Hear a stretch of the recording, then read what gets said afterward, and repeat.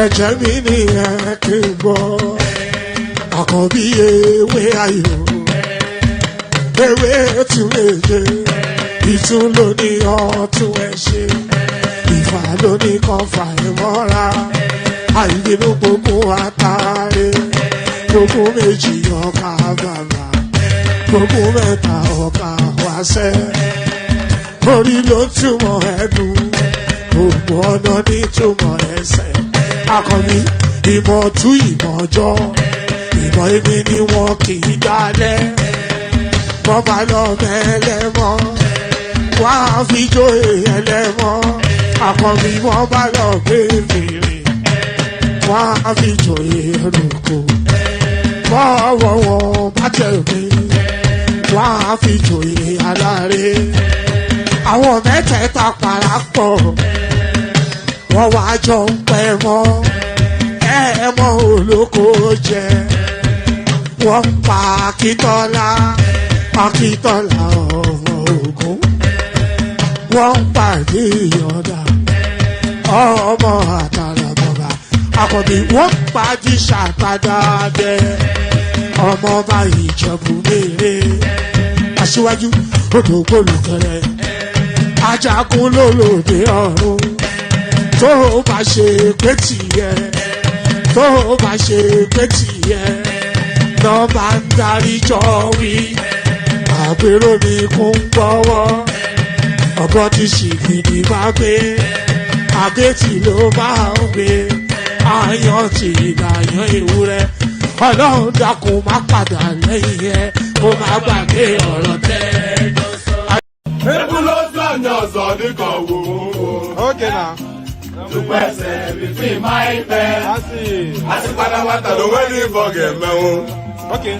Ọkọ yẹn ló fi fi ìkéyà ya. Màmá mú sí na nwa m etogo kwa. Maka na nwa m jẹ ló ń bà, òwe bute ike. Ọganilu na-ebute ilo nwanne m o. Ọ̀sán mẹ́wàá nke ya dịka akwa ya.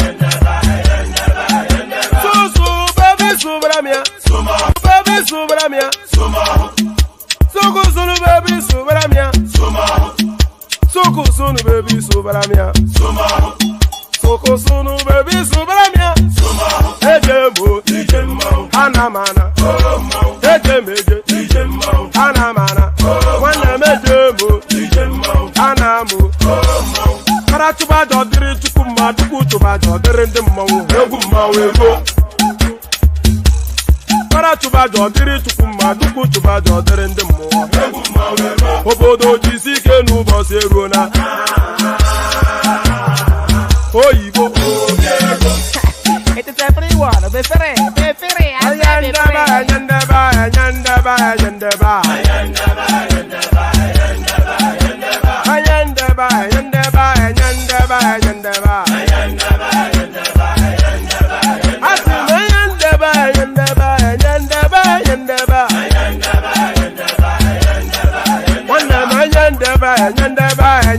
Ladies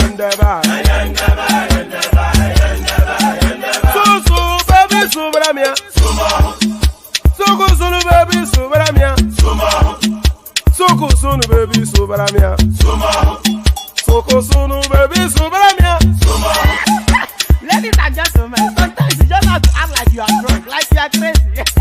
Confuse your enemies, confuse them.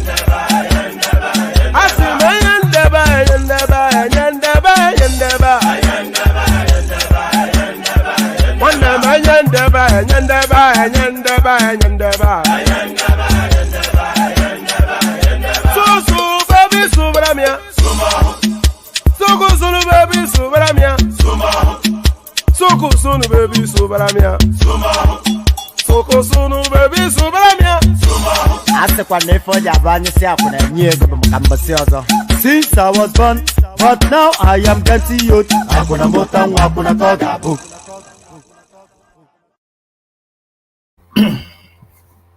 And there it is right there. So there it is right there. So the best welcome ever, of course, always comes with Ayo. So that's Ayo always. That's how Ayo always kicks off the session. So that's Ayo doing as he always does. And by the way, I've formally just met Ayo. Very annoying guy. Is as handsome as he is rich. It's just that some people have all the luck. So as handsome as he is rich. So well done, Ayo, for keeping the fire burning on the platform. So that's Ayo right there, starting the session in the manner that it should start. So good day to you. Good to be in your company, and how are you? So let me apologize first.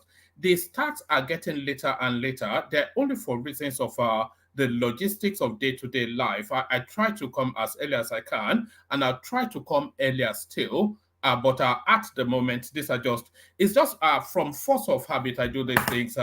That's why I feel as though I'm letting something down if I don't do it. So it becomes like a staple. So that's why we continue to do it. So apologies for the later and later start. It suits some people's time zones.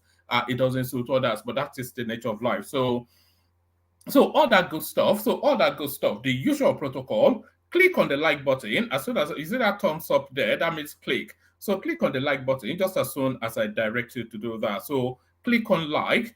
Click on the hyperlink that says StreamYard. Do that as well. So like. No, not the hyperlink that says StreamYard. I forgot my sequence. Click on like. Click on subscribe. So those are direct instructions that you must follow. So that is a direction. That is, I don't want to call it an order, but it is an instruction. So do exactly as you've just been directed.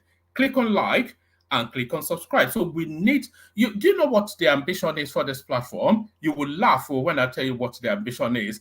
The ambition for this platform is to hit 100,000 subscribers before the end of the year.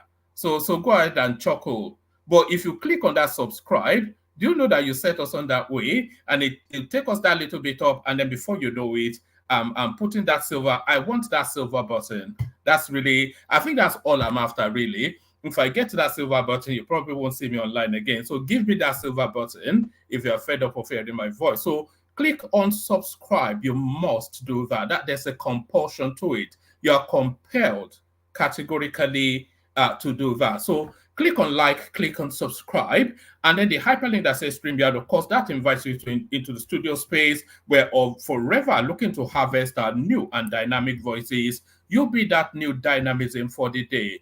Be that new dynamism for the day. So let me resend the hyperlink so it's immediate to hand. So click on that hyperlink that says StreamYard, pop into the studio, come have a pow, a jow with your friendly neighborhood or your laughing man, woman went to Mo. So like, subscribe, click on the hyperlink that says StreamYard, and then we have the expectation of 5 the anticipation, let's say we have the anticipation of 5 supercharged per session. So Ayo has kicked it off with the first two, but because we've been hitting that compliment, so let's hit that compliment today as well. A minimum of 5 supercharged, which is not an unreasonable expectation. So all that funky stuff, all that delightful delight. So the delightful delight, but the delight stops as we hurtle straight into matters Nigerian. So let's launch into it as soon as I've had a sip of water.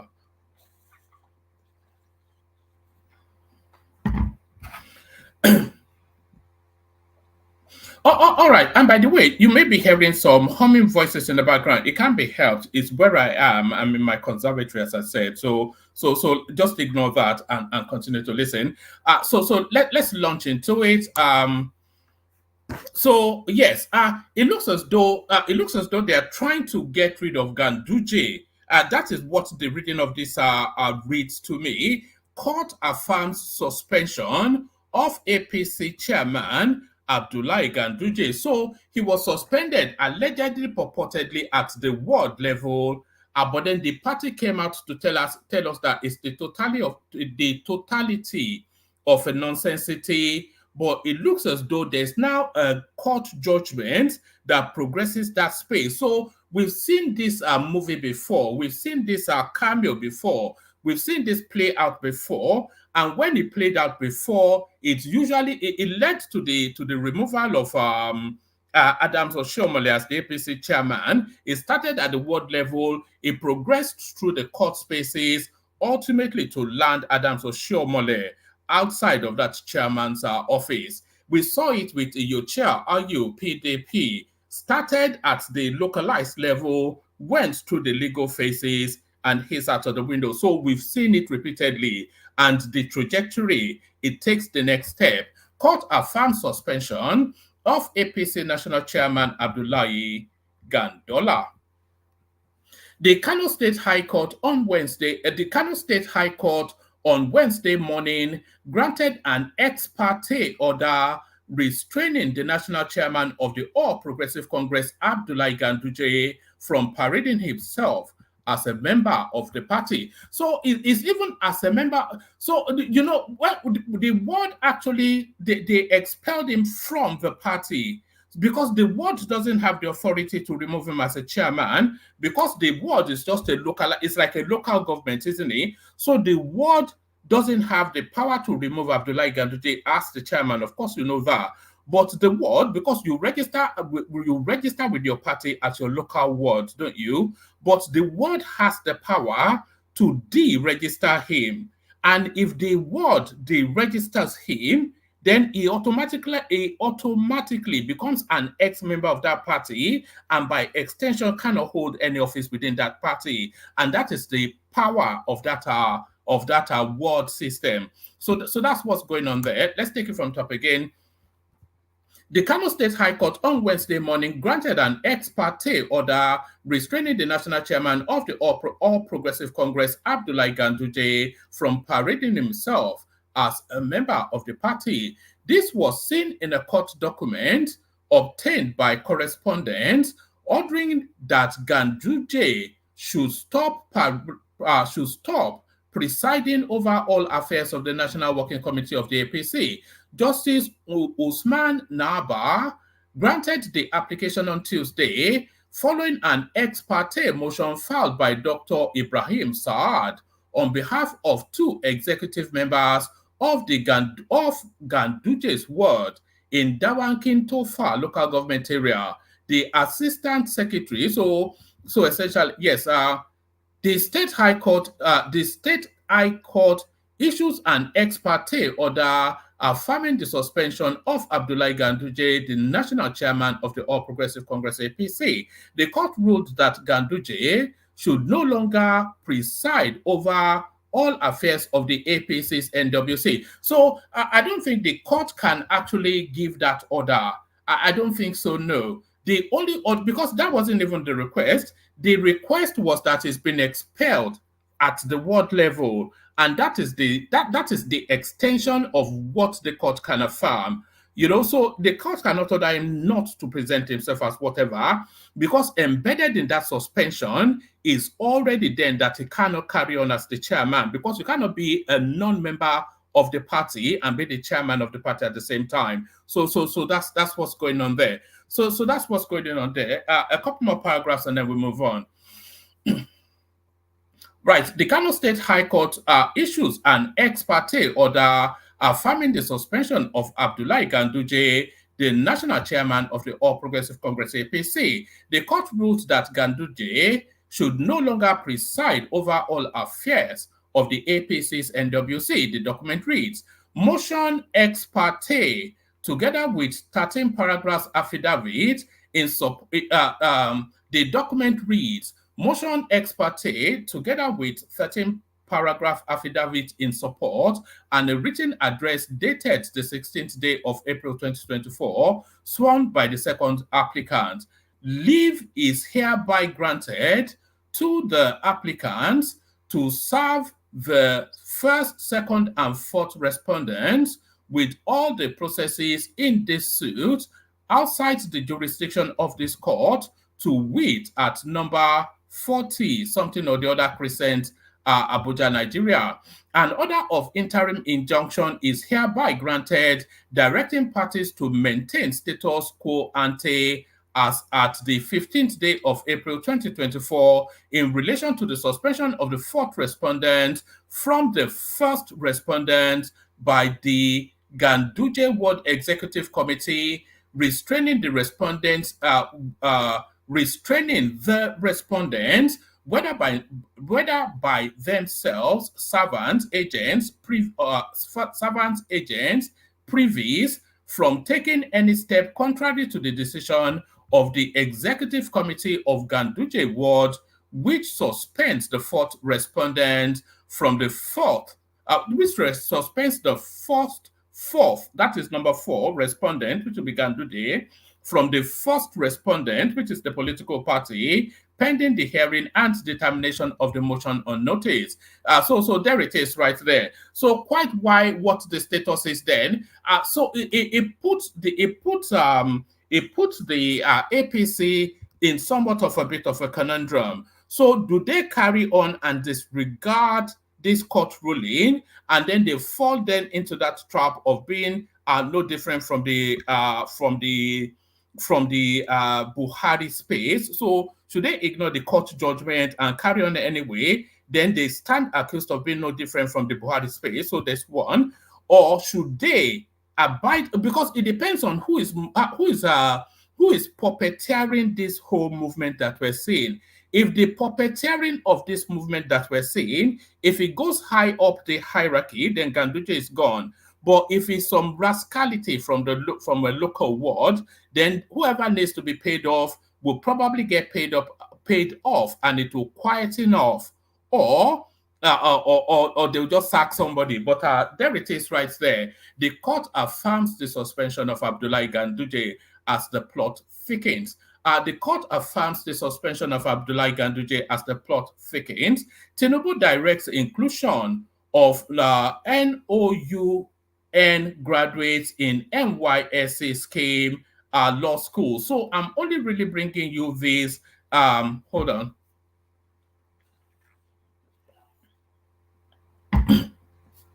So now I'm only really bringing you this off the back of that encounter, that lady versus the pastor Dunamis church. So that's really what's inspiring this. I would have ignored it otherwise, because off the back of that encounter, that lady and the pastor in Dunamis church, there were speculations as to just the veracity or level of authenticity or credibility even of the National Open University system. But it looks as though the verification that comes from the highest authority in the country. President Bola Tinubu has directed the Ministry of Education to include graduates of the National Open University in the National Youth Service Corps scheme. Tinubu also resolved the long-standing admittance of NOUN law graduates to participate in law school in the country for equal opportunities. He made the disclosure during his presentation at the 13th convocation ceremony of NOUN on Saturday at the university's convocation arena, Jabi Abuja. So there it is. I wonder what that means. I wonder if that even means anything. So I wonder what that means. I wonder if that even means anything. So now it looks as though with this now next headline, matters now get settled.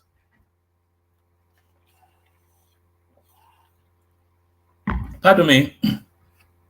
With this now next headline, matters now get settled. Do you remember Ras Kimono? Who owns the land? Who owns the land? Who owns Papa's land? Well, it looks as though Pa Fashionoti, Pa Ruben Fashionoti owns Papa's land. What Tinubu discussed with Afenifere leaders in Aso Rock. So whatever he did discuss is of no consequence. This is the endorsement then of the Afenifere leadership or of the Tinubu administration. So this, by this now photo you're looking at on your screen, this now cast adrift Pa Adebanjo. So this is now casting him adrift, putting him on a canoe or whatever without a paddle. So there it is, the shipwrecking of Pa Adebanjo. If you look at the luminaries there, you can see the peak of the Ornis cap right there, and the leader of that delegation, Pa Fashionoti, of course, all the eminent obas of Yoruba land. So you can see it is a Yoruba parapor sort of a setup. So Pa Fashionoti, bye-bye. This is essentially what this tells us. What Tinubu discussed with Afenifere leaders in Aso Rock, photos. So yes, it's actually let me show you another photograph. I want to show you a photograph that tells. I want to show you two photographs that tells a tale. Fashion. Sure. Let's see. Hold on.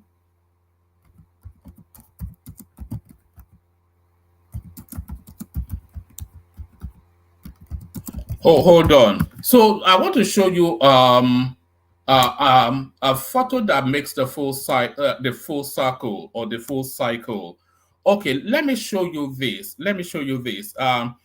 So it is forget whatever headline there is to go with this, but look at this photograph. So this is in the build-up to the elections. Do you remember this? This is in the build-up to the elections, and then there was this really daggers-drawn narrative amongst the Afenifere space with Pa Adebanjo, who is the interim leader of the is not been ratified. That's why I call him an interim leader. With Pa Adebanjo, who is or was, I should say, because it no longer is, who was the interim leader of the Afenifere space, endorsing Peter Obi, but with Pa Fashionoti then coming out of retirement to say, no, our son is running in that election and we must back him. So there was a heavy back and forth that culminated in this photograph that you're looking at on your screen. So after that back and forth, to give absolute clarity as to the direction that he wanted the Afenifere space to travel, Pa Fashionoti invited Tinubu to his home and asked him to remove his cap and blessed him. So you can see right there. So that's the blessing of an elder on one of his words that has ambition. So that photograph builds up to this now next photograph. So now this is now where it all comes together. Now look at this photograph now on your screen. Tinubu having now gone to take that victory that Pa Fashionoti ordered him to take, he now sits on the prize, and Pa Fashionoti, he's there, he's even in a wheelchair to come and say, well done, my son. So there it is right there. Well done, my son. So there it is. Let's take it from the top. President Bola Tinubu has said his administration remains undeterred in its pursuit of the comprehensive economic security for the country. He also promised to address foundational challenges and create a fair and equitable system in which all Nigerians can thrive. Tinubu made the promise when he received leaders of Afenifere, the respected Yoruba social cultural organization, at the State House in Abuja on Wednesday. President Tinubu said his administration is re-engineering Nigeria's finances and seeking to boost the purchasing power of citizens and spread prosperity down the line by instituting a credit system where the element of cash is not an impediment to a significantly enhanced standard of living for all citizens. So that is a space that he has not yet, because Tinubu is trying to introduce some sort of a credit system within the Nigerian space. But what insulates that credit system is really, they've not yet unfolded that as a policy thrust. The president said Nigeria must secure itself economically first before it can achieve any of its more sophisticated objectives, he said.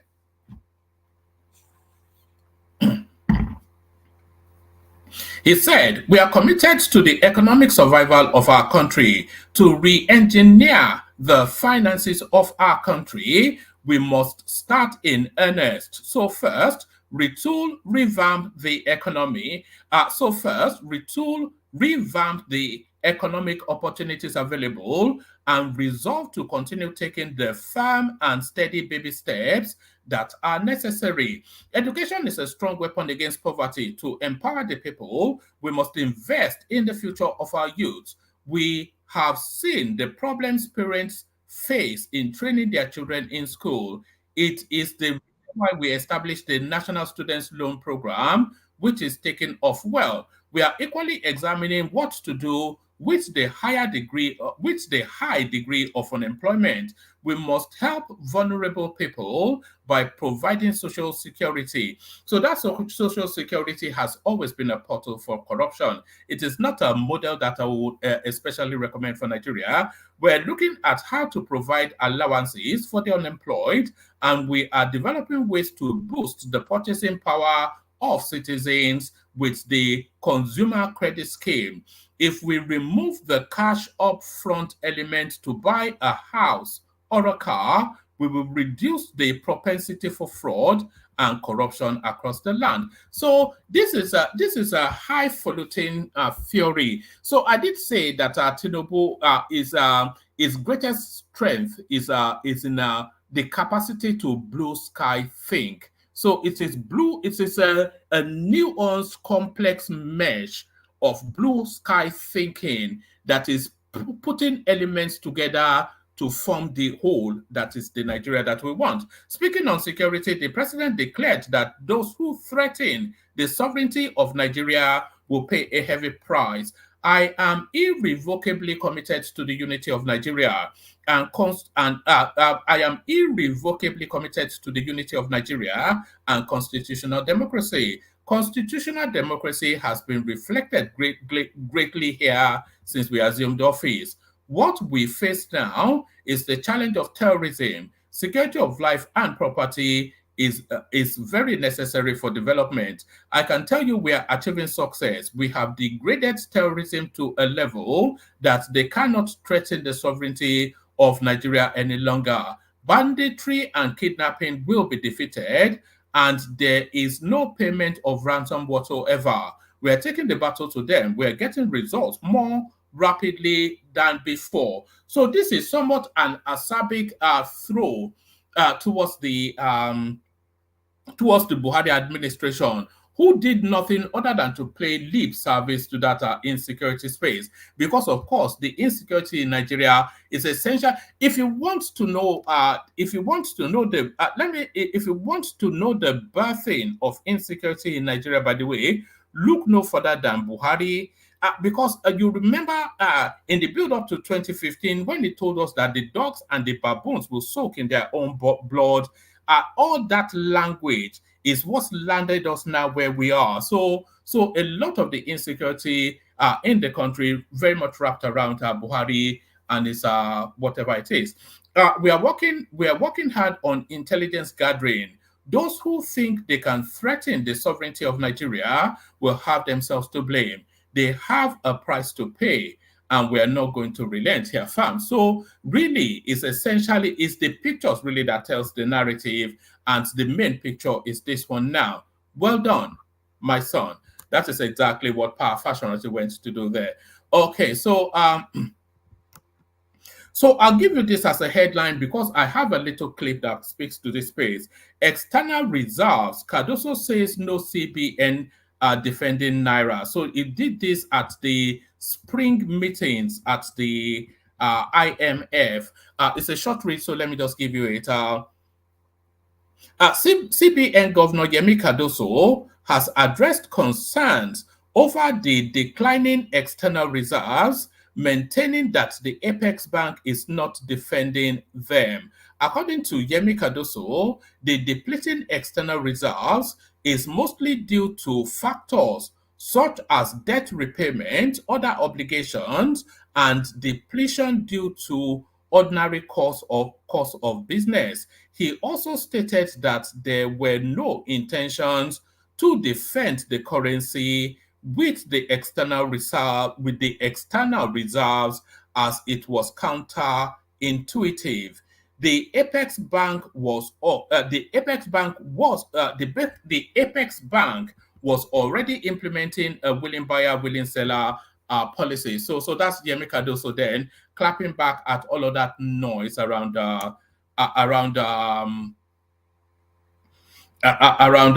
people speculating that the external, even we were speculating, I said this yesterday, that the external reserve was being used to defend the Naira. So let me go on for that. Let me take a micro break and play you a clip instead. Let me play you this clip. These are the travails of Yahaya Bello.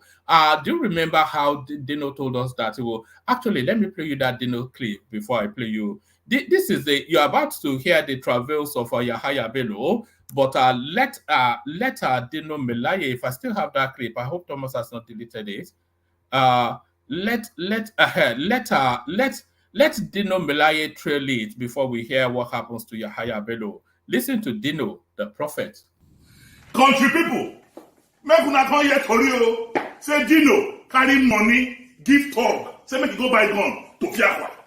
They say Dino carry money, give talk, carry gun, give talk. Say make dem go dey prepare for 2019. Ọlọ́run má jẹ́. They say me meet them for airport road. Alakiaye, my brothers. The venom of a viper cannot do anything to the back of a tortoise. I don't waka. But make I tell you now, Yaya Bello, do you know Yaya Bello ma ṣẹ̀wọ̀n lẹ́yìn ìjọba? I know Yaya Bello ma ṣẹ̀wọ̀n lẹ́yìn ìjọba. Do you know GYB? So you heard it there from Dino Melaye, the prophet, as far back as 20 whatever. So do you know Yaya Bello ma ṣẹ̀wọ̀n lẹ́yìn ìjọba? Federal High Court orders arrest of former Governor Yahaya Bello. I know Yaya Bello ma ṣẹ̀wọ̀n lẹ́yìn ìjọba. Watch this. Developments following the siege laid to the residence of former Governor of Kogi State, Yahaya Bello, by the Economic and Financial Crimes Commission earlier today. The FCC says it will arraign former Governor of Kogi State, Yahaya Bello, before a federal high court sitting in Abuja. According to a statement signed by the FCC's head of media and publicity, Dele Oyewale, the former governor will be arraigned before Justice Emeka Nwite, alongside 3 other suspects on a 19-count charge bordering on money laundering to the tune of 80.2 billion naira. Yahaya Bello's arraignment is coming on the heels of a warrant of arrest and enrollment order granted the EFCC by the court earlier today. The commission says its attempt to execute the warrant of arrest lawfully obtained against Mr. Bello met stiff resistance. And operatives of the Economic and Financial Crimes Commission earlier today laid siege to the residence of former Governor of Kogi State, Yahaya Bello, in Abuja. The roads leading in and out of the former governor's residence at Zone 4 of Wuse District were blocked, causing vehicular traffic around the area. Governor of Kogi State, Usman Ododo, paid a solidarity visit to the former governor amidst heavy presence of armed operatives of the FCC Governor Dodo was chaired by loyalists of the former governor who were present to give their support.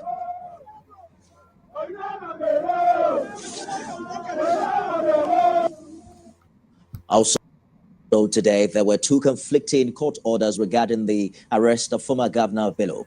In another ruling, the Federal High Court in Abuja granted the Economic and Financial Crimes Commission permission to arrest the former governor, and Justice Emeka Nwete, who gave the order of arrest, said by the act establishing the FCC, it had powers to arrest with or without warrant of arrest.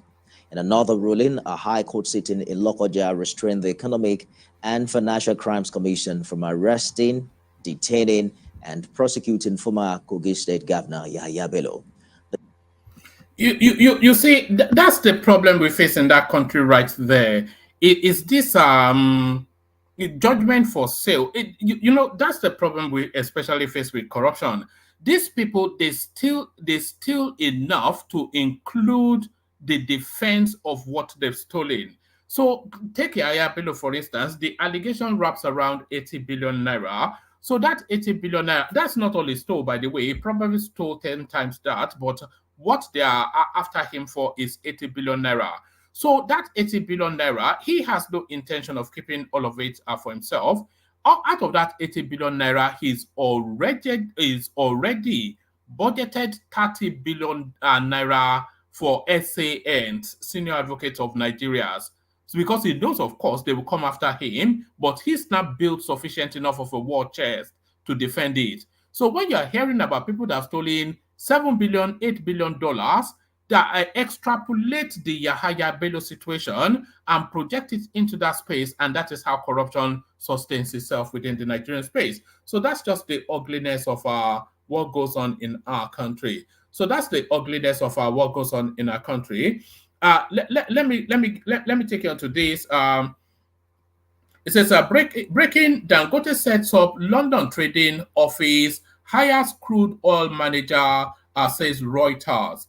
Nigerian billionaire Aliko Dangote has hired a crude oil manager as he builds a London trading office to manage crude and fuel deals for his new mega refinery near Lagos. Three sources familiar with the matter said Graham Campbell has been hired as the team's crude oil manager, the source said, and is expected to start in the next few months. Campbell, who is at British Oil Prax, will be joined by a senior refined product trader as well as senior tanker charterer and a risk and derivative trader. So this is Dangote going global. So he'll be giving you your own little oil, but his business is not with you. His business is to take all of the billions from the world. The traders will be based in London and report to Ratna Mohan, who joined Dangote 2021 from Indian refiner Assar. Campbell also worked at so there it is. That's Dangote then taking your oil money, your oil something into the global space. So let's go on from there to another one.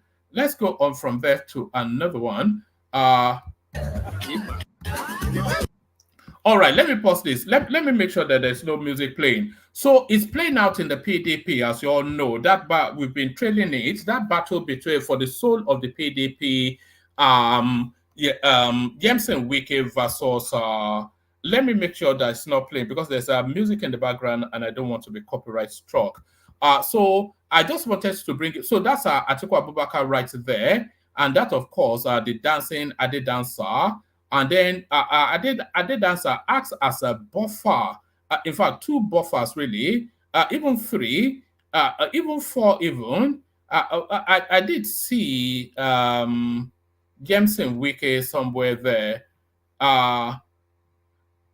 So Wike is there somewhere. We'll see him in a moment. So that's the complement of the, and that's Yemsen Wike right there. So that's so that's Atiku Abubakar, as you can see, where my cursor is there. One man acts as a buffer, and that's Yemsen Wike right there. So it's essentially a duke out between these two characters for the soul of the PDP.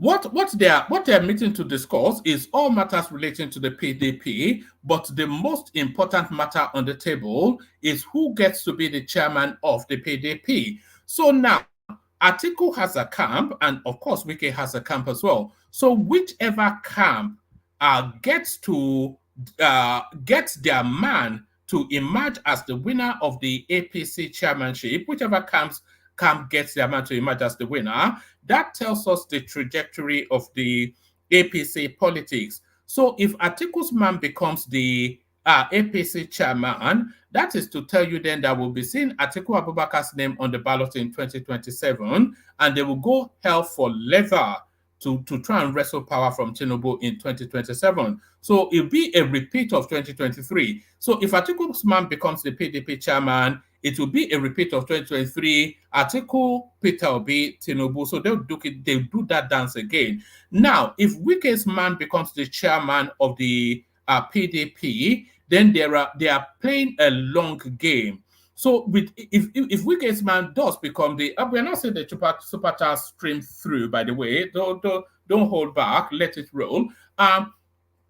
If Wike's man becomes the chairman of the PDP, then that tells you then that they're going to jettison at 2027 and build up to 2031. So they're going to launch against 2031. And that also tells you then that Wike gives up any ambition of ever becoming president, because Wike has already stated publicly that he's not going to run against Tinubu. So Tinubu, of course, is going to seek re-election 2027. And so if Wike's man becomes the chairman, PDP abandons 2027. They take a very, very long time to do a lot of house cleaning, rebrand the. And by the way, if Wike's man becomes the chairman of the PDP, that marks the end of Atiku's political career immediately. Because no way is he coming near any ticket in 2027 and 2031. Even he would not be able to stretch that far. So it's all playing out. They are duking it out in the PDP. Let's just see how this is captioned, and then we move on to the next one. Anybody that wants to come into the studio, come in. So that's that one playing in the background. It says, happening now, the national caucus of our great. So this is from the official PDP, whatever it is. It says, happening now, the national caucus of our great party, the official PDP NIG, is currently holding at the Bauchi State Lodge in Asokoro, Abuja, ahead of the 98th National Executive Committee meeting scheduled to take place tomorrow, Thursday, April the 18th. So hopefully by tomorrow evening, we should know who the chairman of the PDP is. And by knowing the chairman of the PDP, we know the trajectory then of their politics. So let me take you to the headline piece now. Nnpc speaks on fuel subsidy as filling stations slash petrol pump price. So it's just the contrarian nature of it. The Naira going up, petrol prices coming down, and they've told us they've removed subsidy. The Nigerian National Petroleum Company Limited, NNPCL, has said it recovered. I think it's actually speaking to what Kolata might have been explaining yesterday. Just off the back of the first paragraph, the Nigerian National Petroleum Company Limited, NNPCL, has said it recovered total cost from the products it imported into the country. So I'm not quite sure. You see, those statements are somewhat qualified truths, but embedded in that qualified truth is an obfuscation of the actual facts of the matter. The company also dismissed any insinuation about the return to petrol subsidy. Chief Corporate Communications Officer of the NNPCL Limited, Olufemi Shoneye, in a leadership report, said that since the ousting of petrol subsidy by President Bola Tinubu, the subsidy regime has ceased to exist. Shoneye stated, it is important to emphasize that the subsidy is no longer in place. Contrary to allegations, petrol subsidy has not been reinstated. This comes after Gabriel Ogbachie, the CEO of Rain Oil Limited, purportedly stated that the federal government has reinstated the continuous gas line subsidy due to the naira depreciation in the foreign exchange market. This claim was attributed to Obochie's Tuesday remarks at the Stanbic blah blah blah blah. He emphasized that the government's gas line subsidy ranges from 400. I think we covered this yesterday, but let's see.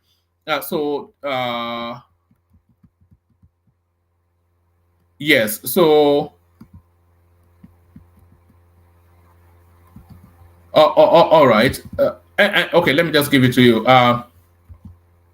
This comes after Gabriel, the CEO of Rain Oil Limited, purportedly stated that the federal government has reinstated the continuous gas line subsidy due to the naira's depreciation in the foreign exchange market. This claim was attributed to Gabriel's Tuesday. It's not Gabriel, by the way. I can't pronounce his last name. That's why I'm using Gabriel. This claim was attributed to Gabriel's Tuesday remarks at the Stanbic IBTC Energy and Infrastructure breakfast session in Lagos. He emphasized that the government's gasoline subsidy ranges from 400 to 500 naira per liter, with Nigeria using 40 million liters of petrol per day and the foreign currency rate at 1,300. This adds up to a monthly total of almost 600 billion. It goes on to give us we did this readout yesterday, so I'm not going to bother with it. It says, meanwhile, correspondents earlier reported that premium motor spirit, also known as gasoline, is not known as gasoline in Nigeria, by the way, is known as petrol. We call it petrol. So what do you mean also known as gasoline? It says, meanwhile, correspondents earlier reported that premium motor spirit, also known as gasoline, used to sell for 640 to 660 naira per liter, but as the naira strengthens against the US dollar a few weeks ago, it is now only costs 620 naira per liter in various parts of Lagos. Furthermore, a visit by correspondents to a few stations owned by Nigerian National Petroleum Company Limited revealed that the product is offered to drivers at 580 naira per liter. So everything, Dangote has crashed the price of diesel, and Nnpc has crashed the price of petrol. So those tales of woes, it'll be very difficult for people like Ekene and those usual suspects to continue with these tales of woe that they like to. A lot of it, I won't say lies, but a lot of it difficult to believe. But it's very difficult for them to continue with those tales of woes when we're seeing the actual figures come through now.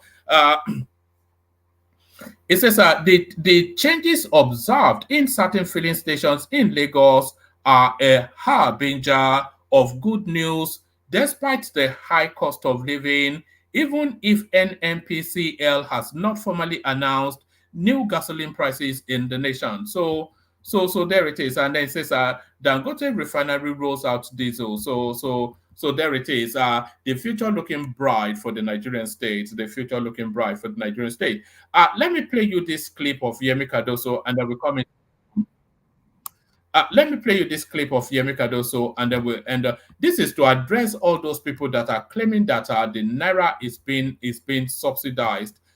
There's a longer version of this, by the way, which I may play you later on in the session, because I watched the whole of it. This is the interaction that Yemi Cardoso had with IMF. It says, yes, let me just play you. This one says, Arise News. So the person asking him the question is responding to, this is in some IMF breakfast summit or the other. The person asking him the question is responding to is an Arise functionary. Oh, maybe I should even bring you to the longer version. Wait, let me see. Do I want to take you to the longer version? All right, we do this. Let me. This is the longer version of it. So I'll let the questions come in, and then I'll and then I'll flip over to that particular response. So watch this.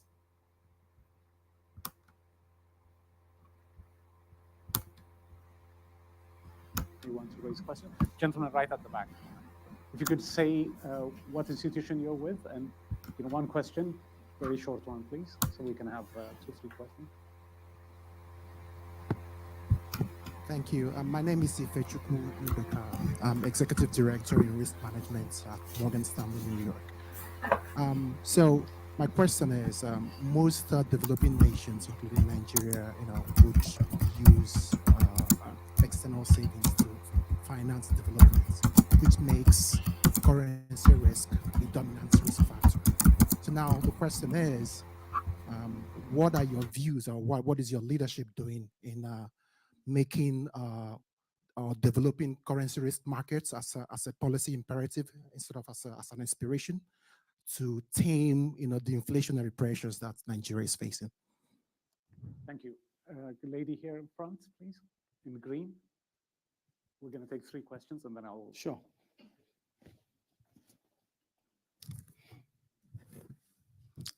Hello, everyone. Good afternoon, Governor. My name is Nnpc Nana. I'm with Arise News.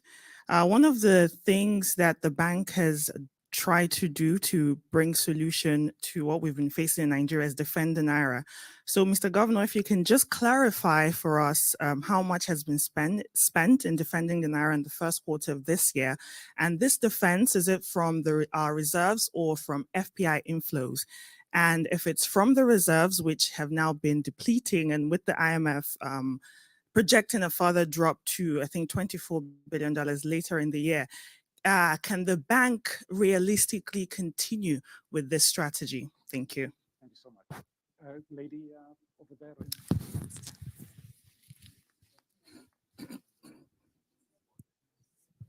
Good afternoon, Mr. Governor. My name is Titilayo Adebola. I'm an academic at the University of Aberdeen and the president of the African International Economic Law Network. I was... All right. I only wanted it to land on that Arise TV piece. So let me now take you to Cardoso's response. So let's watch this. Know exactly where we are headed in that direction, but it's certainly something that we are looking at. We're looking at that. Defending the Naira, which from every indication seems to be an elephant in some room. Now, I want to try and make this as clear as possible. It is not our intention to defend the Naira.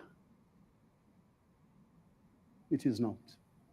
And much as I have read in the recent few days some opinions with respect to what is happening with our reserves and the central bank defending the Naira, if you think back to what our overall policy and philosophy has been here, you can see it's counterintuitive.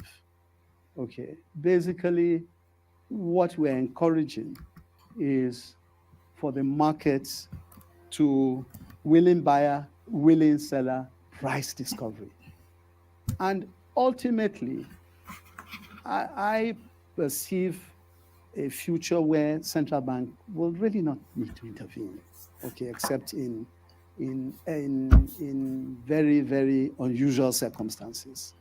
What is important to us is that there's sufficient liquidity in the market, which I've spoken about here today. Fine, 1 billion is the outlier. Sometimes it's 600, 700 million US, as the case may be, and that will continue, hopefully. So as long as we have a vibrant currency market, why do we need to go in there to intervene? We don't need to. I can understand that, especially at the outset, there have been little cases where the Bureau de Change, the BDC, there was a need to get that segment going.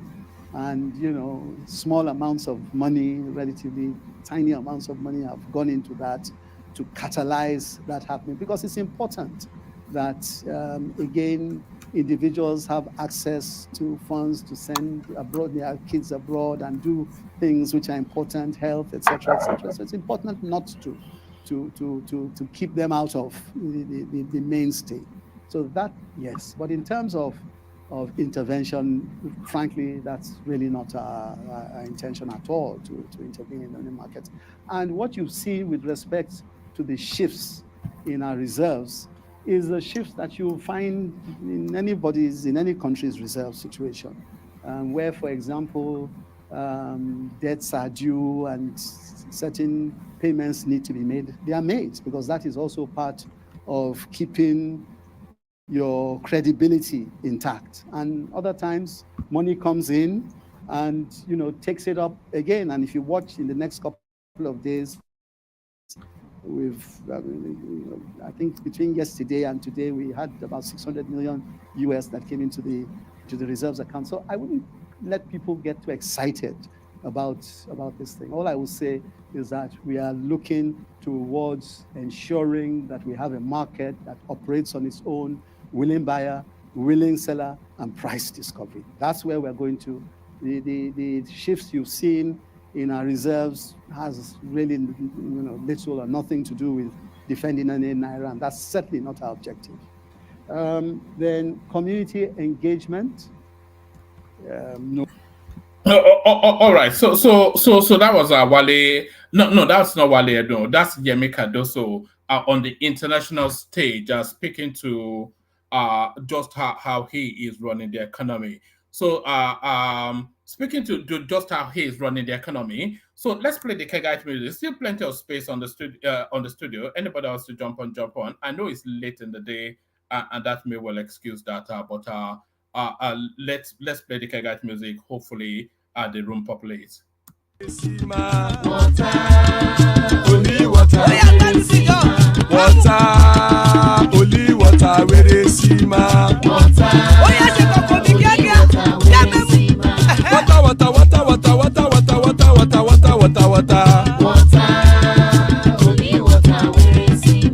Hapa o naido.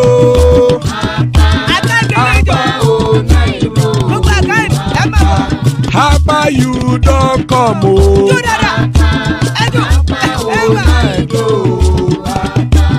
Hapa o naido.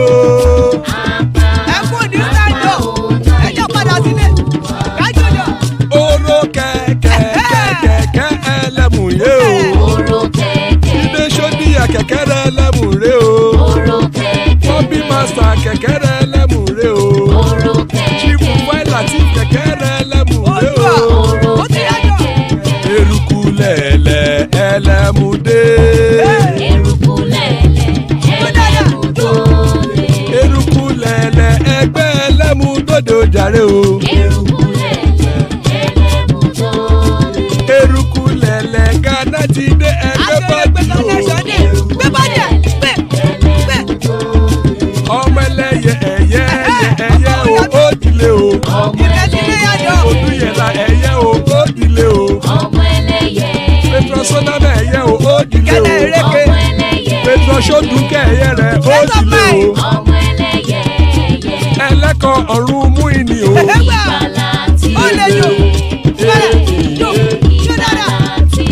Àkùkọ ọ̀run méjìkọ.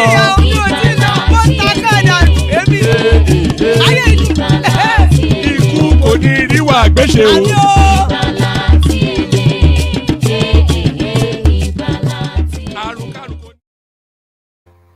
All right, and there it is. Ekoko Neriwa just may death have nothing to do with us. So that's an important prayer, by the way. I hope you have the appreciation of that.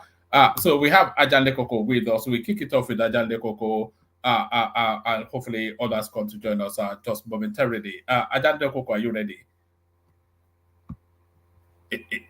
Yeah, one man. What's up?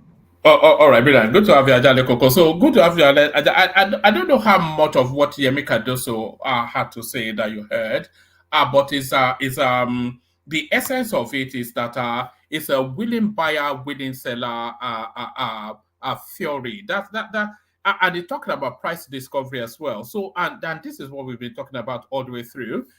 There's a longer version of this. I'll actually send it to you. Maybe you can watch it tomorrow or something, because it was quite clear. It was quite lucid in how he's running the Nigerian economy. And he's speaking to the international space, of course, because it's on the IMF rostrum. What he's saying to us is that the movements that you are seeing in the foreign reserves, the usual course of business movement. It told us that in excess of $600 million came in today. Monies went out to service backlogs, forward payments, all of those sort of stuff that we discussed. But it's saying that it is antithetical to his doctrinal thrust to support the naira. He says it's a willing buyer. He kept on repeating this, which is to tell you that he's thrown the Nigerian naira into the air and is inviting it to land wherever it does land. Willing buyer, willing seller, and price discovery. So, what did you make of Cardoso's performance on the world stage? Yeah, thank you, one man. Greetings to our listeners around the world. Click on the like button, share and subscribe if you haven't done so. It just, I mean, it was yesterday that we had discussing about this this issue, particularly the depletion of, on the our reserve, and today the central bank governor is making clarification on it. It is a welcome development. You remember yesterday, this is what I was suggesting yesterday, that people in position of authority need to come out to give us information as to how they are running the state. And that is the only way they can show transparency and accountability. So what he has done with, clarifying, giving out the fact, and what is responsible for downward in that reserve is transparency and accountability. So now everybody's have heard him. Nobody will cry hulabaloo again. Speculation will not be in the air the way people been speculated. So this is the way that government officials should show responsibility to the people, and people can know exactly as to how the state is being run. So it's I mean, I really welcome it. And the lady, the Arise News lady that asked that question, did a very good job. This is what we are talking about the press. The America,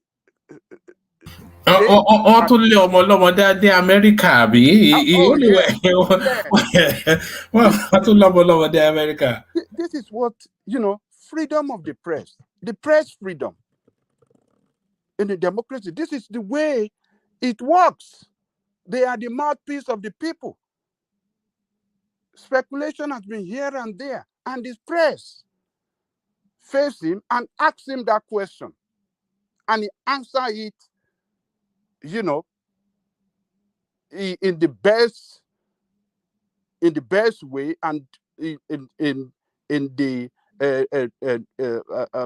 he answered it as the way he's running the central bank. He answered it clearly. I said tomorrow, if we find out something else that is lying, But now he has told us, hey, it is just the normal way of generating fund, spending, and making income and outflow of, it made it clear that they are not defending the naira. But what do you make of what he kept his ideological stance in his financial thrust, willing buyer, willing seller price discovery, which is to say it, the naira will find its own. Do you agree with that? I'm not quite sure that there's any currency in the world that is not manipulated from the central space. Do you agree with just throwing the naira in the air and saying land wherever you land? Well, it's an experiment. I mean, they are carrying out an experiment. Let's see how far they can go and how well they can perfect it. But it's a good way forward, because we don't even have the money to defend it in the first place. That is that's the truth of the situation. We don't have the money to defend it, but we could defend it when it is, looking like it is losing a serious value, when the international currency are getting too stronger against it. So we can come up, to rescue, to defend it, not forever, but for a short time, in order to stabilize it again. So every country at some point must defend their currency when they are losing strength against other international currency, particularly when international currency overshadows it at, at in such a manner that, if they don't do something, the currency could be wiped away, could be turned to just ordinary paper, and that will cause serious inflation, and that will cause a very serious economic problem in that country. So every country must, at one point or the other, defend their currency. But now we don't have anything to defend it. If we have to defend it at all, we have to borrow. It doesn't make economic sense right now. But so far, the experiment is working. Let's see.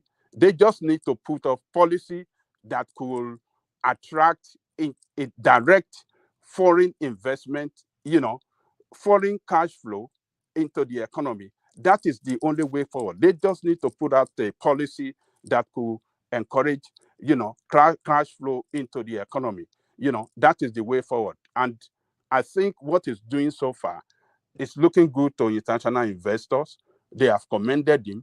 We had what is it Bloomberg that said the currency is the best performing currency in the Goldman Sachs. Goldman Sachs. So all these policy and measures that this guy has been taking, or has already taken, it look attractive to investors. It's giving them confidence, and they're beginning to look at Nigeria economy as a place to invest.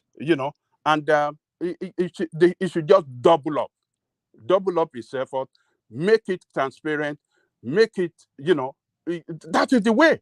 When you are transparent, Atale Koko, do you sense the beginnings of the green shoots of bright lights shining on the Nigeria? Dangote, he's saying he's going to be selling the diesel at 1,000 naira, and I'm not sure he can sustain that, because they will soon pressure him to lower it even more. Their correspondents are reporting that they've been to petrol stations in Lagos, especially the Nnpc. They're selling for the average petrol station is selling for 620, Nnpc selling for 580. So everything being pushed down. So the cost of logistics is being pushed down now, which should then reflect in the market spaces fairly shortly. Do you find is there reasons to be optimistic? Is this optimism that is starting to creep into the Nigerian space? Yeah, it look optimistic, and what is going to, drive that price is demand and supply. So if he can supply adequately and make it available at the convenience of the people can buy at any time. The price, the market demand and supply factor will determine the price. But if it cannot supply adequately to the demand to satisfy the demand, then the price will still go up. No matter. I mean, that is, what it's just the process of demand and supply that will determine the price in this case. So, and particularly, I think you guys were saying yesterday, Nigeria is selling crude to him in Naira, and he'll be selling to Nigerians in Naira value as well.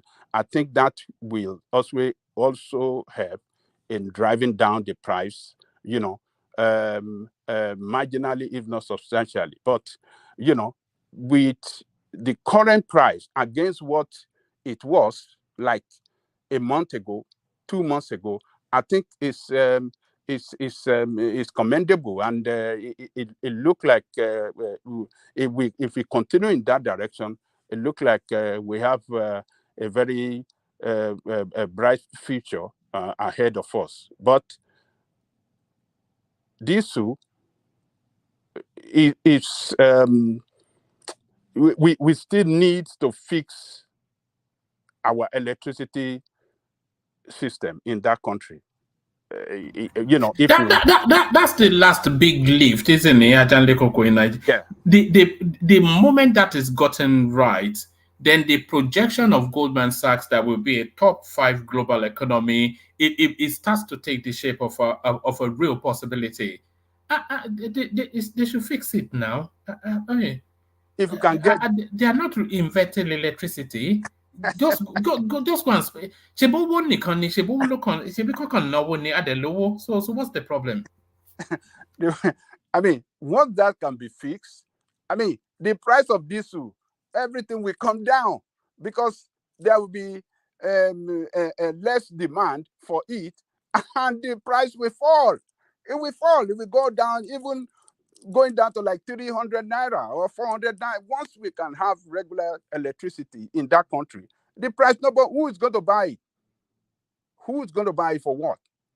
Except people pay for vehicle moving goods from one place. An industry to power machines. Yeah, not even for the, yes. Auction. I mean, yes. We have regular supply. Industries we depend more on electricity supply because it is when they get electricity supply that they can attain their ultimate, productivity. The use of diesel add more to their cost of production, and it doesn't give them that that ultimate productivity.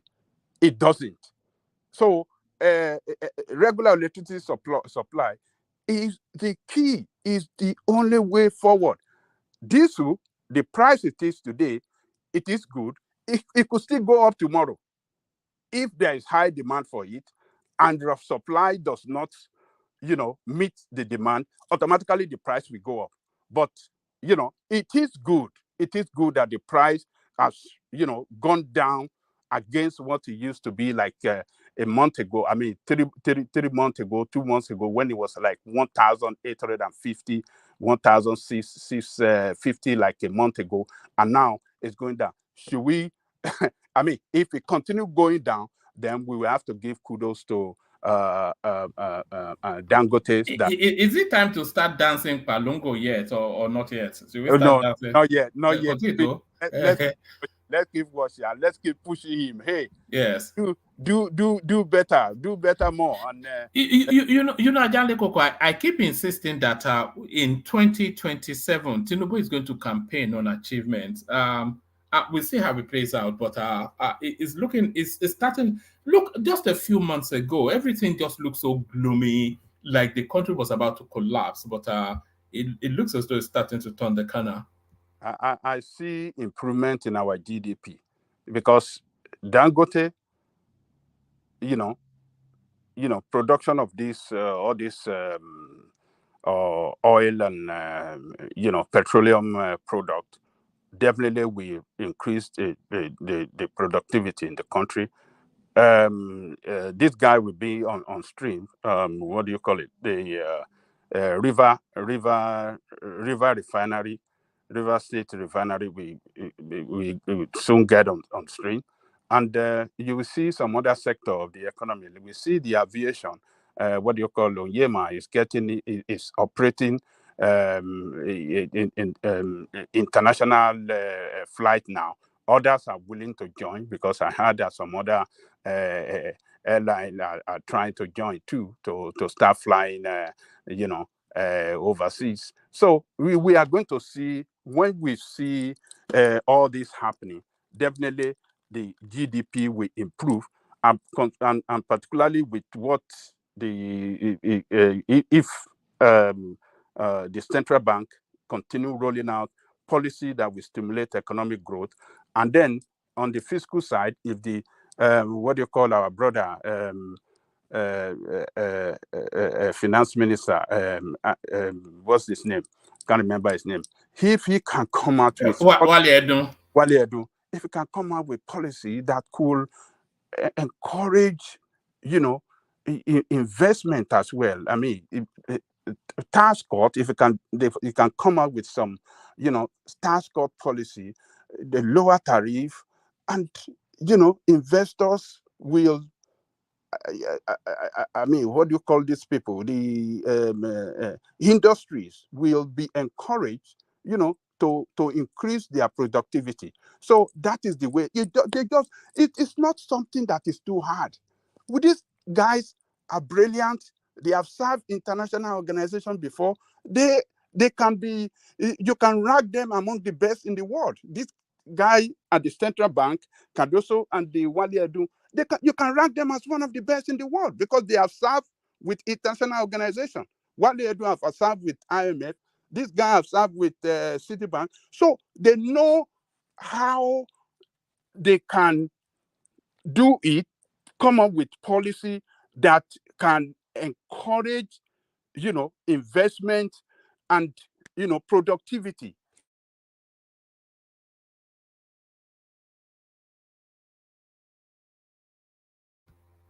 All right. Are you still there? Oh, yeah, there. Can you hear me? No, we can now. You dip for a moment. Oh, okay. So what I'm saying, industrialists, businessmen, they are out there. They are just watching for policies of the government that will look attractive for them for investment, for productivity. That is just simple. Government just need to just come out with policy that will encourage investors to come into your economy and invest more. That is just it. It's nothing too hard. It's nothing too. But if you have people that doesn't know how the international economy works, they won't be able to know what to do at home that can encourage both local and international investors. But these two guys you have there, they have worked with international organizations and they know what to do. I believe I'm waiting for Wale. It's Wale doing that. I am waiting for to roll out his own policy that we synergize with that of the central bank, and then we will start seeing, productivity and economic activity, booming again in our country. So that's it, one man. All right, brilliant, excellent. It's not often that I concur with you, Ajale Koko, but I concur. But do we have agreement on this? Court affirmed suspension of APC National Chairman Abdullahi Ganduje. So they suspended him at the world level. The national space came out to say that it's a nonsense. But now we've seen this court order come in to solidify the suspension at the world level. So if there's a sense of familiarity, similarity to this, Ajande Koko, you are right to feel that sense. we've gone through this cycle with Oshomole, with Iyocha Ayo, and it looks as though, do you see the shadowy hands of Machiavellian puppeteers trying to move this guy out of that seat? Look, let me tell you this, one man. APC is intact. It is not a sponsored move by the top executive of the party or the power that be in the party. Is what is happening is engineered by Nnpc in the state. Some of these people mentioned as those that went to court or those that suspended him at the world level and all the rest, they already came out to deny it and accuse some people of impersonation, and they are threatening to go to court. So it is an orchestrated move by opposition party in the state to ridicule Ganduje, and and to cause some instability within their party. So, but you see, the party leadership at the national level are with Ganduje. The president is with him. Other power that be with him. So I believe this will die down along the way. I think they have appealed. And those people that have been the purported, people behind the action that are the officers at the world level, I think they will come to the courts to deny that they were not part of it. And they will come out to tell the court that it was a kangaroo move by some element, not within the party, but from outside the party, in order to cause stir within APC. So Ganduje is not. I think his position is not shaky. He's still the number one citizen of their party, except the president that is the overall leader. But as far as APC is concerned, he's the number one citizen of the party. So I don't see anything. I don't see Ganduje being removed as the chairman of the party.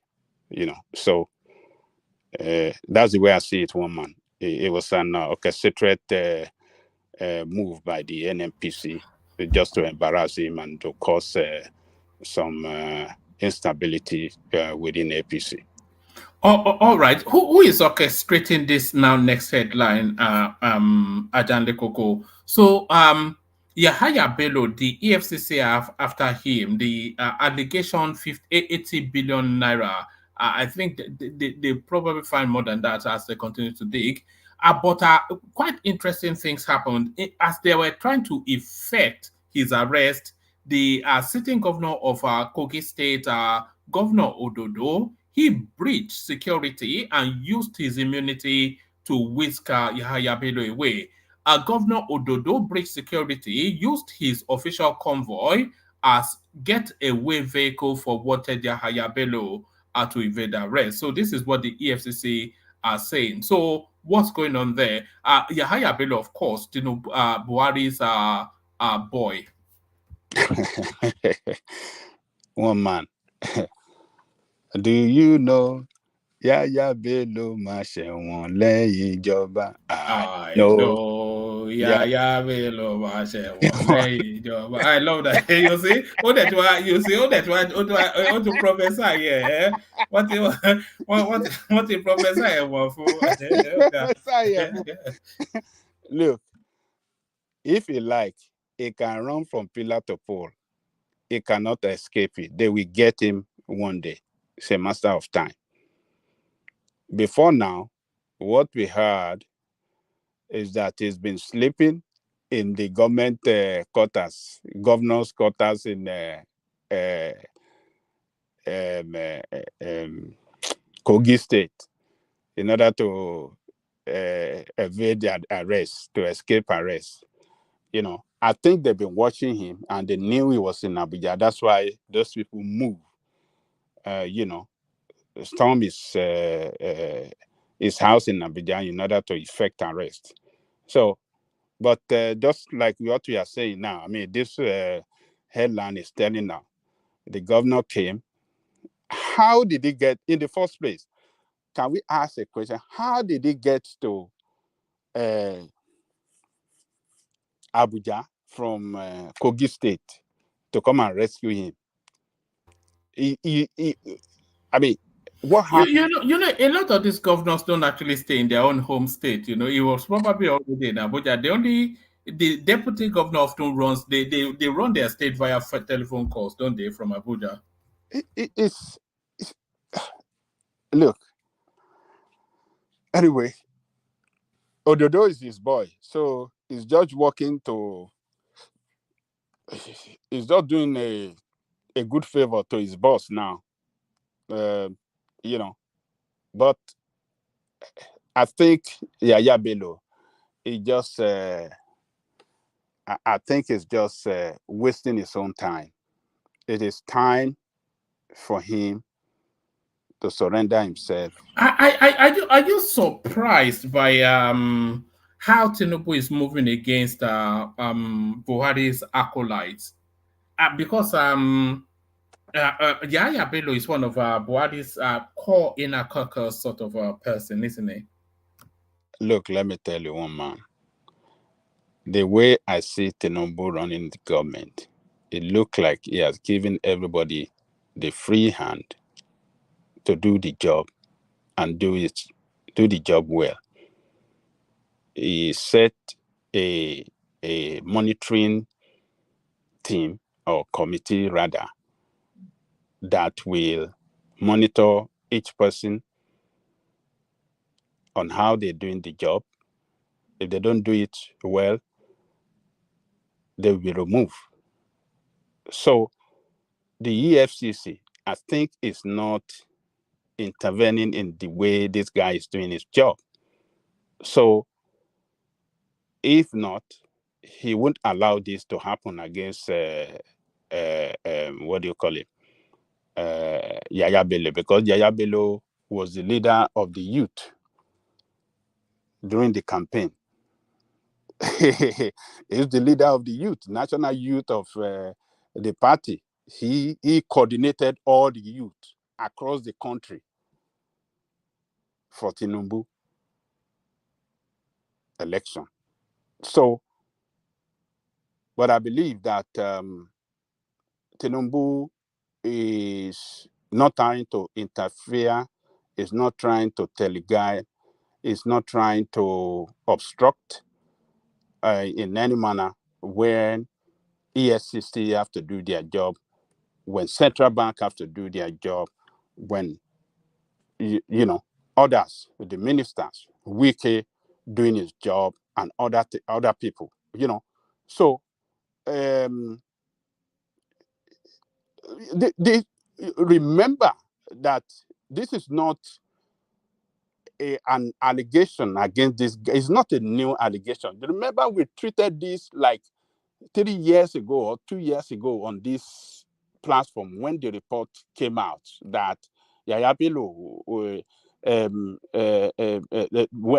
EFCC investigated and discovered that some money were missing. You remember one man from the state Yes, now they've been after him. In fact, it was in the back and forth with them in the news. It was back and forth. You know, they were fighting it out in the headlines here and yeah. So it is not something. It was because of the immunity that he had as a governor. That's why they couldn't do anything. But this allegation and all this fact against him has been there for a long time, and that was what is responsible for Dino Melaye singing. I mean, against him that he was shame on Joba. So I think this guy is just wasting his time, and he will be disgraced. What I mean by disgrace, the way they're going to catch him is going to be very, very embarrassing, and people will just look at him that why not just surrender? Look at Fayose. When Fayose finished, Fayose did not even wait. He went straight to EFCC. You remember one man? No, yes, now I remember with his neck brace. Do you remember his neck brace? Yes. My neck, man. After he just I think it was that very week that he handed over. I think he have a T-shirt with the inscription that I'm surrendering to EFCC or something like that. Fayose went there straight. He did not even wait for them to come and knock on his door, because already before you when they have anything against you, they will let you know, but they cannot effect arrest or do anything because you are governor, you have immunity. So it is now left for you to surrender yourself. Just go and clarify immediately you are stepping out of the office. Just go to them and then go and clear yourself with them. So that was what Fayose did. So, but this guy, I don't know why he didn't want to surrender himself, why he's running from pillar to pole, why he didn't want them, we didn't want to go to EFCC headquarters. I mean, they would just keep in the cooler. He already stole a lot of money, just like you are saying earlier. He must already mark some amount, 30 billion, 20 billion out of that 80 for legal battle. And at the end of the day, how long are they going to put him in jail? He won't spend too long time. So what is he running away from? So, but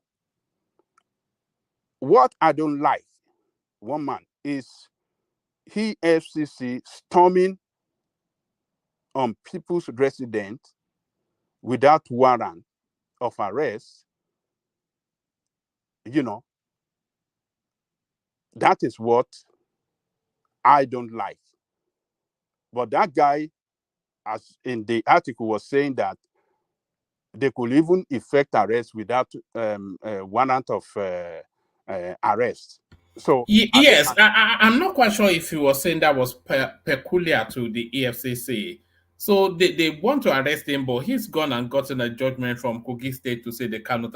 What's all this nonsense? Even the police want to arrest you, and you are saying the police. What sort of a judge grants you an injunction to tell you that the police they can't arrest you? Look, Nigeria can be funny sometimes. But Banana Republic now, Banana Republic. Even this court, the way they give injunction, the way they look like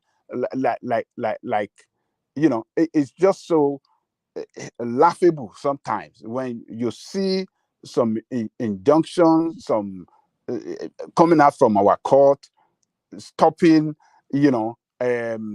action by the state against some, individual, particularly when they are on corrupt charges like this. So, but what I think that EFCC should do is to go to the court, get a warrant of arrest, and that will legitimize that arrest action against him. Baba.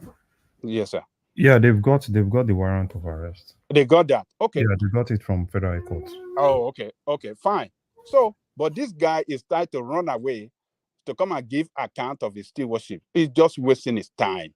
It's just wasting. They will, you know the way they embarrass what do you call that former governor of Imo State? Is it is it the one that they is it Okoro? Oh yes, when they went through his roof, when they went through his roof. Nigeria, look, our people here more our mujari.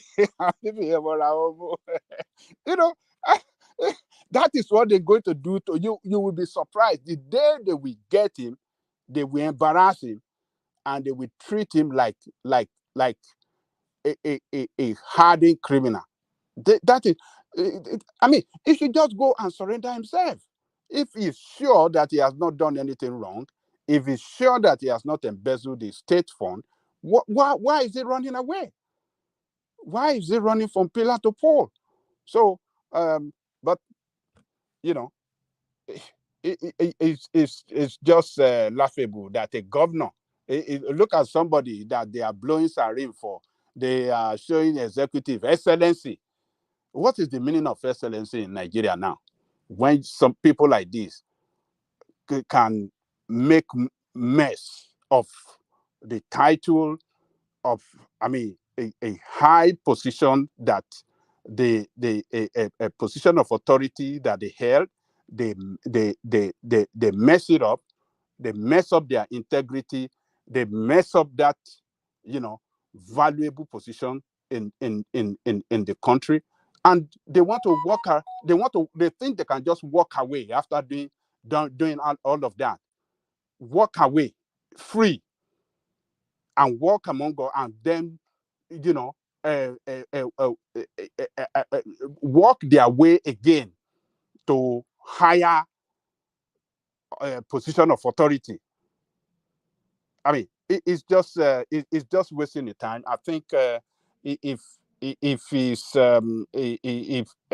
lawyer, I think, should be able to advise him the best way forward is for him to surrender himself.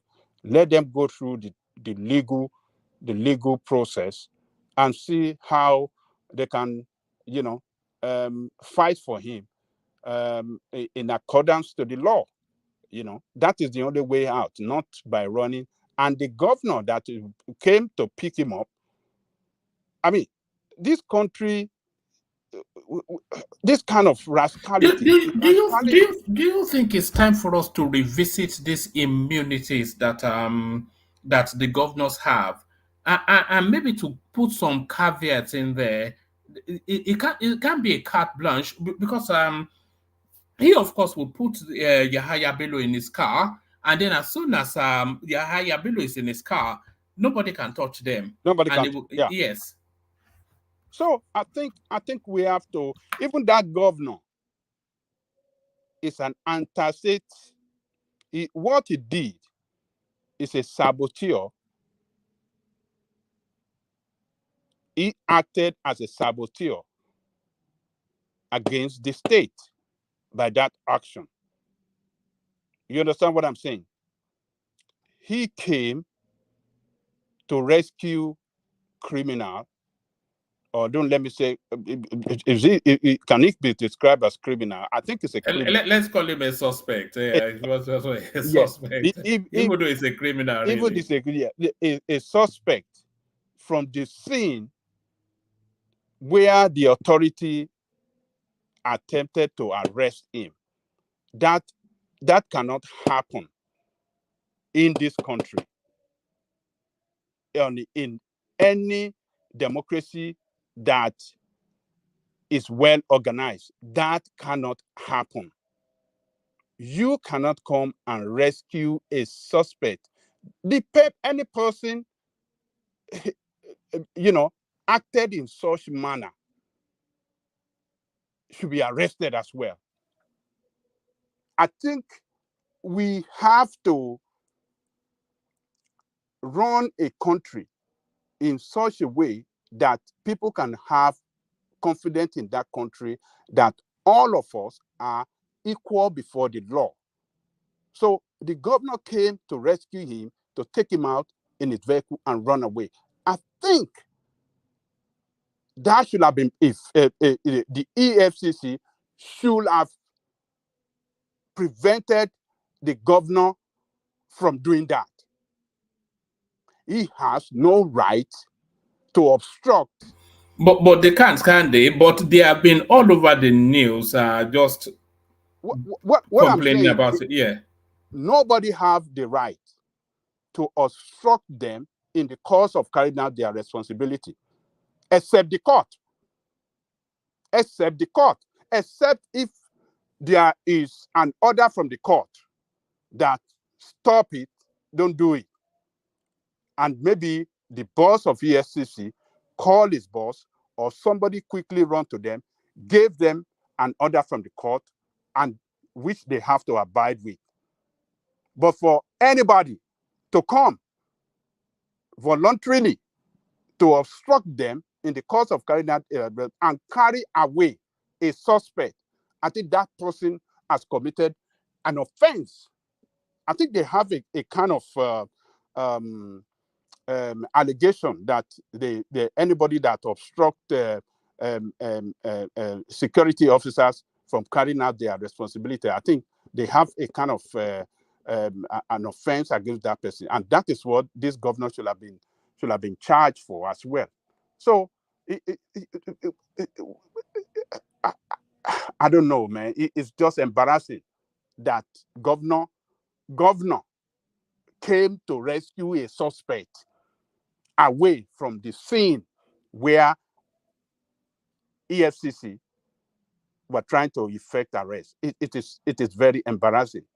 So, but he's doing a good job for his boss. That was his, this Bello is his boss, and he installed him there. That is why you see this governor will always work hard to install somebody that that want to protect them. So look at what we have seen now. He installed his boy there as the governor. His boy is protecting him. So he took him away, took him to the governor's house, residence, where nobody, no security personnel can come and effect any arrest. So Yaya Bello is already in prison himself. He is not doing any good for himself, and it's a matter of time. They will get him. They will get him. So it's just shameful that governor acted in such manner. It is not good. They are not showing good leadership. He shouldn't have acted like that, but we know why he acted like that. But I think yes, it's not new. I mean, Wiki did it. Mario Power did it. What's his name? Bobby or something like No, that. Did it. they were Shielded sorry? Carry on. Connection now. Carry on. Yeah, I'm on the move. I said it's not new that you have a certain governor shielding a wanted fugitive. Probably Wiki did it in Port Harcourt. She did it. I mean, then it wasn't even a politician. It was Apostle Suleiman. No, see Suleiman. I don't even know the difference these days. So I mean, it's not new. They use their authority or their position to shield the accused. So and nothing happened. So this is not new that he's doing it for now. But I wonder how EFCC is unable to arrest him, even though I mean, except that he sneaked him out of his house or put him in the trunk and drive out. Right. So they've been doing it before. So it's not new. It's not as if there's actually a clip of the sitting Kogi State governor. I'm going to mute it and play it in the background. There's a clip of the sitting Kogi State governor storming the scene of the arrest to effect Yaya.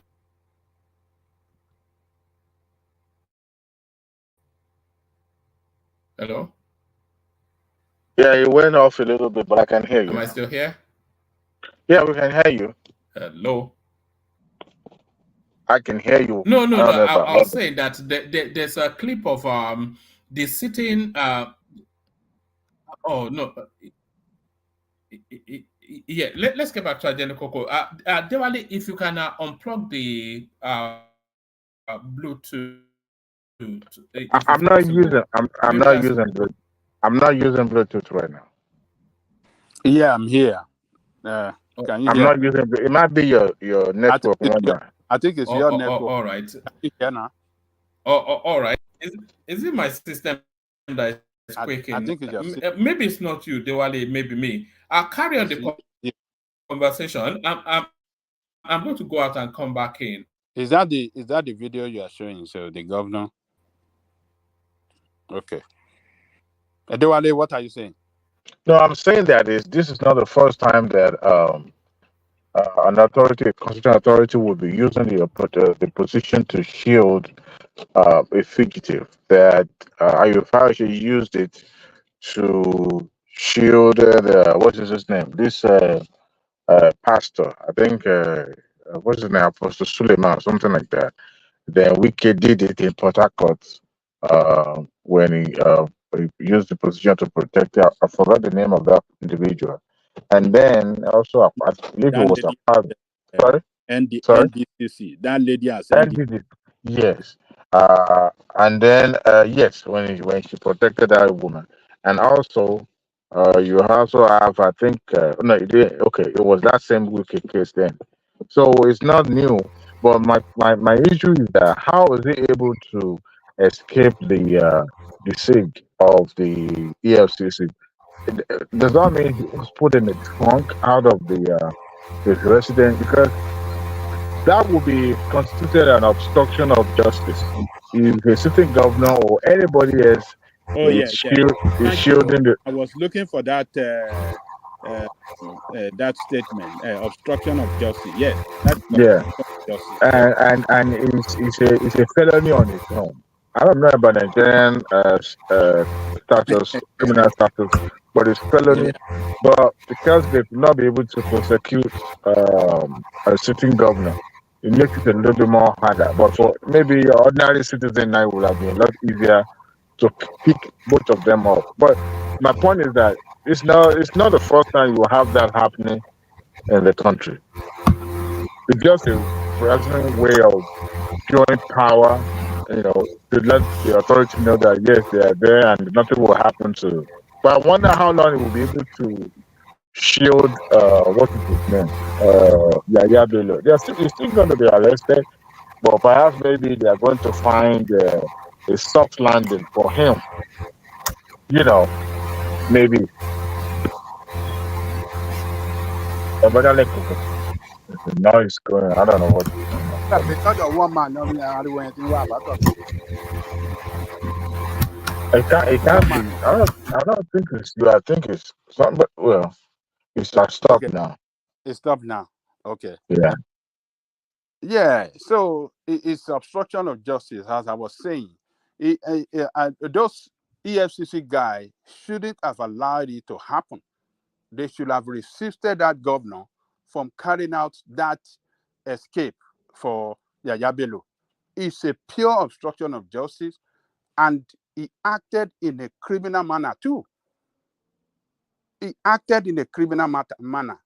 So it's just unfortunate that, well, let's wait and see. Let's see. But he's just wasting his time. He should have go and see them.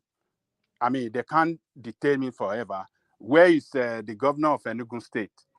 Anambra State, the one before Soludo get there. He was he wanted to escape too after handing over. I think the second day, he already packed his luggages, trying to fly to US. They caught him at the airport. They took him to EFCC headquarters. That was Willie Obiano. He spent maybe a month there. They released him, maybe 2 months or so. They released him. He's in US. He's enjoying his life. So why, Yahya Bello, why can't you go and answer just go and answer question? Wherever you have a legal right to defend yourself, if you have been accused of embezzlement, you have your own document that you didn't embezzle anything. You get your lawyer, they go and defend you at the court. And it's I mean, when it's still a suspect, or what do you call it? I think if they can grant him a bail before, a court will decide on his case. It can come from his house or from. I don't think they will detain him, put him in detention perpetually while his court proceeding is while they are having court proceeding against him. I think that will not happen. So what is his fear? He doesn't want to go and sit down in go and have a room next to is it Nnamdi Kanu or who is there with in DSS detention? So, but let's wait and see. One man, I think it's just wasting time. They will get him one day and they will embarrass him back. All right, Ajale Koko, let me take you to two more spaces and then I go on to Larry. I think it was settling his child in when we last heard him. So let me take you to this space. Ajale Koko, a lot of people sent this one in. They wanted your reaction to it. What Tinubu discussed with Afenifere leaders in Aso Rock. So it was just the usual standard sort of presidential engagement when these sort of characters turn up. But really, it's the symbolism of the visit rather than anything else. You can see the Ooni of Ife there, along with a lot of other elite spaces within the southwestern space. But the start turn of the whole thing is Power Fashionati. So what are you then making then of Afenifere are finally going to pat their son on the back to say, well done? Well, it's good that they visited him, and I hope that they went to him with bundle of requests and advice on the way he can move Nigeria forward. Do you think this visit is one in the eye to Pa Adebanjo? Do you think this is one in the eye to Pa Adebanjo? Is this an effective visit? Look, one man, I don't know. Look, but you see, Tinubu have a responsibility to unite the two factions. If he really want to put behind a legacy, a leader that can unite people, particularly all the political leaders in Yoruba land. Because as we have it today, he's the strongest politician in Nigeria and as well #1 in Yoruba land. Whether you like it or not, he's the strongest and the greatest. Would you say that Tinubu is the leader of the Yoruba race as of today? I think it would be counterproductive to call him the leader of Yoruba race. He's because he's a leader of Nigeria today. Some people, doesn't want to accept that he's the legitimate leader of Nigeria. So as long as we have him as a legitimate leader of Nigeria, you cannot put him in the position as the leader of Yoruba because Nigeria is bigger than Yoruba land. Yoruba land is just a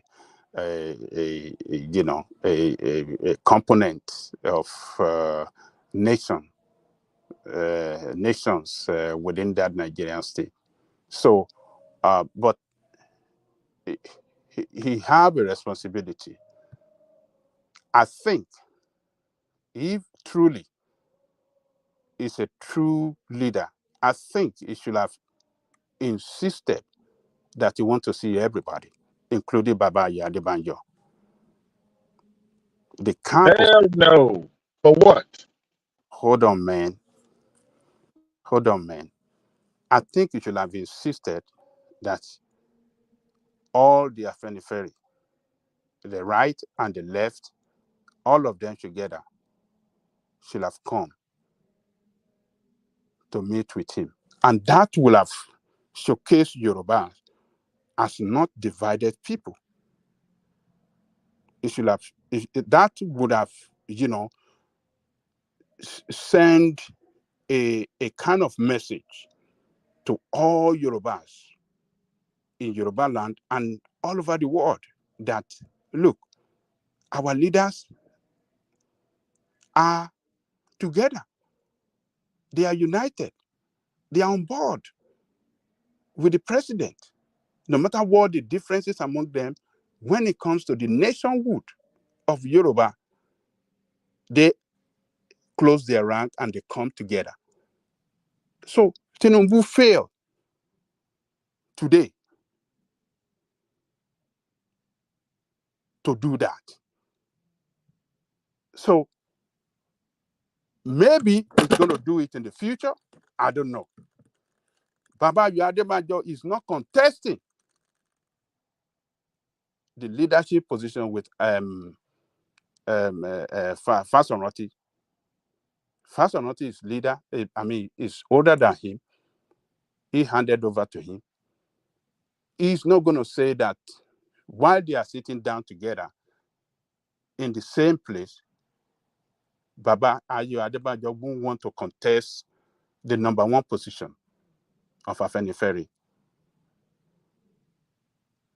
with Baba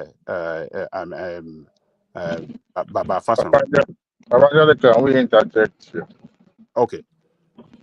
Okay.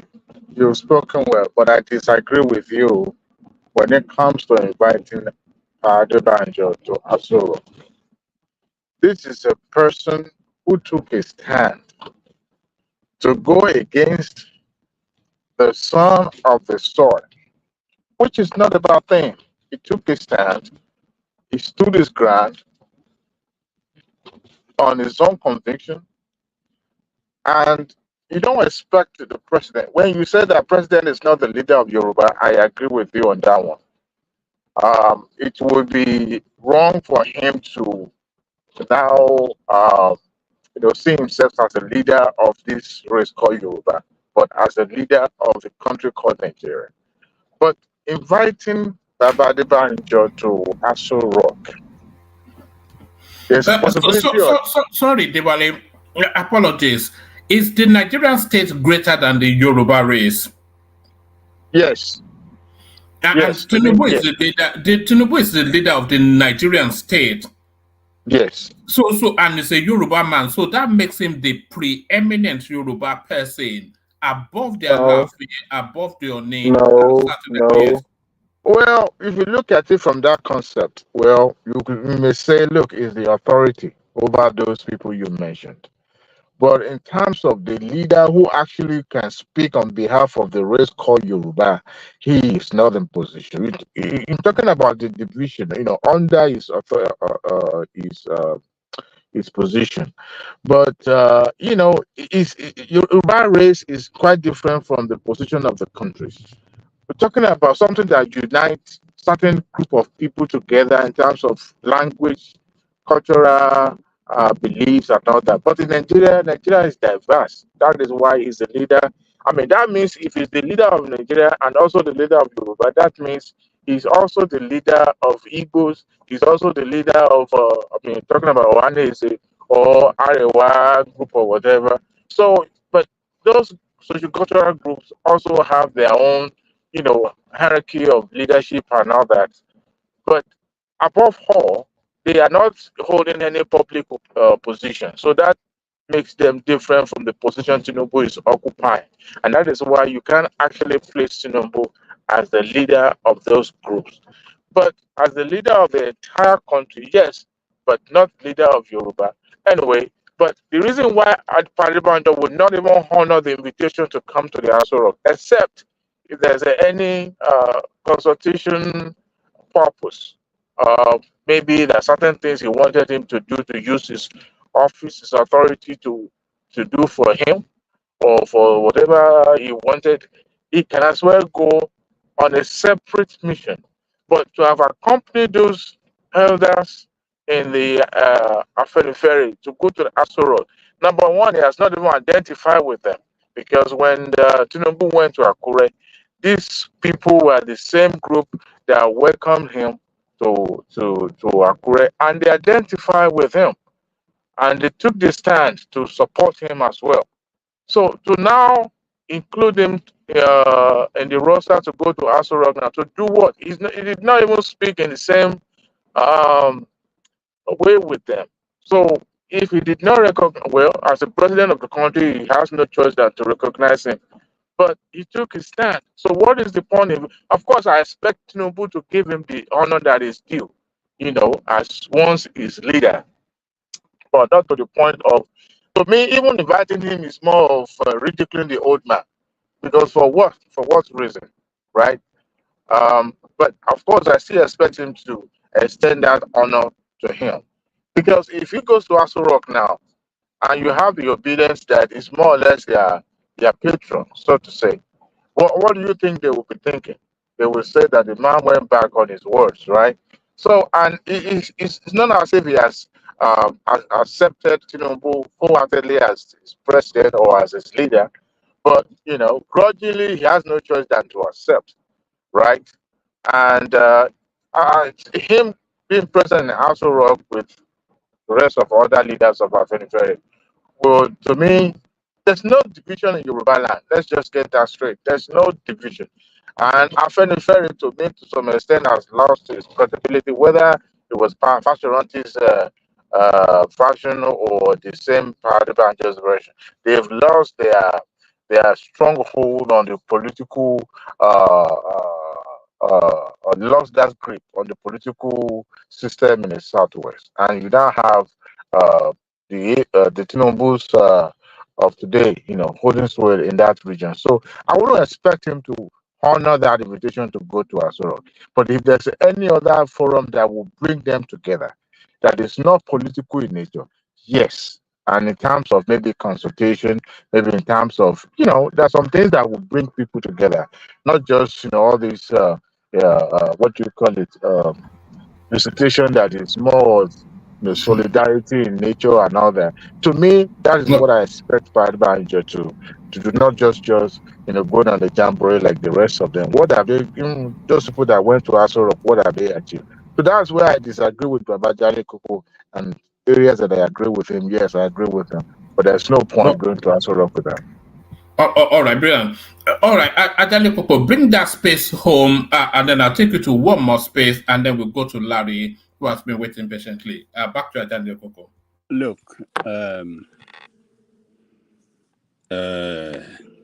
Adewale, àwọn Yorùbá bọ̀, wọ́n ní tá a bá pàdé lókè, a pàdé lódò.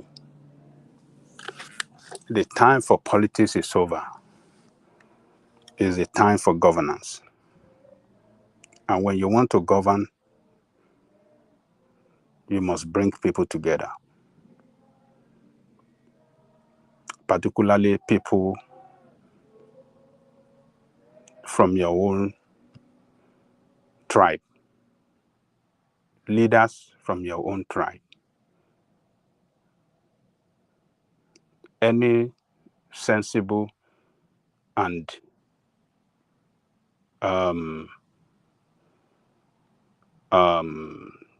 any sensible leader will always try to bring the leaders, the political leaders in his own tribe together, because whether you like it or not, they constitute his political base. If he loses them, he will lose all. So, as far as I'm concerned, the success that Tinubu achieved today, the foundation of his political career, of his political,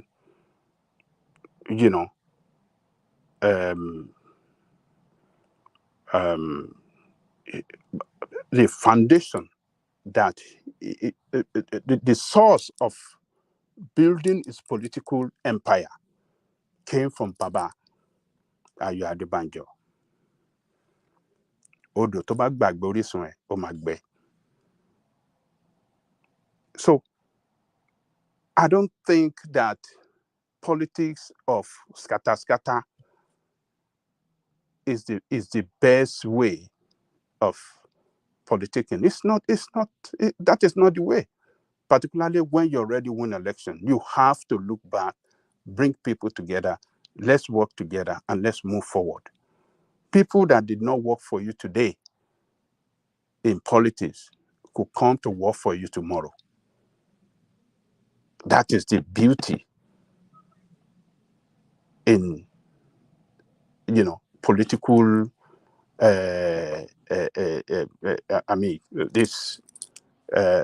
politics. So I think that he should have done better by bringing them together, insisting, telling them both sides. And I believe they will listen to him. All of them will have, if I said, look, Baba Eduardo, Baba, all the camp, ní Aso Rock, a ní ọ̀rọ̀ ńlá láti sọ tó jẹ́ pàtàkì. Kò sí, they will listen, they want to come, and that is the way you can show that, yes, it's a uniter, as you people have been several times. Yes. Can I say something? I don't know if you people are aware, I know some of you are aware about the beef between Tinubu and this guy, former Ondo State Judge, Bode George. Do you know that Tinubu sent people to Bode George many times? One of the interviews that he granted some many months ago, it was still like vibrating that, no, I will never accept whatever they send people to me. And it was still like wanting to still maintain that that beef between them. But I don't know if you guys have listened to his recent interviews that he did. You could see that he has started changing tune now. He's saying Tinubu's praise in some ways. So my question is, like you were saying, because I don't know the crux of this, so I just be trying to listen in, understand. But if I were to go by what you just said lastly, the last thing you said, that you should try and unite them, bring them together.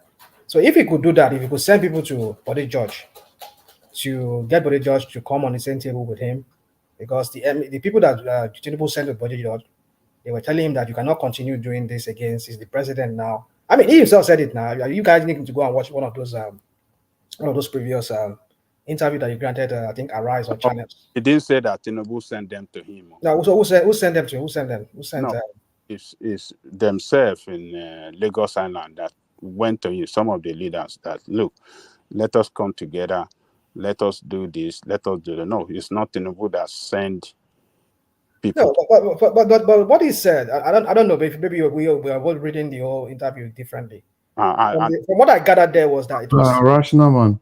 So I think what happened was the leaders, the leaders in Lagos, they just put themselves together because Bode George too is a high chief in Lagos, and they just felt they can actually settle things internally.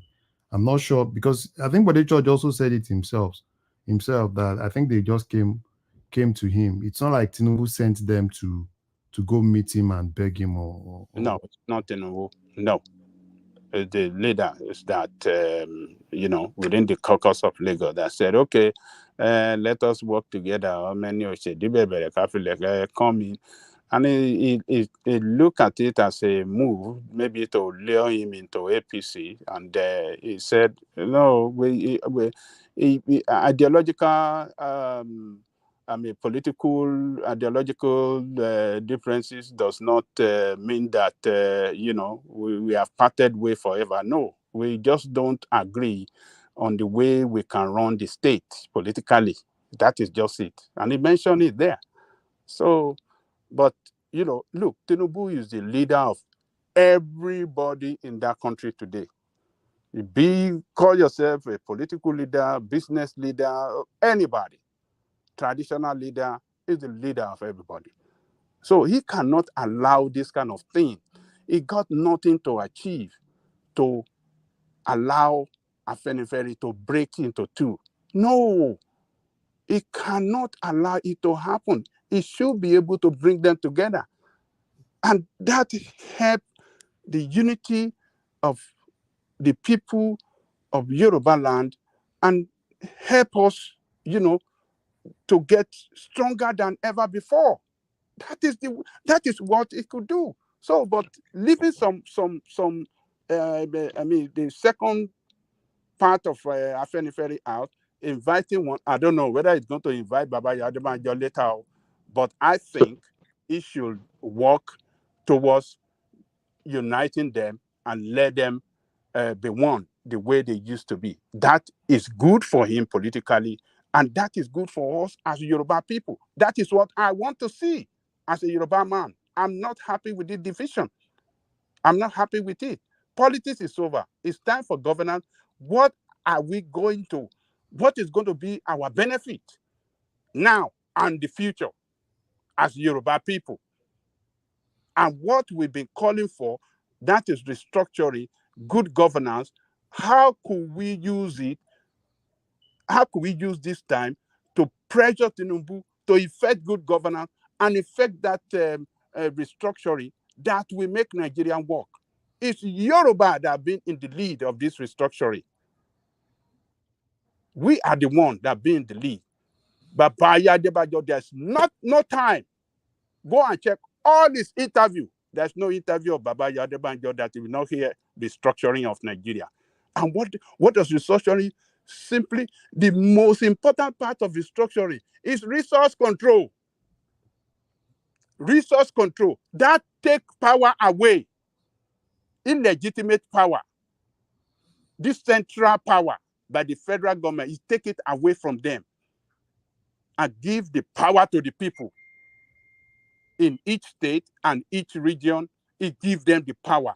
And they use that power to develop themselves at their own pace. So such a man cannot be abandoned. Such a man cannot be neglected.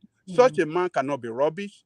I stand with Baba Yadebanjo, and I don't have any problem with because they are all our leaders. They are all our elders. I really appreciate every good thing that all of them have done for Yoruba people. These people have been fighting for Yoruba interests since the 50s.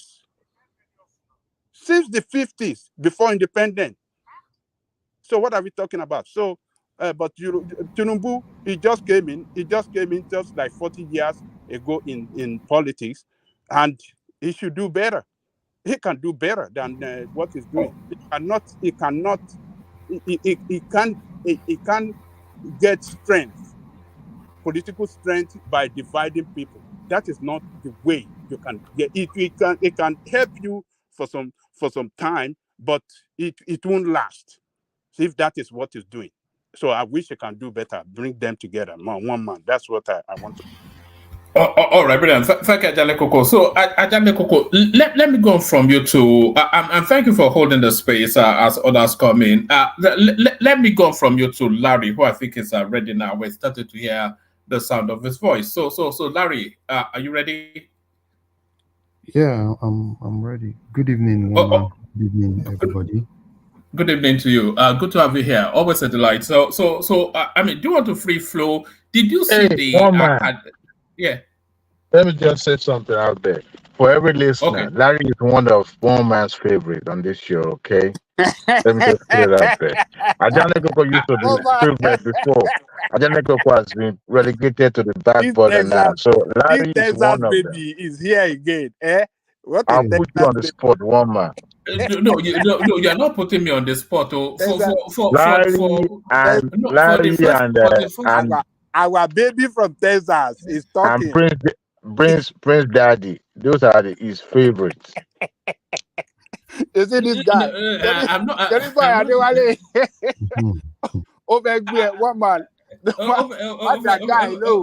Ó fẹ́ gbé mi sí kíní.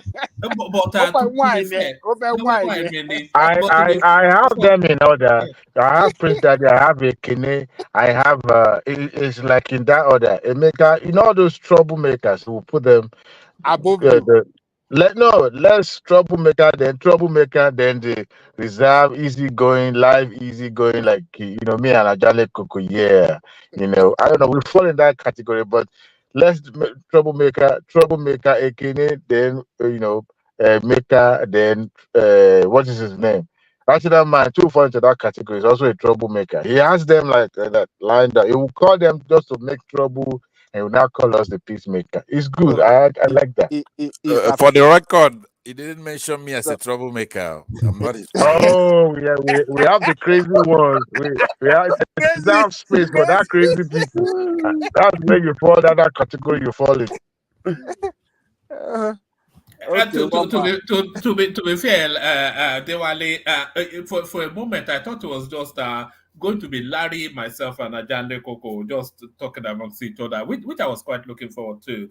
But Larry, floor is yours. That clip by or rather that appearance by Yemi Cardoso at the IMF spring meetings, quite inspired, and it illuminates so much into what is going on. So he's told us his philosophy: willing buyer, willing seller, price discovery. You don't even need to be an economist to understand that. And he's told us that it is antithetical to that doctrinal stance to intervene in the trajectory of the naira. It also explains the ebb and flow of the foreign reserves, and it's told us to have the expectation that you will see those ebbing and flowing because that is the natural course of business. So the performance of Cardoso at the IMF spring meetings, I give him an A+. How do you score him? One man, you see, this was exactly what we were saying yesterday. Transparency doesn't cost you anything.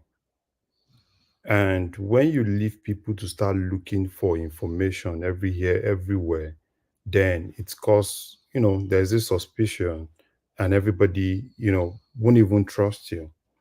So I think Cardoso is actually right. We said it yesterday because, I was looking at the foreign exchange, the foreign reserve movement, and we saw when things started going down. And obviously, just like he said, they have a lot of debt to cover, and that's where he actually went to, which I think is still better than, if you have some money to cover some of those things, why would you need to borrow when you still need to pay some interest on it? Which I think it's actually good. And you see, another thing I want to say is this. I think a lot of people don't understand things when people say, oh, they are probably defending naira against dollars. And I think that's exactly what Cardoso tried to expatiate. Why exactly do we defend? We defend when there is a lot of gap that calls for arbitrage. Remember when we had Emefiele, when we have almost 300 naira difference. So at that point, it doesn't really make any sense, because you just have to say, okay, fine, let's cover the gap. You're covering the gap, and it's not like you're getting the money. You are more like you're just pumping money, right, for you to kind of like cover. And I think what Cardoso is trying to say is this. He said he's not doing that. Now, the only thing he's doing, it's kind of like, what are those other things that are hindering free flow of, supply? And which I think is basically what he's trying to do. Work on those things, if we could work on those things and we can actually have that free flow, then it's, maximum, the difference between what we have at the IIE window and what we have at the parallel market, maximum won't be more than 50 naira, which I think it's good, right? So, and I think another thing is, aside the fact that things are like this, I know a lot of people will still not believe Cardoso, which is still normal, right? And I think the only thing he needs to do is to be more transparent, come out, let people know how things are actually going, and then obviously, the currency will definitely find its way. Like we said, I'm still projecting that it's still going to go a little bit down. And another thing I think people don't really understand is in terms of supplies, CBN is not expected to even provide that supply that we really expect. A lot of those supply comes from people abroad, kind of like moving things, which I think he has actually done. There used to be this, this there used to be a lot of issues without free flow. So if you can maintain what he's doing now, ensure that there is free flow, overall everything will be normal. So I give it to him. I like what he has actually done. You know, hopefully, probably Abba Kyari will learn from that, because anytime I think of Kyari, I think of that kind of like that kind of mathematics that Kyari is doing, which to me he doesn't. It's not really adding up, because they will Yeah, keep voodoo economics, abi voodoo, babalawo economics. because I can't see anybody that can actually, nobody can add anything together. The guy just come and tell us, okay, you guys don't talk. We are covering our costs. You guys don't talk. We know what we are doing. And you can't keep telling people not to talk. When everything is just shady and people are like, what exactly is happening? You just tell us, don't worry. And why I think people should talk now. Because when you now get to know the exact thing, it will be a lot of mess that for you to even clean, it will be so crazy.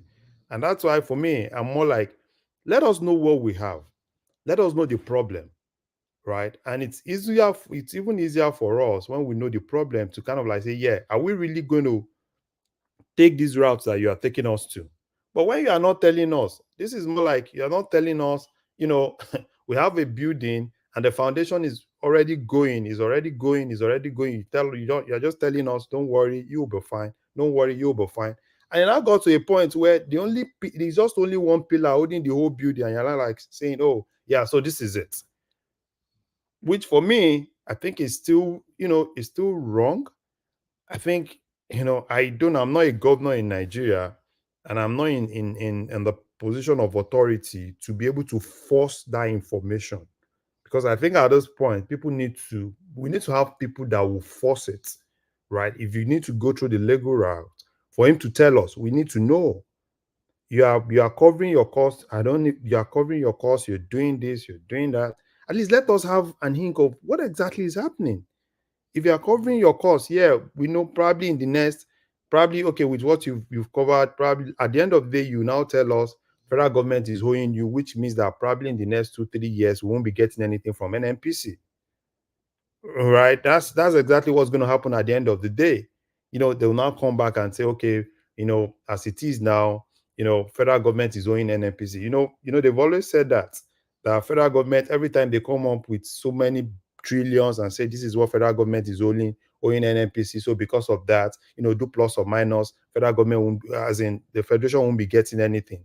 So that's why for me, I'm more like somebody needs to force this. We can't keep waiting on Insider. We can't keep waiting on Wall Street Journal to now give us information. And probably Nigerian newspaper will now be quoting Wall Street Journal when in our backyard we have who to hold. So let's hold him and let him come out, tell us. Cardoso has actually done a good thing, telling us, even though people will still doubt him, which is still normal, right? If you give the right information, people will still doubt you, which is still normal. Everybody can't even believe you, but at least we have something to hold on to. Then if there is any issue thereafter, we can always go back to that thing that, okay, Mr. Man, you told us this time. So can we hold you to what you've actually told us? But Nnpc is not like that. I can't even boast. If Nnpc tell you, go out, it's morning, I'm telling you it's night. It's not morning, it's night. If Nnpc tells you, don't worry, Port Harcourt refinery will work tomorrow, I'm telling you Port Harcourt You know that Mele Kyari, he's been telling us that the Port Harcourt refinery will work next week for 6 years. For 6 years. That's exactly what I'm saying. So you He, can't. he has a particular phrase. He will tell you that it's 97% complete. I don't know why. What the remaining 3%, oh, it has to be the biggest struggle known to mankind. You see, It's been 97% complete for 97 years. no, it's just so unfortunate. It's just so unfortunate. And most of those people are doing some of those things. And people are not really, people are just like, okay, let's leave them, let them do what they want to do. And it shouldn't be like that. It shouldn't be like that, because the more you keep leaving them to do what they want to do, at the end of the day, when you now eventually know the truth, then it will be so messy. Look at what was happening. We never knew that Ways and Means was up to 30 trillion. But because nobody was, that's why I give it to this guy, this Edo State governor. If you remember, I raised that alarm that these guys were basically just printing money. Oh, people were like, no, don't worry. Why is he saying that? Why is he saying that? And at the end of the day, when we now saw the whole thing, right, we knew that we were in a deep mess. So that's exactly what we might actually end up getting into with this. We are doing plus or minus. We are doing the calculation. Don't worry about the calculation. At the end of the day, just go and sleep. Your house is on fire and somebody is telling you go and sleep. Let me feel Larry, not only the governor of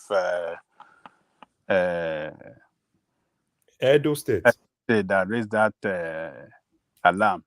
Even Alhaji Kazauri, what is his name? That our man. Yes, he was saying our it. Bim man. Bim.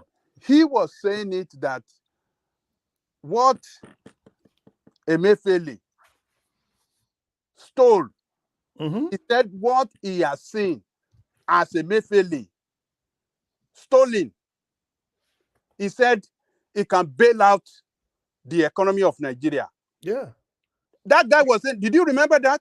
Yeah, I remember now. Even people were saying, and he mentioned that amount. He went and people are saying, oh, he's talking nonsense. In Abuja. That he cannot speak English. He's talking nonsense. Do you know that those people intentionally ensure that guy didn't come back to us? Did not come back. Yeah. See, Nigerians are very crooked people. So they know everything. So that's why force that guy, they work against him within the party not to come back because he was anti-Emefiele and he was saying he had the document. He said, I took the document to the president to show the document because he was in the committee that investigated the activity of Emefiele back then. He said what he saw that Emefiele stole. He said he can bail out the economy of Nigeria. Exactly. So that is why, for me, I know what we will eventually see, but when it gets to that point, I'm telling you, it's going to be messy. So I don't want us to get to that point where we'll now start looking for one magic, to get us out of that. We are already in CBN zone. We are still trying to look for a way to get out of it, and another one is already we are molding another one up with Nnpc, and those guys know what they are doing. At the end of the day, I don't know. I don't know. So, man, that's Well, all right. Let me take you to this space, Larry. So the PDP are now having their NEC meeting. So sat to your right is Atiku Abubakar. In the middle was your former vice president under Goodluck Jonathan. Sambo? I can't remember his first name. They disappeared. So yeah, and then of course to your left, Yemsen Wike. So they are duking it out now. What direction of travel? We touched on this yesterday. What direction of travel do you think that space is going? Oh man, you see, immediately I saw Wike in that meeting, I started laughing. I said, this Wike guy. For PDP, if you look at the two caucus, right, Wike and Atiku, the two of them do not really mean well for PDP. If PDP, want to get themselves to be more viable, they just need to do away with Atiku and Wike. Probably a new force needs to just come out of PDP. Because the way it is now, let's just be candid with ourselves. A Wike in PDP in 2027, we already know where Wike's alliance lies. Now let's look at Atiku. Atiku is this person that, believes that PDP ticket it's always easy to get. And all he does is, bring in the money, work with some northern guys, at the end of the day, get the ticket again, and it's still going to be the same thing. So I hope if Atiku as a person, for instance, want PDP to survive, at this point, I think he just needs to come out and say, okay, fine, I want this party to survive. I want good thing for Nigeria. Then I'm going to forgo my own ambition, and hopefully, someone else can actually come. You understand? So at that point, then because we'll definitely have that opposition that we want. For me, I don't like a country where there are no viable oppositions. Now, if PDP is able to get itself together, I was at the point I was more like, okay, fine. If we don't have that opposition coming from, sorry, is Labour Party not a viable opposition? No, I'm actually going there. I was actually expecting, right? Probably if PDP was not really giving us that opposition that we wanted, probably Labour Party would have been able to give us that opposition. But unfortunately, no. Labour Party they've not really gotten themselves to that point of opposition. I was expecting to have this diversified National Assembly. But if you look at National Assembly since they actually started, have you seen any Labour Party, that we were expecting to help us balance things? Have you seen any of them come out to boldly criticize any policy, in a constructive way? No. All we've been saying is, the normal thing. If you can't beat them, you join them. That's exactly what's happening. And that's not what we actually want.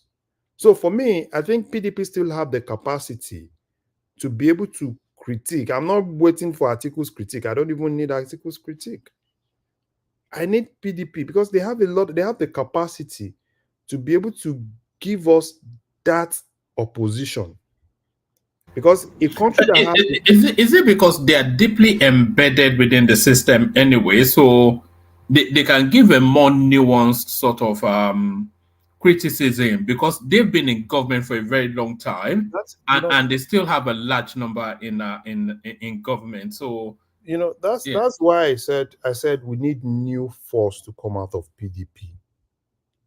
Because if these two guys, right, the one on the right, the one on the left, if those two guys do not give way, the new ones will not come up. You understand? Because if you look at a country, let's look at a working country. What makes a country work is opposition. You are criticizing constructively. You have the love of the country. And that love of the country, it's what really puts the kind of criticism you're going to give. So, but unfortunately, I've not really been seeing that. So I hope if PDP is not giving us that, I think Labour Party, they need to just get back to the drawing board, identify what they want, and at least give us something. If they need to at least they need to have a workshop, get all those guys in National Assembly together, put all of them in a room and say some things into their head. What exactly are you guys doing? If you look at even the obedient people, right, they don't even have touch with those guys in National Assembly. The guys in National Assembly just took advantage of that movement, and they are there, they are not even representing what the obedient actually believed in. So for me, hopefully we get to that point where we have, PDP. Larry, Do you not think there's an element of lack of coordination as well that you can blame on the obedience space? Because that obedience space, they've shown no interest in anything outside of Peter Obi. So they're not even holding, I doubt if they even know who their parliamentarians are, never mind holding them to account. They're not, at this stage now, that obedience space should be discussing an ideological thrust so that the movement can move away from the cult of personality to the steadiness of ideology. So they don't even have a thrust. It's just it's an unfortunate situation because it's a golden opportunity, this obedient thing, but I'm not sure that it's been properly managed. You see, yeah, when they said structure, structure actually matter a lot, and that's where I feel, the obedience. I don't know their structure. You understand? So they need, at this point, I think they need to now sit back, call themselves together. Election is gone. What can they do? And I'm actually expecting them to start building some layer of structures, because if you want to win election, right, the tactics that worked in 2023 will not work in 2027.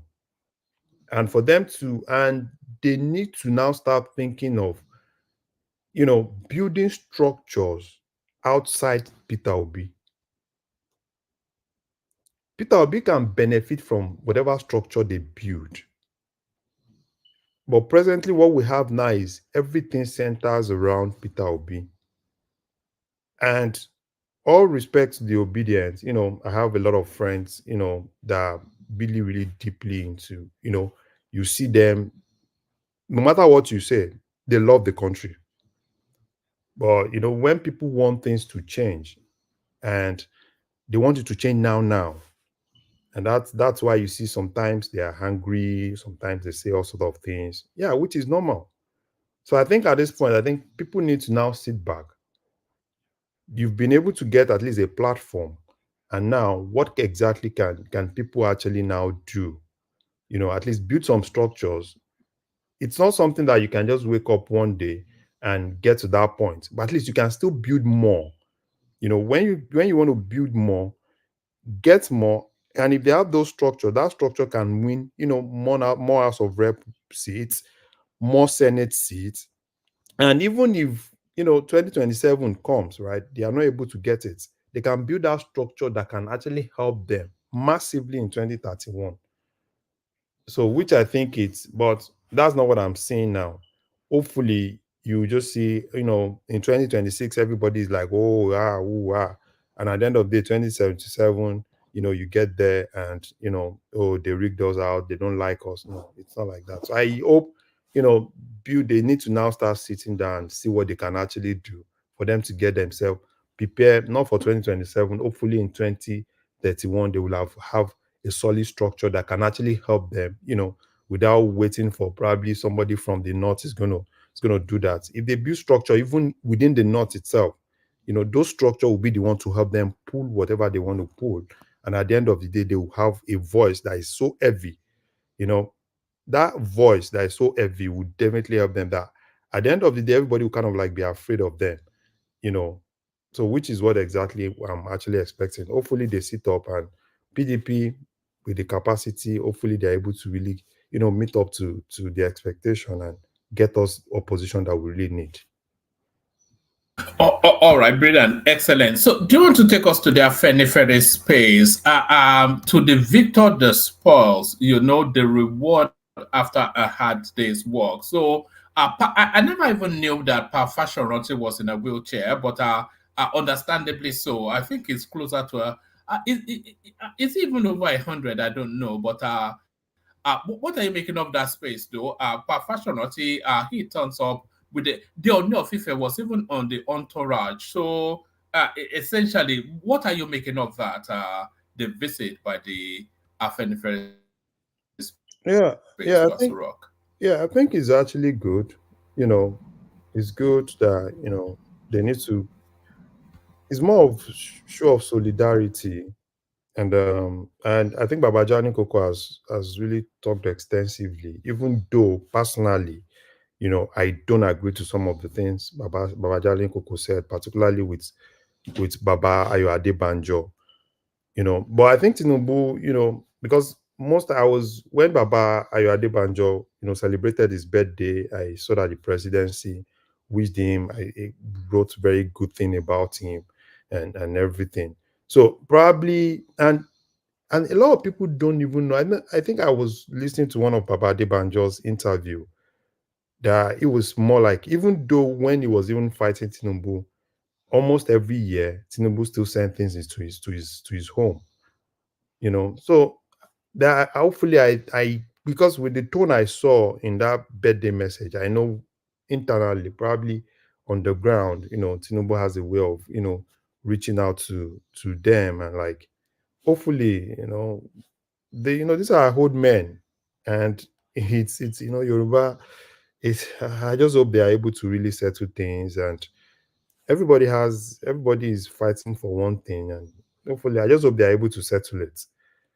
I hope they are able to settle, but I don't really see Tinubu settling it. We need to purge themselves on your FIFA, because things like these are things that But what's the incentive for Tinubu to even settle it? The only reason he needed to play nice to somebody like Pa Adebanjo, the only reason why he needed to play nice was because he wanted to be president. So now he's president, so he can just tell him to go and swivel. It doesn't. It has no power over him anymore. You can just tell him to take a running jump. Yeah, that's why I said that is where the traditional rulers, come in. If they need to call all of them together, Oni of Ife, talk to Awujale, Alake, bring all of them together, because it's all about one Yoruba. It's you see, because these their fights, it affects a lot of things. So it's not a Tinubu thing. I think it's more of the traditional rulers bringing everybody together, and settling whatever they have, and so that we can actually have a single front for Afenifere in Yoruba land. Oh, I have a question. Can I ask a question, Mama? Yes, sir. Yeah. What exactly Afenifere's position in the Yoruba land in the first place? I didn't. I mean, who are they traditionally? Are they is there a traditional organization, or it's just a group of people that came together claiming to be socio-cultural group? Kind of like. So who are they? I mean, are they not just like hip hop in the South? I mean, why should president be meeting with them? To me, if president wants to unite Yoruba people, he should call traditionals and people that have traditional titles, traditional institutions. No, you wouldn't want to equate Afenifere to hypo. Probably if you equate Afenifere to Ohaneze. Well, I'm not saying I'm equating it. Okay, go ahead. Okay, Ohaneze. Ohaneze hypo different anyway. Right. Yeah, probably Ohaneze, right? Yeah, probably Ohaneze. Let's say Ohaneze, but at least in the Southeast, we can say kingship and stuff like that. So they are more of a Republican or whatever they call themselves. And the able men just rise and take charge. I get that. But Yoruba land is different. We have established tradition where, system, which is traditional rulers and traditional priests, chiefs, and all those things. One Afenifere is just a group of guys that started to form a Yoruba in their own bedroom or whatever. A group of men. Like I can form my own Yoruba, whatever. It doesn't mean I have mandate of Yoruba people or any kind of power to affect anything in Yoruba land, or I don't. So what exactly power do they have in Yoruba land, traditionally or any way? They don't. To me, probably now, this is just me personally looking at how I view Afenifere. Constitutionally, they don't have any power. But in terms of that charismatic respect, a lot of people, not respect from who? No. It's not compulsory, but a lot of people still see them as from the Yorubas. From the Yorubas, there's still this. Who's the Yorubas? Me? You know, it might not really be Maybe not you, but the wider Yoruba space. it Yes. might not really be you know, it might not really be you, but I still see a lot of a lot of people still respecting them, even though they've actually derailed from what it used to be during the days of Pa Brahma Desonya, when you can see them coming out all out for the interest of you. So, but hopefully, I am not sure we can actually get them. And if you look at the whole thing, why exactly did we have this kind of affair in Ferry? Is it not the same politician that went in, do Doma divide and rule and everything, to kind of like destabilize them for their own interest? Because Afeni Ferry during Papa Baramadesonya, used to be very strong, where if there's an issue in Yoruba land, you can always see them coming together and looking for a way to kind of like forge a solution and see what they can actually do. But unfortunately, we don't even have them now. In those days, you will even be happy to have yourself associated with that front. But unfortunately, that's not what we really have. So it's not like they have any power. It's not like constitutional power to compel anybody, but sometimes, right, it's just more of that respect and what they really stand for. All right, Brendan, excellent. So let me take you to do you want to speak on Yahaya Bello? It's not so much. It's almost and by the way, he was the youth leader of the Tinubu campaign. So that tells you then that there's no untouchable, but it's not so much from Kogi State that there was somewhat an inevitability to it. Yeah, you see, one man for I'm not gonna. I think about this. Sorry, I fell off, man. I'm sorry. I wish. I don't ask question. Yeah? Hello, can you guys hear me? Yeah, we can hear you now.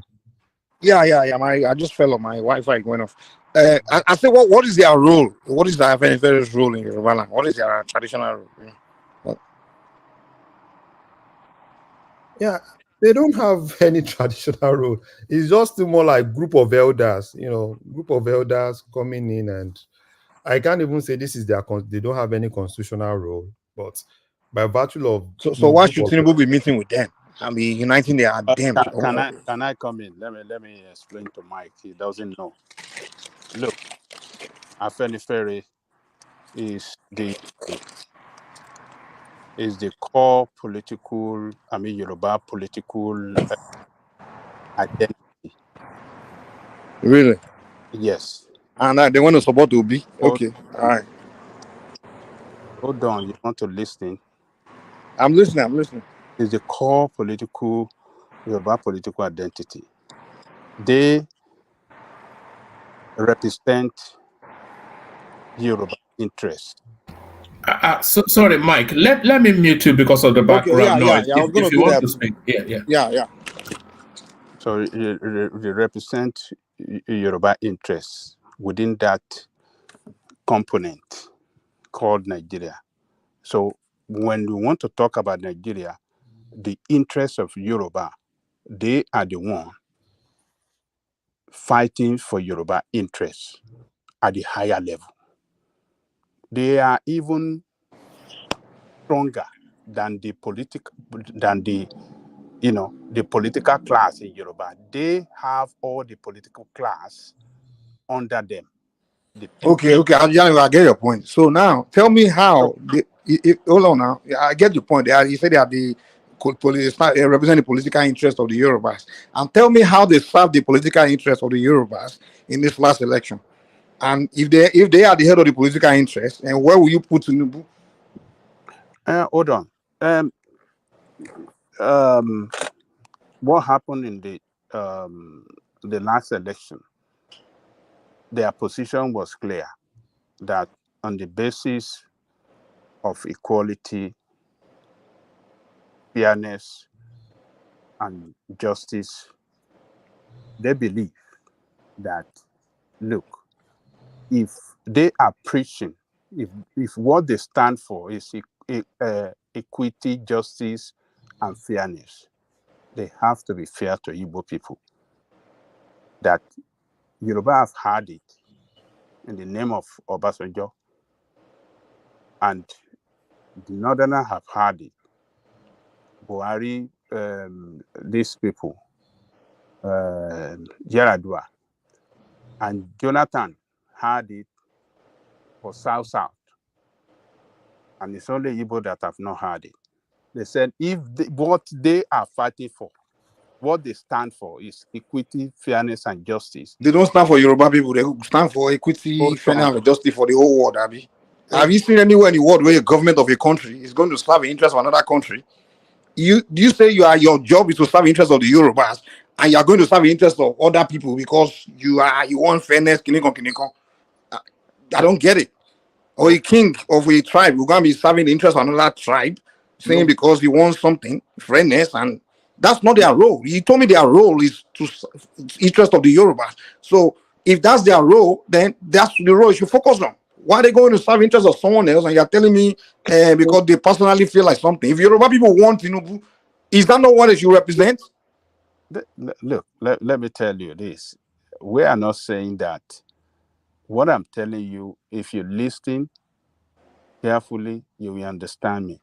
I get your point. They want to be Omoluabi. I get it. But if you're Yoruba people, most Yoruba voted for Tinubu, so that's the interest of the Yoruba people. And the people you are claiming you are representing, that was their interest. So you went against their interest, and you're coming back to tell me you are in charge of me. You represent me, my kiniko.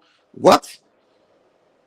Okay, so where do you live, Nigeria? Nigeria is the country that belongs to all of us. And what they have been fighting for is that... They are fighting for Nigeria, Abi. Hold on now. Don't interrupt me. Okay, go ahead. Ask. Let me explain.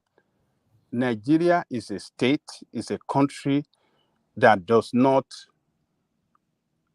people that have been running Nigeria never run it on the basis of equity, fairness, and justice. And they were standing for that. That is why they have been calling for restructuring. And what they said, that power shift from the south, they stand for power shift from the south to the from the north to the south and south to the north. So why they supported Obi last time is what I told you, because Obasanjo have had it for Yoruba. Yar'Adua have it for South Side.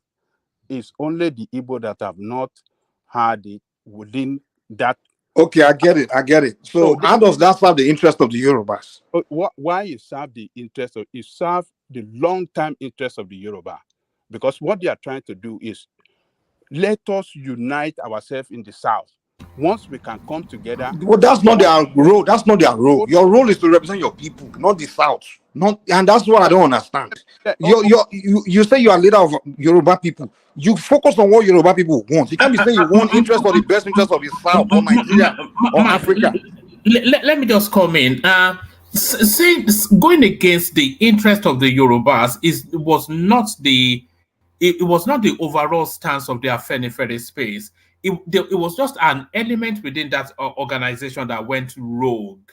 But the substantial body of the organization, they did as they were mandated to. It was just one standalone voice per Adebanjo for reasons of personal history for reasons of personal history with Tinubu that used his leverage within that organization to try and push that. How many were those people that went rogue, like you're talking about? How many are there? No, it's Papa Adebanjo. It was the one that went rogue. See, that's the thing. When you don't know that is not true, man. When you don't know a group very well, that's how you talk the way you're talking. No, the majority of them, almost 90% of them, they were with Adebanjo's decision. And not as if he took that decision. It was a unilateral. It was a combined decision that they took together. When this guy was still alive, what was his name? This guy that died, the former secretary, which I think his wife gave birth recently in her 60s or in her 50s. What's that man's name now that died of COVID? Who was the secretary? Yeah, I know the name, but it escapes me at the moment. Carry on. It was when he was alive, they've already took that decision that power must go to the South and Igbos must be considered in this time around. So why you saying that it's just only per Fashoranti and maybe this guy, what's his name, that now became Falai, that became king in Ondo. And who again? Who about for two of them? So you're telling me that the majority of the Afenifere, they stood with Pademajo on that decision. And it was not a decision that he took unilaterally, he did by himself. It was a combined tete-a-tete that they did together, that they arrived at that conclusion. So Yeah. why you without putting him on, just putting it on him alone? So it's what they are saying is that they cannot be preaching against injustice, and they also practicing injustice. That is going to be an injustice against our brother. We are the same Southerner. Ajani Koko, when in Nigeria is constitution, is that an injustice? When Nigerian constitution is law being broken? Jackie boy continue. Jackie Larry continue because this guy will just continue asking us this question. I know you are from Anambra or whatever you come from.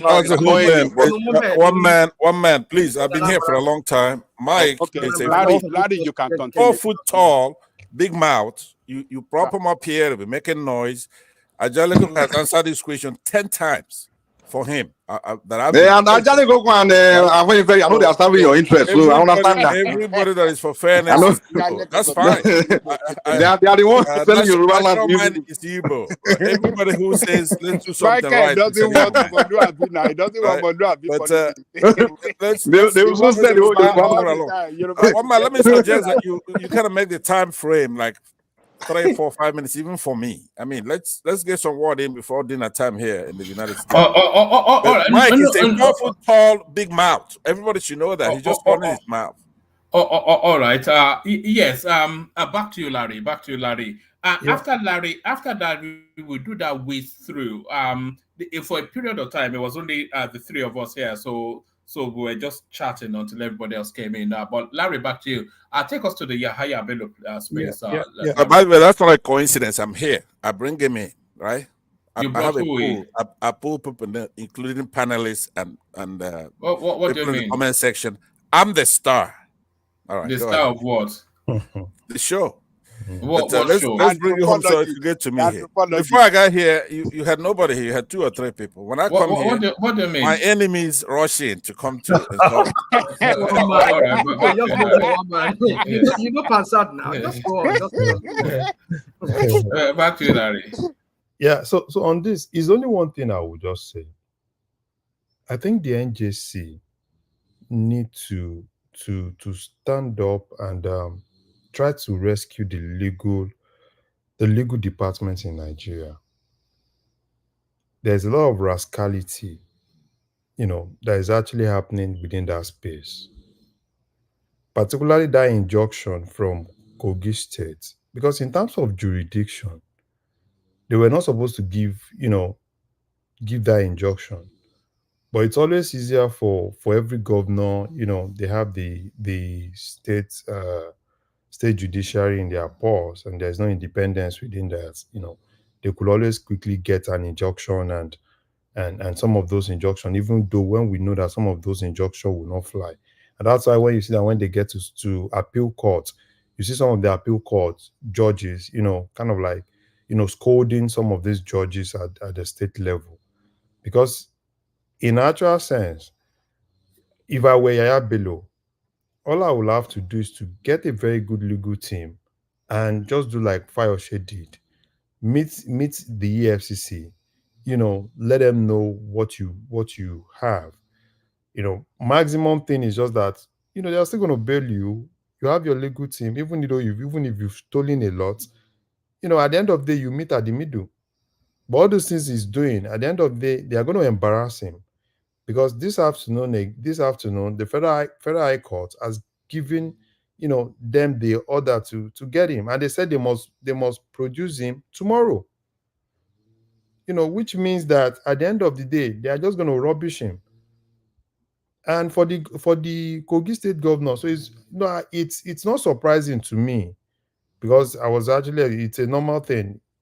Do you remember that when this guy was doing his swearing, this guy basically knelt down publicly for Yaya Bello?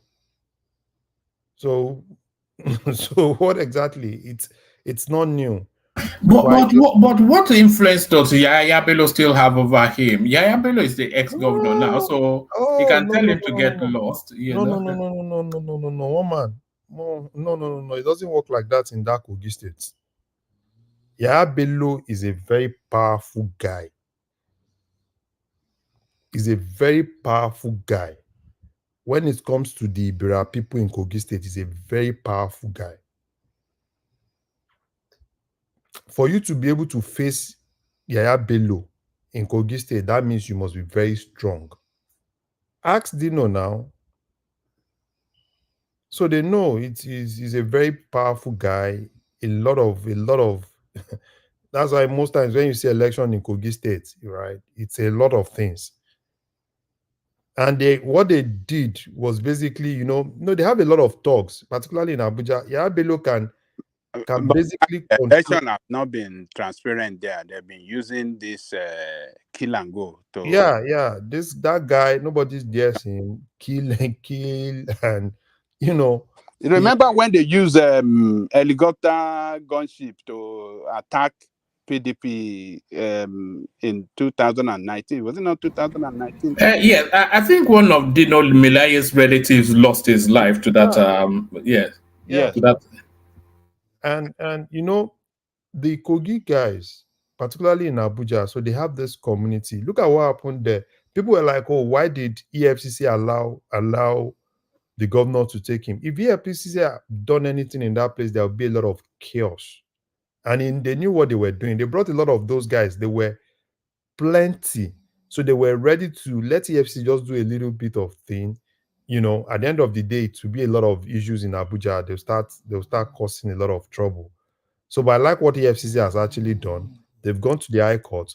They've got what they are supposed to get. And at the end of the day, you can see Yaya Bello they will take him in tomorrow. Right, Larry. Let me give you a little insight in what I think is happening, because I say that when I come here all the time. Yes, sir. These are minority groups. We have them all over the country, right? They prop them up. Somebody like Yaya Bello. We have them what's the name of that governor in River State that was a predecessor to Wike? He has a Yoruba name and an Igbo name. Rotimi Amechi, right? We have the other one, Okoro Ocha. When these people are in power, they're very powerful, but they're propped up. But eventually, none of them escape with their loot and stuff like that. They come after them when they leave office because they're just there to play a role. They were propped up. But I will expand on that phenomenon soon. All you have to do between now and when I speak is to think back at all the minority groups in Nigeria and then how they're propped up to be in power, and they're like untouchable. This guy is born in Okene in Kogi State. A short little guy, and he's so powerful.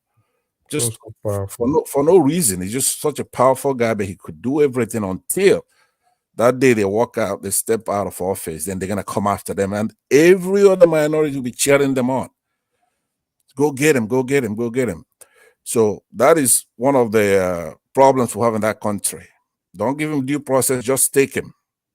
They divide us and they conquer us by doing that. So sometimes we have to sacrifice and say, you know what, this guy was a bad actor, but he should be treated as every other governor who left office, right? Give him due process. Don't insult him. Don't use thuggish means. Invite him in. And even though it's not right for somebody to be that fair, but at some point, the way we're going to have to look at is the marionette, the hands that's manipulating all these things. We need due process for even the worst criminals, such as this Bello. But every other governor, all 36 of them, are just as crooked, all of them. So that's why I want you to expand the aperture to look at the phenomena. Thank you. Yeah, yes, sir. Yes, sir. I think you actually, you covered everything. So, one man, I think I'm good here. Please, let's other people go. All right, brilliant. So that's you see, that's the elegance of Larry right there, not wanting to hog the limelight excessively. So thank you, Larry. Stay with us. Stay in the conversation. So let's do let's go to Dewale if it's ready. Dewale, you're up next. All right. Dewale is joining us from work, so he dips in and out somewhat. We go from then to Rational Mind. Rational Mind. Yeah, one man. Let me just pause something here. I'm coming. Right. Yeah. Sorry about that. I was multitasking here. Were you watching porno there? Yes, it sounded like yes. You picked up on it as well. Look at that. Put that Vaseline away and go wash your hands. Look at this guy. Put the Vaseline away. Program. So yeah, it's not. Why would I be watching porno? Then why not? Why would I? I mean, I'm not. For stimulation now. For stimulation. I'm not a pervert. It's okay. All right. Yeah. So what are the topics? Yes. You can go to whichever, you're not restricted to the topics, but we're talking about Yahaya Bello being covered by the current now governor, he wanted by the EFCC. So we're talking about that.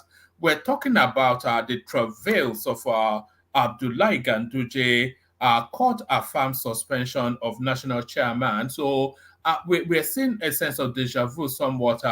This is usually the pathway to getting rid of these people. Tinubu directs inclusion of NOUN graduates in NYSC scheme and law school. So the National Open University, yes, it looks as though they are getting now the proper accreditation at the long sought. Afenifere visits Tinubu. So more really the pictures telling the story rather than anything coming out of there. Cardoso says CBN not defending Naira. So this is the governor of the central bank at an IMF meeting explaining how he's piloting the Nigerian economy and going on within the PDP. Atiku, Sabo, and Wike. Others attend caucus meetings. So the PDP having their NEC, and wherever the chairman of that party emerges from, that tells us then both the sequence for 2027 and subsequently 2031. So I'll take your pick from there. But as you take your pick from there, let me actually bail out. I think I've got Thomas here. Why would you want to bail out at this time, one man? Why would you want to bail out at this time? Because I started extremely late. So all right. One man, before you go, good evening, everyone. Yes.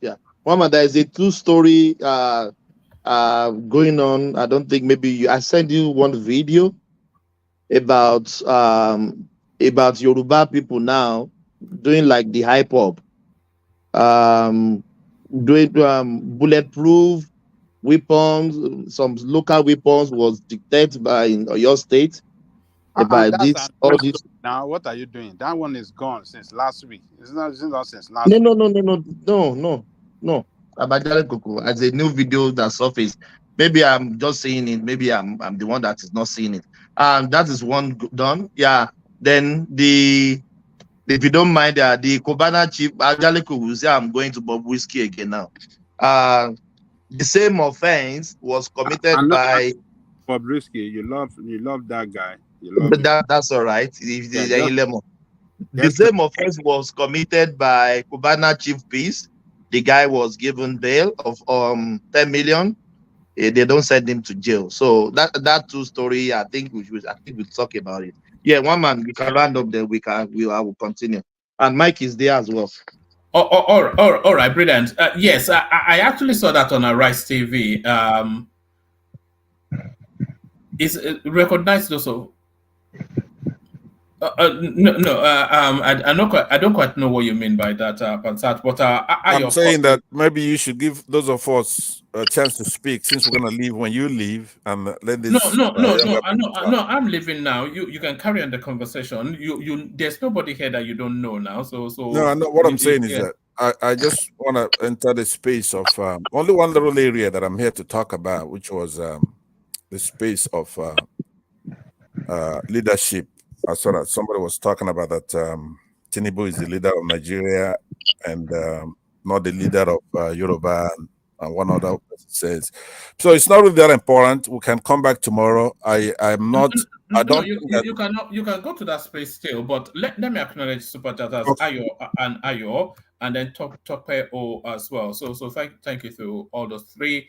So went down to all those three. Let me hand over to Thomas. And then just free flow at it. I'm not sure if Rational Mind is ready, or do you want Pansa to have his cameo and then you come after him? You can shuffle it as you deem fit. Thank you, everyone. See you tomorrow. Yeah, see you, one man. Yeah, good evening. Yeah, welcome back to the next section. Yeah, Rational Mind, do you want to carry on? Rational Mind. Let him. Yeah. Let me carry on. I mean, I will come back tomorrow to make that point. It's not that important in the rest of the discussion. So thank you very much. Thank you, Pastor. Yeah, Rational Mind. Yeah. All right. Yeah. So I think the one of Wike and PDP. I don't know. I just have this feeling that Tinubu will throw Wike under the bus very soon. And if he doesn't do that, if he doesn't do it now during his first time, if he ever runs for second time, I'm sure he's going to throw Wike under the bus.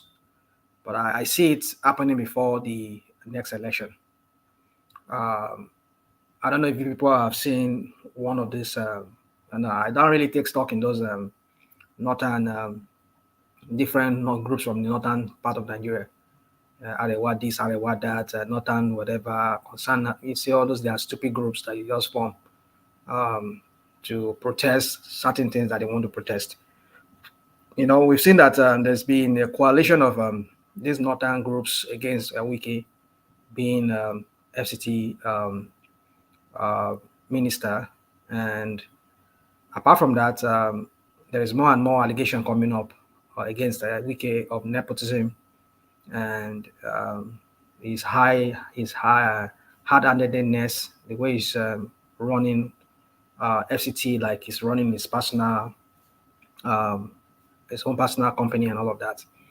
And this is meddling in Rivers State and all of that, trying to be over. I mean, like, how do I say? Trying to act like he's overzealous.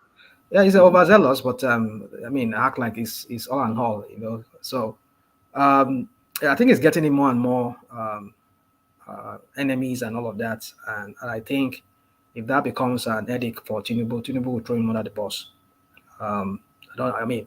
I've always not. Don't you think FCT governor as a minister? I always call them governor. They are almost governor of the state.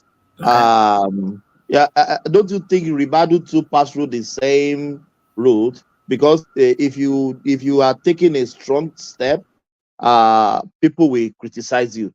You remember Ribadu too went through the same persecution. Well, I don't know about Ribadu in this context of what we're saying here. For me, I don't see how Ribadu compares to what's his name? Wike. I don't see any comparison here. But for me, I'm just trying to say is that this is wanting to play double fiddle. It wants to play double fiddle, not a second fiddle, double fiddle. It wants to fiddle in two ways, romancing APC. Mind us, we should all remember that those loyalists of his in the National Assembly, the State Assembly of Rivers State, they're all APC members. So if those people are divided to APC and they're saying they are now APC, their leader, whom they look up as a leader, is still in PDP. That tells you there's something much more going on. So I don't know what Wike is thinking. I don't know why he's playing his game. He's so dumb. I mean, I see somebody who thinks so sometimes when you are too over how do I say get sense, as they say in our local parlance, when you do like say you get sense. That sense sometimes will get you into trouble. You know, that's what Wike thinks. He thinks it's always right. It's always in Nigeria of today, we can still say Wike is one of the most smartest politicians. What are you What's talking smart about? about it? Forget that thing, Joe. It just what is propping up Wike and his ego and his fame is just the money he has. You know, the money he has stolen from when he was a governor, and I don't know if he still has that money. Maybe some people say he still has the money. He has stolen a lot of money that he has kept, changing them in dollars, in hard currencies. That's why you cannot trace anything to him. So when the time comes, I start bringing out those money and start using that war chest for his political whatever he wants. So, but then the thing is this: I don't see how he's going to play. I know some people say he's playing towards 2031. So if he's playing towards 2031, is he trying to throw PDP under the bus again for a second time? For a second time, so that 2027 will not work in their favor. Because if they keep allowing him to sit in their meetings, and he's getting all the ins and outs of their plans towards 2027, what is that? What is guaranteed that it's not going to be the same Judas that we saw in 2023 again, thereby jeopardizing their chances in 2027 because it's working for the person. We know that everybody's still saying that now. At least we had some few days ago when the idiot from what's it called, from Akwa Ibom, that calls himself a criminal Senate president, who was saying that if anybody does not support Tinubu's second term, I mean, like, I don't know what does that even mean. What has he even done? Even is deserving a second time, if not because Nigeria is a very ridiculous place where people does not even have to do anything, but still they give in second time. I mean, I don't even get it. And so, don't you see the fight of Wike and the G5? Are they asking for too much? So you can't blame them for jeopardizing PDP's chance in 2023. Sorry. You see, one thing is don't run away. Stay there. Stay there. You are trying to run away. Answer that question, please. Hold on. Thomas, you see, the thing is this. I don't.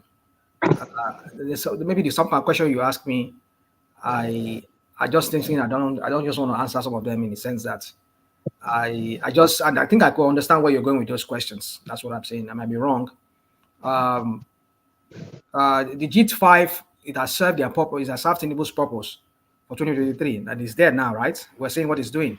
Almost a year. By next month, now it's going to be a year exactly when Tinubu has been there. So what have we seen? It has plunged Nigeria into the worst economic hardship that the country has ever faced in the history of that country. They've been ruling by propaganda. We've been seeing all kinds of crap going on in that country. And then you're asking him to go for second time. Well, I wish him the best of luck. Let me say I wish him well, we shall see how the second time, how he's going to make the second time. But my point is this: Wike there. Wike is going to sabotage PDP for the second. I don't know if these people even understand. I don't even understand if these people. I'm not too surprised, because these are people who does not have any political ideology. Is anywhere beneficial for them as long as they capture power. They capture the seat of power. That's what they get. When they get the power, what do they do with those power? I mean, they just don't work for the people. They work for themselves and for their own pockets. So I don't know what Wike is. That's why I'm seeing two things here. See that Tinubu throw him under the bus. If he sees that this is getting so much, I mean, he's getting his wing to spread out a lot. I mean, like some people say, is it Machiavelli or who was that? Is it 27 some laws of whatever? They say you should not overshadow your boss. I don't know what he's trying to play. I mean, because if he is sitting in on their meeting and is getting ins and out of their calculation for 2027, what is the guarantee that you're not going to leak those information to Tinubu and his team? You know, and then if he still wants to be in PDP, why are you now working to promote Tinubu's idea if you are from the opposition party? So you see that guy. I said that this guy called what's his name, Wike. I don't know what he's thinking about. So I don't just know. And I know one of the things he's playing towards is he has always been crying. You know, crying like a baby. He says his political structure in what's it called? In River State. That's what really matters to him right now, because his relevancy is being relevant in the political scheme of things in Nigeria is dependent on if he's able to continue controlling River State, whoever gets in there, whoever is the governor, and he continue having the money, just the same template that Tinubu used in becoming president, where he had Lagos State in his pocket, all the money of Lagos State, half of it going to his pocket, and he was able to use that in the last election and continue propping himself to be relevant even 20-something years after he's gone out of circulation. He's able to continue, promoting himself in the national politics. He was sponsoring one of the people that sponsored Boo Boo's 2015 election that got him elected. So that's Lagos State money for us. So that's what he himself, he wants to use that same template. But the tide has turned against him now. The table has turned against him now. So I don't know how he's going to play it, except he's able to hijack the PDP of Rivers State and be able to take down, what's his name, Similaye Fubara, which I don't know if that one's going to go down easily with him. With some other people on the side now, people like what's his name, Odili, former governor of the state, and some other big juggernauts within PDP. Rational man. Yeah. Rational man. Sorry. Yeah, I still need to take you back, if you don't mind. Don't let your you have the right to do what you want to do, to say what you want to say, but don't let your opposition for Tinubu go against every word that's going for Tinubu. I think Wike is fair, and the G5. What they want is, we want the chairman to resign, which all of them even agree. If the ticket went to the north, then the chairman must come to the south, which Atiku and his cohorts and his caucus breach the agreement. So you can't blame Wike for doing what they say he said, because they were, yeah. Don't let your opposition for Tinubu, because I asked those questions, said you don't want, that means you know the truth, but because of your opposition for Tinubu, you don't want to. No, let's just be factual, brother. Thomas, I'm not putting words in your mouth. I'm not saying you're doing. It's just when you ask these questions, it's a pushback. I will take it like that. As a pushback to what I've said. For me, if I'm opposed to Tinubu, I have every right to be, and that's one thing. And I have my my facts. When I say my facts, facts that I see out there, I said some of us want to deny that fact, which I know some of us were so blind to it because, what's it called? Because of is your tribe, man. Is Yoruba like yourself. I don't get biased because of somebody's from my own. If it's my dad, if he's doing what is wrong, I will tell him that what you're doing is wrong, because a single act of corruption, a single act of what's it called? Is it corruption, or what do I put it? One bad can ruin the life of so many people. So for that reason, you wonder why places like China and even like North Korea, they punish people who are corrupt in the most severe, in the most ugly way that you can imagine. It's because to deter people from ruining the lives of other people. Because if one person starts with corruption, it's spread like wildfire. And you can imagine a kind of society where corruption reigns supreme, like the one we see in Nigeria. That's why Nigeria is not moving forward. It's because of one single act of corruption that was started by somebody. Rational man, if Tinubu is your dad, you will tell him not to play the politics the way he played it to become president. I will. So don't want to be forced. Forget. You see, that is the thing. You see. Well, the country. Yeah. You see, you don't know me. That's the thing. Not everybody is. Not everybody's power hungry. Not everybody wants to be in the limelight. No, you won't be talking like this because it's okay. I know you say I won't be talking like this, but you don't. That's why I said you don't know me. That's why if you know me, you. Rational mind. Can I quickly interject for 1 minute, please? Okay. Okay. Thank you. Good morning, everyone. I just heard you saying whatever you have been talking about. Actually, Wike will continue to be relevant in Nigerian politics. So far, Atiku and the rest are still playing that kind of game they are playing. So the PDP unfortunately shot themselves on their foot. During the last election, PDP should have chosen a Southern presidential candidate. What they did in that party, especially to Southeastern, is unfair, or to the South. They have their cake and they also eat it. You cannot win that way. The National Party chairman is from the North. The presidential candidate is from the North. And then this time around, they still want to continue playing the same game. What do you expect? So as for Tinubu, he plays his game very well. This is politics. Every game is fair. But in terms of Nigerian contest, the way they play in PDP is totally unfair. And that is, they still want to continue to play to do the same thing. If they continue to do the same thing, they will continue to, Wike will continue to be a spoiler for them. And Wike politics is also relevant. If he continues to play his game very well, he might not become the president of Nigeria, but who knows, he might become a vice president in future. So everybody is playing, this is a power play. If you are playing a game to become president of a country, it's not a child play. For me, the way you have been talking, you just take it as so simplicity manner like that. We are talking about principle. If you want to be a principle man, then don't touch politics. Stay at your home and continue to do your whatever you want to do. But if you want to join as a governor, as a president, politicians, there's no honor because you do whatever.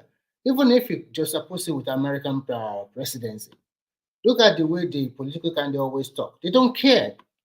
The end justifies the means. But if you want to be my holy man, then you can be a pastor or an imam and just stay out of politics. So whatever you are saying here, to me, is not relevant. And if Tinubu is your father, and you say, my father, the way you are playing this game is not good, what do you think he will do to you? He'll probably ship you out. No, Tinubu can never be my father. That's no, one.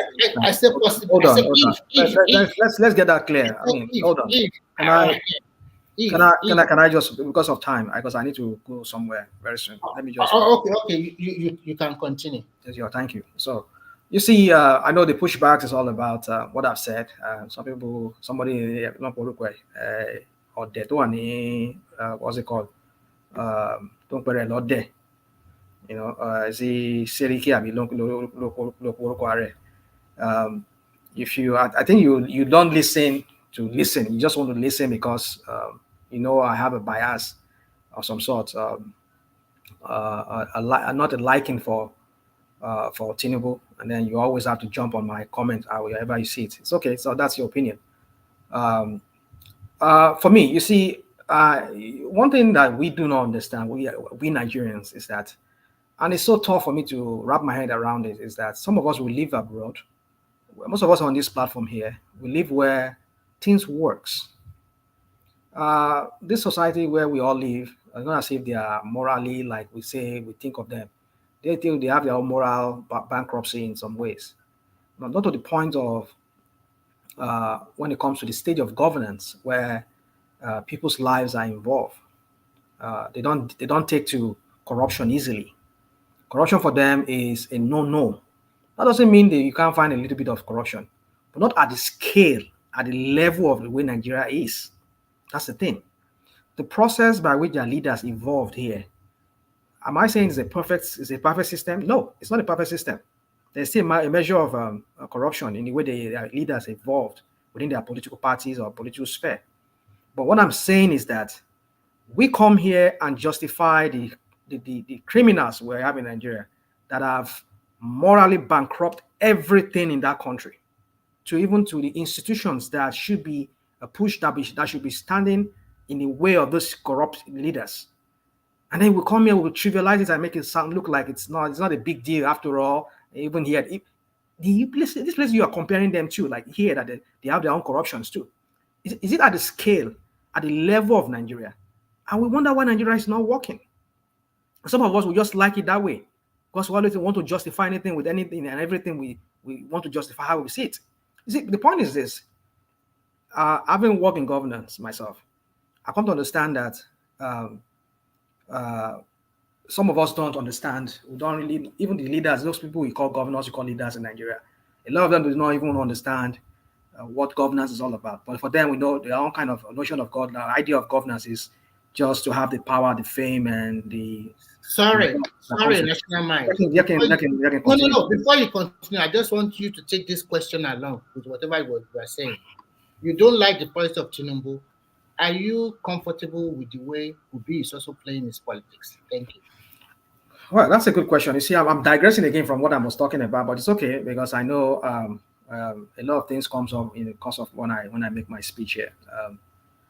Lately, I've sat down, I've looked at the whole thing about Obi. I'm beginning to have my second thought about Obi. There was a platform I think Babati was there and some of us were there. We had this discussion. And I was saying to all of them, I said, listen, it's not about, I've come to figure out that for Nigeria to move forward, it's not about just one man. Why do you, some of you Agbado people come here, you talk about, you see, Tinubu has given, they are now making money. They are making more than what the Buhari used to make now because they removed subsidy. They give the governors money. Go and fight your governor. You see, that is what some of you say here, that we should go and fight the governors because Tinubu has done his own part. He has given them money to go and take care of their respective states. So we should not disturb Tinubu. That's the point we're talking about. So I thought about it long and hard. I said, okay, all right, that's a point. That's a point. I won't want to argue that much. Because invariably, if Obi gets there, now look at somebody was in one man, somebody was asking that question earlier, that where are the obedience? Are they talking to those lawmakers or senators from, from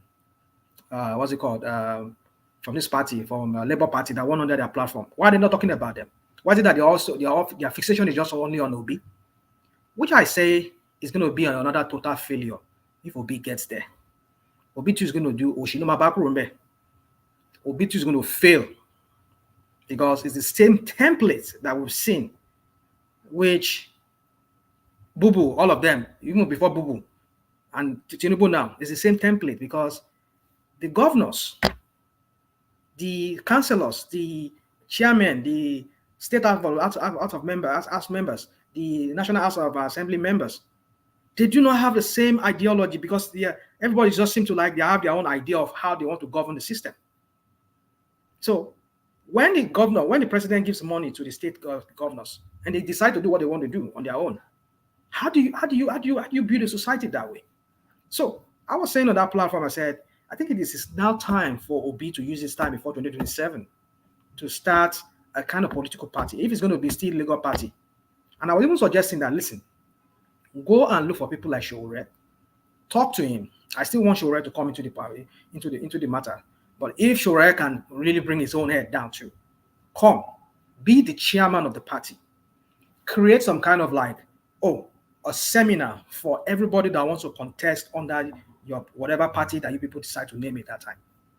Your councillors or your chairman or your house member that want to contest, do a seminar for them. Indoctrinate them. Let me use the word indoctrinate. So they to come and work with Gbadue. Well, it's okay. It's okay. You want to say it's Gbadue because you should come and work with Obi only. Well, OG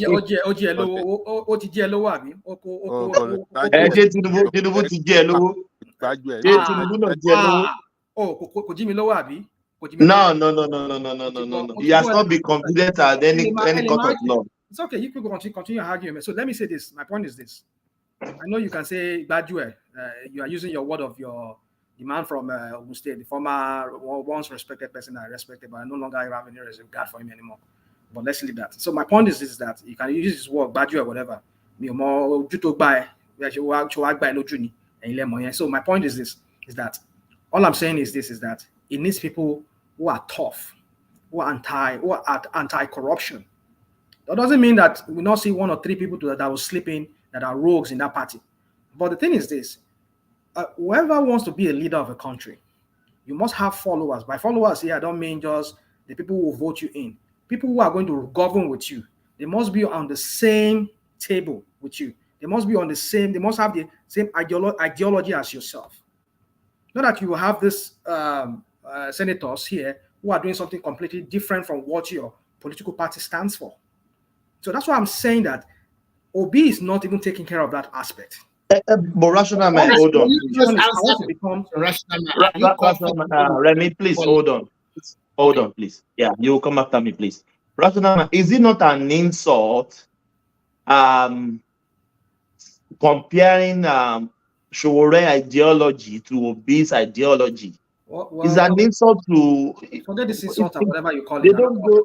No, they don't go pari passu. Listen. I've said it here. I don't know how you people read whatever I said. It's up to whoever anybody wants to read it. I don't believe that Obi is a saint. What is he at the same par as Tinubu and what's it called? Atiku at the level of at the scale of corruption? No, he's not. Do I see him to be according to you, right? According to you, it's okay. So according to me, he's an empathetic leader. He is. Has he demonstrated certain qualities that I've seen that is lacking in Tinubu and Atiku? I've seen that. Can I quickly what is this? No, this is a conversation now. You cannot just have the floor to yourself. No, it's my flaw. It's my flaw. If I want to let you talk, I know it's your flaw, but we have it's my flaw. If I want to let you talk, I will let you talk. All right. Can we understand that? Do we understand? Do we have that? Okay, I understood. So can I rational mind, one man show is over now. This is after a while. You know, we have to. One man before he left, no one person on the floor for like 1 hour talking, just freestyling something we don't get. So can I interject? It's becoming boring now. Let me talk to. You won't stifle my voice. It's my flaw. If I want. Well, you can't just talk forever now. We don't even know what you're talking about. Yeah. So we don't even know what you're saying. That's your go-to word. You're just talking blue. That's your go-to word. You don't know what I'm talking about. You don't know where you're landing, what you're even saying. We don't understand. People that are trying to understand, let them at least come in. Thomas, are you there with Thomas? Yeah, I'm here. Rational mind, take your decision. Rational mind, you know the second section we free flow, we interject here. Yeah. So if Remy wants to let me flesh out my point first. Let's Remy. Somebody like Mike will tell me when to land now. I was going to land for like now starting with you come back. You're just talking a circle. And Remy's trying to come in, saying no, let me land. When are you going to land? Remy will not come in. If you want to talk the way you're talking, Mike, I will not let Remy come in because you not tell me when to allow him to come in. All right. Rational man, yeah, go on. This is how you want to be a moderator. I'm gonna have to exit then. So no, you don't have to. No, I'm the one moderating. Yeah, let me hear. Rational man, Remy, let him land there. You come after him, please. Yeah. Okay, Remy, come in. Remy. Okay, thank you. Rational man, just Remy, the interjection 2 minutes, so he can take back. Maybe I will not even spend up to 2 minutes. Yeah, thank you, brother. In terms of empathy, in terms of sympathy, in terms of helping the down doctrine, B is not even up to 25% of what Tinubu have done or Atiku. Go and ask most Nigerians. In terms of giving money, moral support, in terms of popular new leaders to become governors, senators, House of Reps, National Assembly member, chairman, Obi is not even up to 10% of what Tinubu and Atiku have done. In terms of helping the Dan doctrine, I repeat again, Obi is not up to 10%. Do you know how many people these leaders have spent money? It's okay. No, let me finish. You said 1 minute. It's just 25 seconds, for God's sake. 25 seconds. Remy, you want 1 minute now? Okay, continue. It's like I'm timing myself. This the watch is done. Okay, go on now. You're already taking your time. Okay, so don't compare together. So it does not have that empathy. It does not have that sympathy.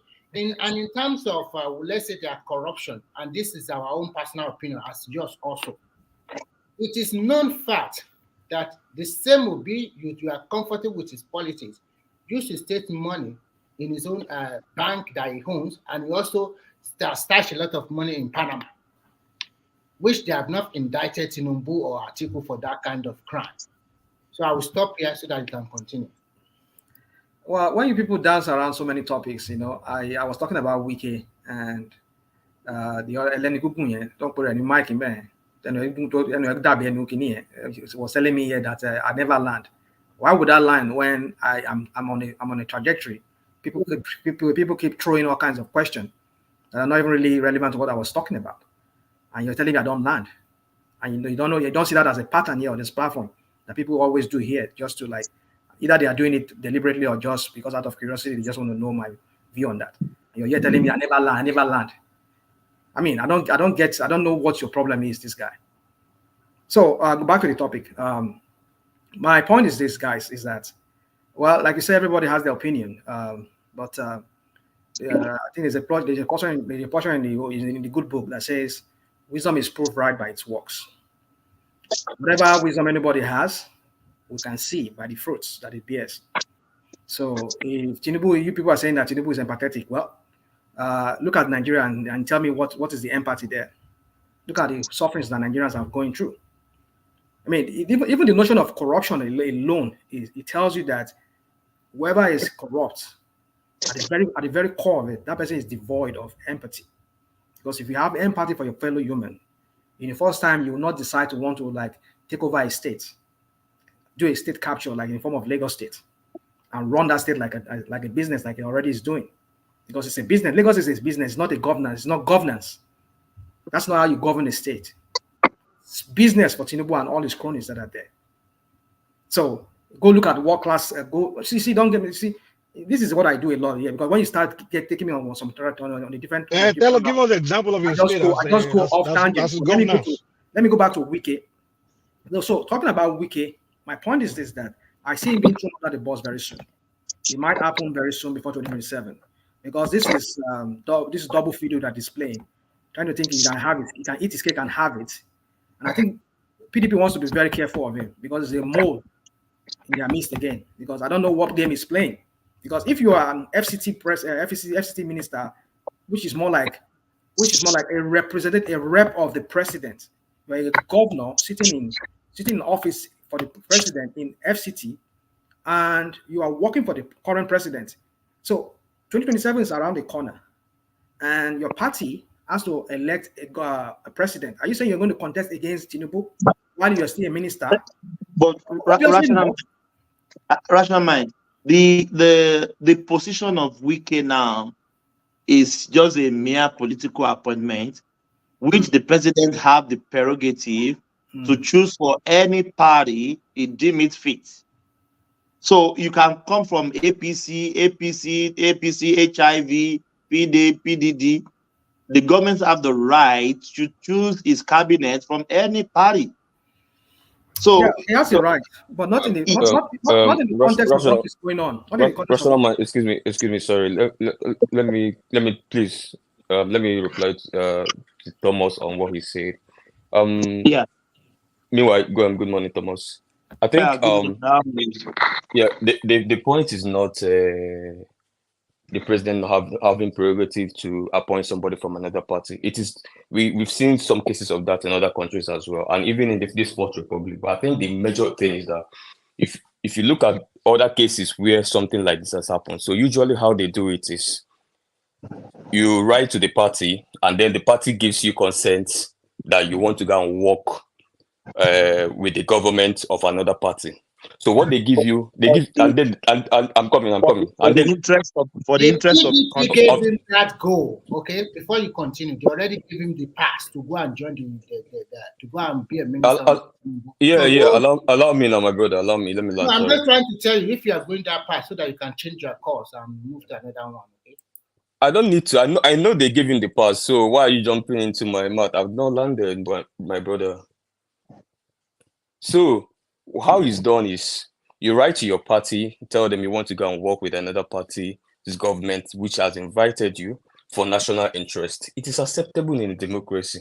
But how it works in the same democracy is that the party now gives you some sort of a sabbatical leave. So you are a member of this party, but for the period of which you'll be working with the other party, you will not participate actively with the internal runnings or the runnings of the other party. Where is that been? Where is that been practiced? He's making it up now. He just where is that been practiced? Where? Feeding us. Ṣé ìtẹ́túyẹ̀jẹ̀ tó gbé jáde nínú chamber yìí tẹ lọ lélẹ́yìí? Where has that happened? He just made it up now. àbí kí làwọn pípù yìí máa ń sọ̀rọ̀ báyìí bí báyìí kí ló máa ń sọ̀rọ̀ báyìí fún pàápàá wọ́n dẹ̀ pé wípé wọ́n fi pé ọ̀bọ làwọn èèyàn tó ń gbọ́ tó wà ń bì yìí ni. Ajalegogo, you know they have A party WhatsApp will group. give a member a sabbatical leave. Where has that happened? Àbí kí ni àwọn pípù yìí ibo láti gbé gbogbo ìbò. Ẹyẹ kó lánàá kẹ́ tó máa bẹ̀rẹ̀ sí máa pín bí ẹran.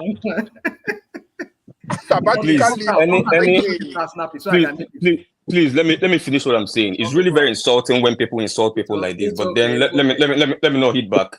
Anybody that is listening to this can go and listen. Wait, can I finish, bro? You come here and just make up things, man. Come on now. I'm not mumu here now. Anybody come here just whenever you're not in obedience stuff where a bunch of idiots are there. You can just be deceiving each other. You can't come here and trying to deceive us. You're insulting our intelligence, man. We are not dumb here. Come on now. When you start making up things, man, come on. Calm down now. It's okay, Opta. Just go on. Just make it wrap. You wrap it up real quick. If you, I said you don't want to talk, let me just take over the space. I know you are. Maybe you probably. No. It's really very annoying. Russian, very annoying. But let me just land what I'm saying. Anybody listening to me now can go and check Channels TV interview by one of the officials of PDP that spoke 2 days ago. That how it's done is that you can be allowed to go, but during the period of which you are serving another party, I put the word sabbatical because that's literally what he meant by what he was explaining. During the period of which you are serving another party, you cannot. Wait, let me land now. Hold on, please. You will land, please. I'm the moderator. I'm allowed to comment. Please hold on. Don't say serving the party. It's the service to the country. That's what they call it. Forget about this party. Go on. Okay. You're calling in service of the party, calling in serving the country. The party in government is another party different from yours and is a co-contestant with yours. So how it's done is while you are serving the ruling government, because that is what it is, the ruling government, and that's APC is the ruling government. While you're serving the APC government, at that period of which you're serving them, you are not allowed to be part of the goings on in the other party. So when you are done, or if you resign or you are done and you return back, the door will be opened for you again. But while you are there, your loyalty is to that government at that time period. The president, the government that employed you, that's where your loyalty lies. Now, if you're coming in, are you coming in as a representative of Asuwaju to those meetings in PDP? Because your loyalty now, not later, not when you leave as FCT minister, now is to Asuwaju, the APC leader. He is the national leader of the APC. So when you are serving there, you are not going to partake in anything in your party, PDP or whatever it is, because they have their secrets as well. But when you are done there and you come back, you can continue from where you stop. That's the point the guy made. And I didn't. The guy. So let me stop you there. The guy that you listen to, did he tell you that that's the rule in PDP? Did he tell you that? Yeah, he said it. Yes, he said that's the rule in their party. He said that. Hold on. He said it. Yeah, he said it. Hold on, Remy, hold on. So he said that. Oh, sorry, it's TVC. TVC. Hold on. I just remembered. So the guy said that's the rule in PDP, right? Yeah.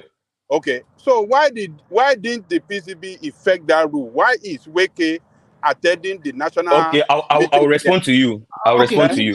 They asked him. No. Let me respond to Baba. They asked him this question. Remy, allow me. Take this along. I don't know whether I'm using earpiece. Your voices are in my ear. I want you to take this along. The risk that Wike is serving in Tinubu government, the risk is even more higher with APC than PDP, and I'll tell you why. Because Wike will be sitting down in their Federal Executive Council, knows the plan that they want to do. So if you are saying that, okay, that governance plan, not political plan, governance plan. Everything, whether political governance, that's all you discuss there, governance. Relax. Yeah. If you are saying that Wike would be a mole more against PDP because it's serving Tinubu government, you are wrong. Because everything APC is doing, because we have a minister there, he will also know offhand before you or I know. He's not attending APC meetings. No, forget it. Who told you that? This is your politics, okay? So he has his hand on everything there. So he can also go back and report back to PDP again. So your analysis, whatever you are saying, does not hold water at all. Thank you. I've already debunked you on your way to arriving to where you're going to. But let me answer Baba Ajaniko. Baba, you say the question you asked was also asked asked of the man, where you asked remind me your question, sir.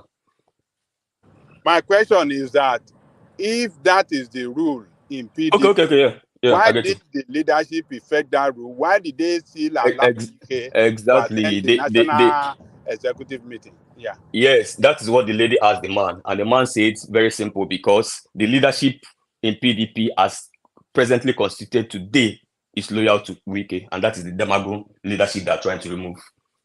So you believe that that guy is just talking nonsense? That guy you are talking. But everybody that knows the politics playing on, we are here now. Everybody knows what's going on in PDP right now. What is the position of that person in PDP? The acting national chairman. Who are you talking about? What is the hold on? What is the position of the person you listen to on the interview? What's the position of that person in PDP? He's a PDP official. Yeah, the person that spoke. The guy you are talking about is a former scribe for a long time ago, maybe 12, 15 years ago. That's what's the position? I forgot his name. It's not a party official now. He was a former holding a post in like 20 years ago. It's not relevant to that party of today now. Please. Wait. So do you want to speak to the working? I'm coming. Let me ask them. Do you want to speak to the workings of PDP more than a PDP member? I mean, you have never been in PDP, never seen their constitution, never done anything there, but you want to speak over a PDP member telling you what is going on in his party.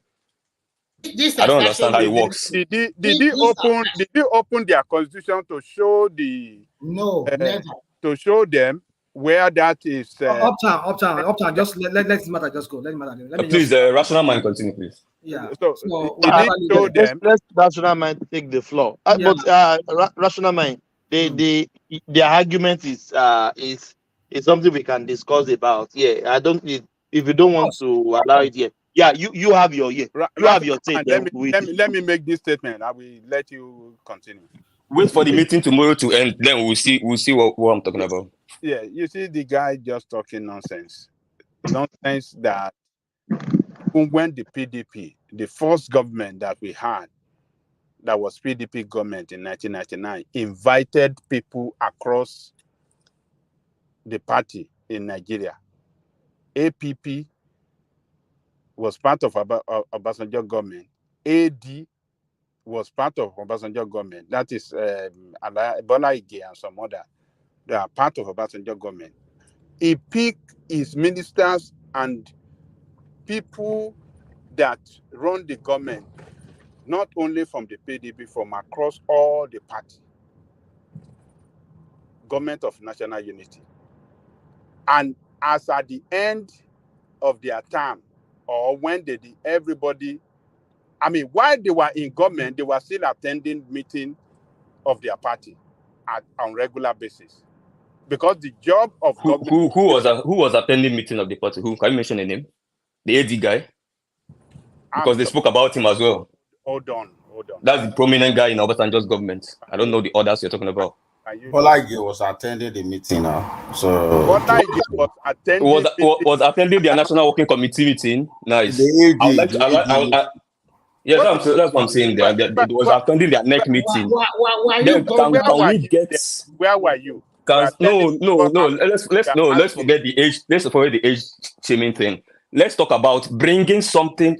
We are telling you what we saw. No, everything is documented. What is the evidence? Party. You can't say. So there's no need shaming people. Just tell us this. I'll bring my evidence that this person was doing this because that's how I do. I just told you now. This is the person that said this. You go and check it in TVC. That's how people do. Nobody should come and tell somebody, why you born then? This and that. Let's forget about all that. Uptown, but what is happening today is not a new thing. That's what Ajale Koko. That's the even reason why I joined. But my brother, if you listen to me, I was the first person to admit that it has happened in this Fourth Republic. If you listen to when I started speaking, that means I knew what I was talking about. I said it has happened under Obasanjo's government. I admitted that it has happened before. I just said that the point the PDP, I'm coming, that what the PDP guy was saying was that the convention is things as sensitive as party meetings, that the person is not usually allowed. But it's not true. That is what the guy was lying. Well, let's see what will happen after PDP. After Wike is kicked out tomorrow. Let's see whether it's going to go there again now. There is no party that will throw away, one or some of their leadership because they are serving in opposition party. They won't throw them away because they took permission from their party before going to serve. So what's the reason for taking permission before to go and serve in the opposition party, opposition government? So let us just use this is a matter of common sense. Did that person open the part of apparently that sense is not common, because even for what you're saying now, there's something you just said now that about Wike, but you forgot that you left that part out, that a PDP state as Rivers State, where all the elected officers, more than 99% of them were all elected under PDP. So just because they have a beef, which Wike was the instigator of the whole beef, almost 70% of the National Assembly, State Assembly, they defected to APC. They have a right to. Hold on. Remy,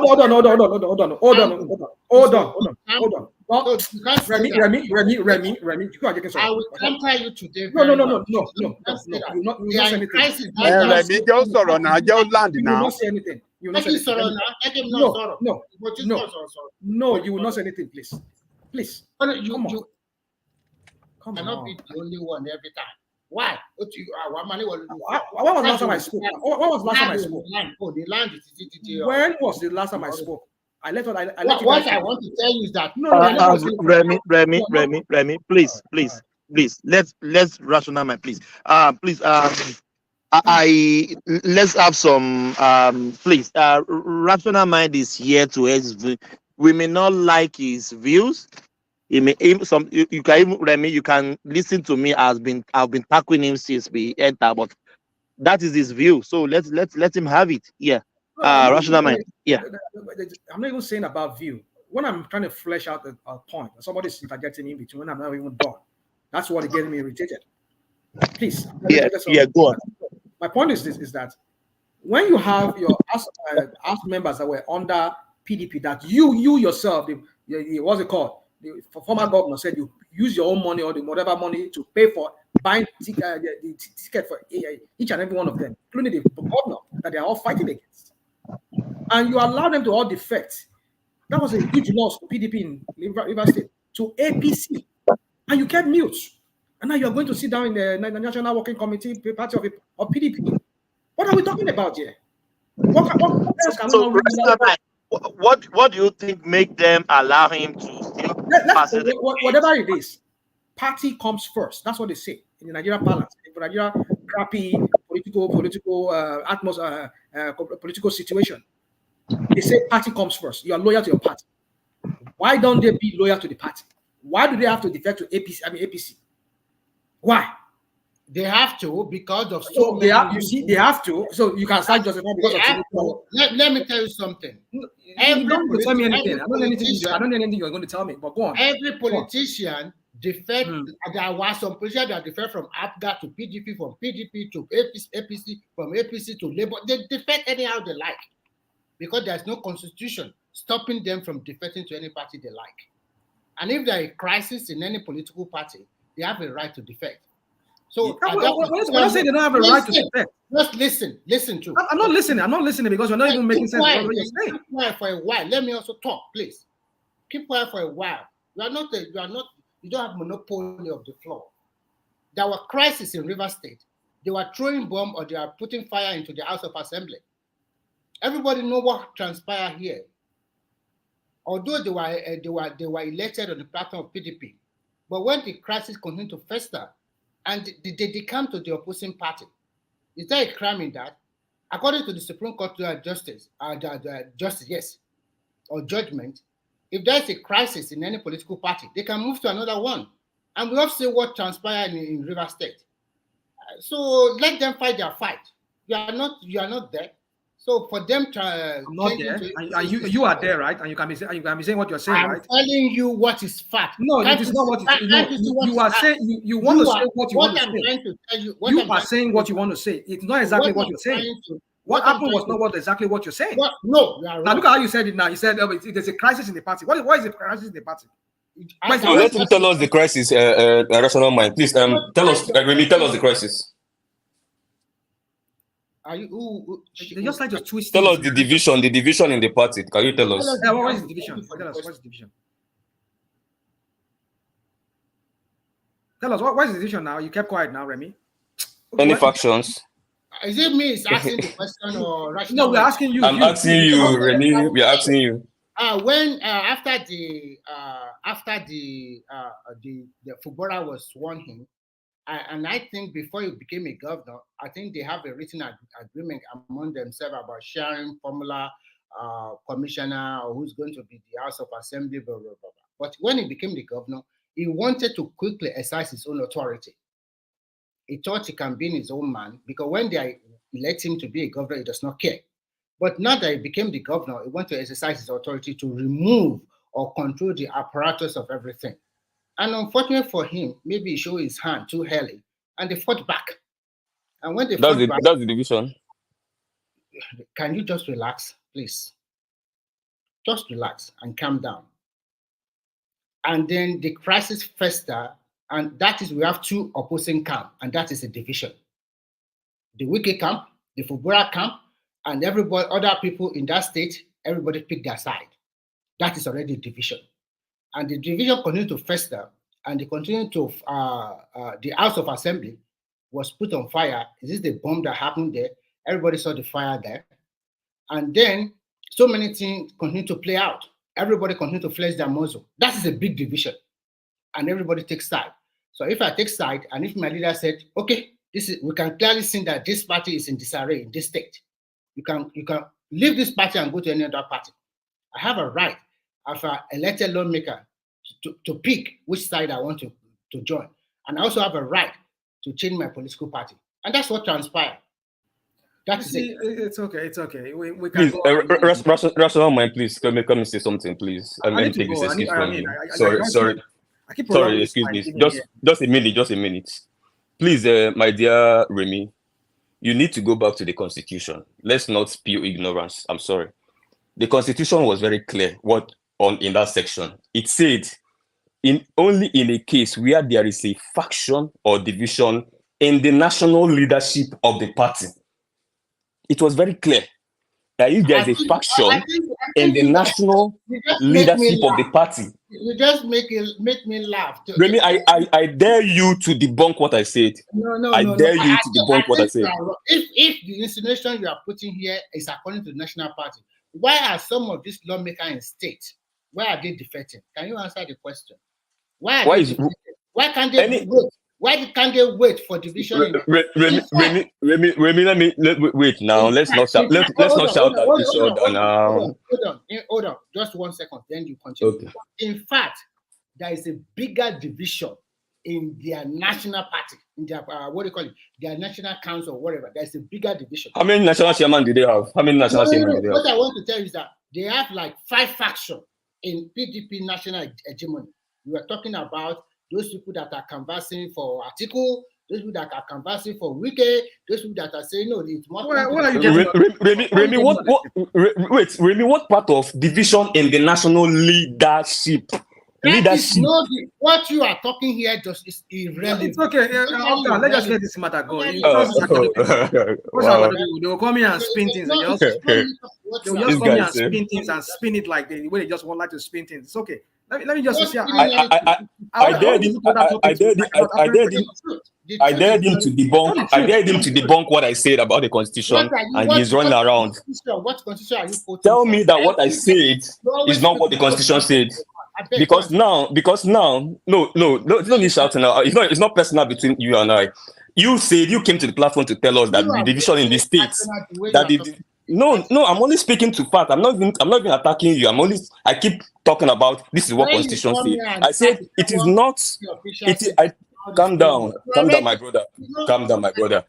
You came here and told us that the division in the state that people say they were going to sharing formula and all of that. I told you the constitution didn't say any of these things you're saying. The constitution was very clear and explicit about a division in the national leadership of the party, like two chairmen emerging in one faction or the. Hold on. I don't even think it's a constitution. It's a court ruling that says that. No, the court ruling was the court ruling defined the constitution further. You get what I'm saying? It made it more explicit that the division must happen in the leadership of the national leadership of the party. Yes, that means when they have two factions, where one chairman is this side, the other chairman is this side. So one secretary is here, one secretary is this side. That is what the constitution said, and that's what that court, that judgment pushed further. Up down with all these things you are talking about. What is PDP doing about it? PDP is not doing anything about it. You are just talking about well, you can say they're not doing anything about it, but you know the dilemma they've dropped a press conference this evening. Actually, if you listen to Bala Mohammed, he said that now they are going to be moving. They said now it's not them, it's not PDP that will just Fubara. Okay, my brother, that is why Fubara is yet to represent the budgets. And if you listen to his spokesperson, the last time they spoke, the guy from the Rivers, that's why he's yet to represent the budget, because they're still standing on the fact that those guys in those House of Assembly is illegitimate. Okay, Uptown. So they know they were going to. Wait. Okay. You are talking about Fubara, and meanwhile, Rational Mind was talking about that it was a Wiki that purchased forms for those guys to the House of Assembly. But he was the one that even purchased form for the governor too. So if we are talking about the House of Assembly, he did the same thing for the governor, and the governor is not in his camp today. So we cannot just choose and say, oh, this is side that we want to support. But I don't understand. I don't understand what you're saying. Now nobody's choosing. Nobody's choosing now. Fubara is governor. Rational Mind will know what I'm talking about, because Rational Mind. I don't know what you're talking about. That's why I'm saying nobody's choosing here. I don't know what you're talking about. No. I am confused too. You said that Wike is supporting the House of Assembly. That Wike, he was the one that purchased form for those guys. Mm-hmm. And I'm not saying that he did the same thing for the governor. So if you are saying he has something he can control those in House of Assembly, why can't you tell him to control the guy, the governor? You see, some of us hold on. Some of us want to act like that. We don't even maybe because we don't even follow the politics very well, or we just want who is not following. You always believe that they're following it, they're pretending. Yeah, okay, fine. You follow it, but you don't follow it. Apparently, you don't follow it. Hold on now. Hold on. Dude, will you allow me? Don't call me to do. Just talk. Okay, Crown, can you allow me? Can you allow me talk? Can you allow me talk? Just see. The point is this. Just make your point. Make it clear. Forget about you don't have to talk to people anyhow. Would you allow me? I will allow you, but I'm just telling you that you want to address me. You can't just be telling me, you don't know this thing, you don't need that. So if you know all this thing you are it's okay. No, don't tell me it's okay now. Don't tell me it's okay. I have to talk. God. What's going on here? What's going on? Wait, why? Please hold on. I mean, like, what's triggering you? You will talk from morning to night. You will not allow anybody to talk. So continue. That's your job. But I've allowed you people to talk. You know how long I've allowed you people to talk here? Continue. You people just be talking. So if you insult me, I was here. I let every one of you to be going off tangent, to be talking, and you're telling me that I'm not. I like to dominate. Wait. If you insult me, why do people like to lie? I mean, why do people like to make things? If you insult me, I will insult you, please. If you insult me, we don't want to. Come on. Ground. Crown, we don't want insult. Irrational said, will not. Yeah, Rational mind is like this. that's what I'm telling you. I'm not he insulting said, anybody. I've been But you talking, allow me to talking. talk. But if you try Why to is he talking insult about me, me talking? if I you kept try quiet to here. insult me, I will do the same thing to you. Rational So mind, that's rational what mind. I'm telling Let's you. be I'm not let's be fair to somebody Crown. that you He just came in, so we should have allowed Well, him we to appreciate speak him now. coming. We appreciate his Yes, presence. he just came in. So yeah. So Yeah. rational mind, yes. And Continue. we appreciate his presence. But all I'm saying is this: is that some of us will come here, and if I say some of us, if you know it's you, I didn't mention your name, Crown, but you targeted me. That was why I said, would you please allow me? I called you Duke because I could not know other name to call you. So if I say, I'm not trying to disrespect you. Just the way I speak, I address people. I don't know if some of us. We know that it's not the Let me form of let me know go up. So my point is that immediately these people defected to APC. What did we see? They went to speak with Wiki. Why did we leave that part out of the narration? They went to see Wiki, and they were saying that they stood by their national. That is normal. Hold on. Remy, please. We must let speak rational mind. Let him speak. And Yeah. they said they stood Go by on. Wiki, their leader. And so why did Wiki not ask them? Why did you have to people have to do that at that point? You see, we can come here and say things. But rational mind, only if you are deceiving ourselves. Wiki cancelled. He doesn't know about the defection. Well, that's what some people want to believe here, that he doesn't know anything. He cannot do anything about it. No. So, why won't he know? That's the blatant lie.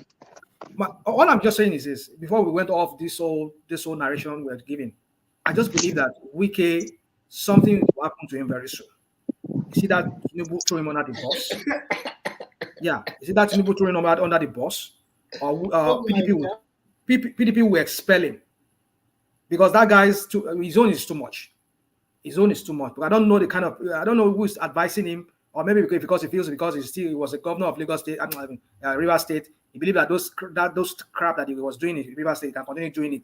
Well, we shall see. Time will tell. Okay, let me come in here. Let me Thomas, I need to go. I need to run because I have another topic I wanted to address, but it's okay. I know people want to say anything. Rational mind, don't disturb yourself. It will end tomorrow. No worry. They go calm down. It they sweet them. Wiki, we go all of us there now. They don't collect rivers from our. You remain national. So, to me, what is happening in PDP is very simple. There are some set of leaders in that party who don't want Atiku to contest again.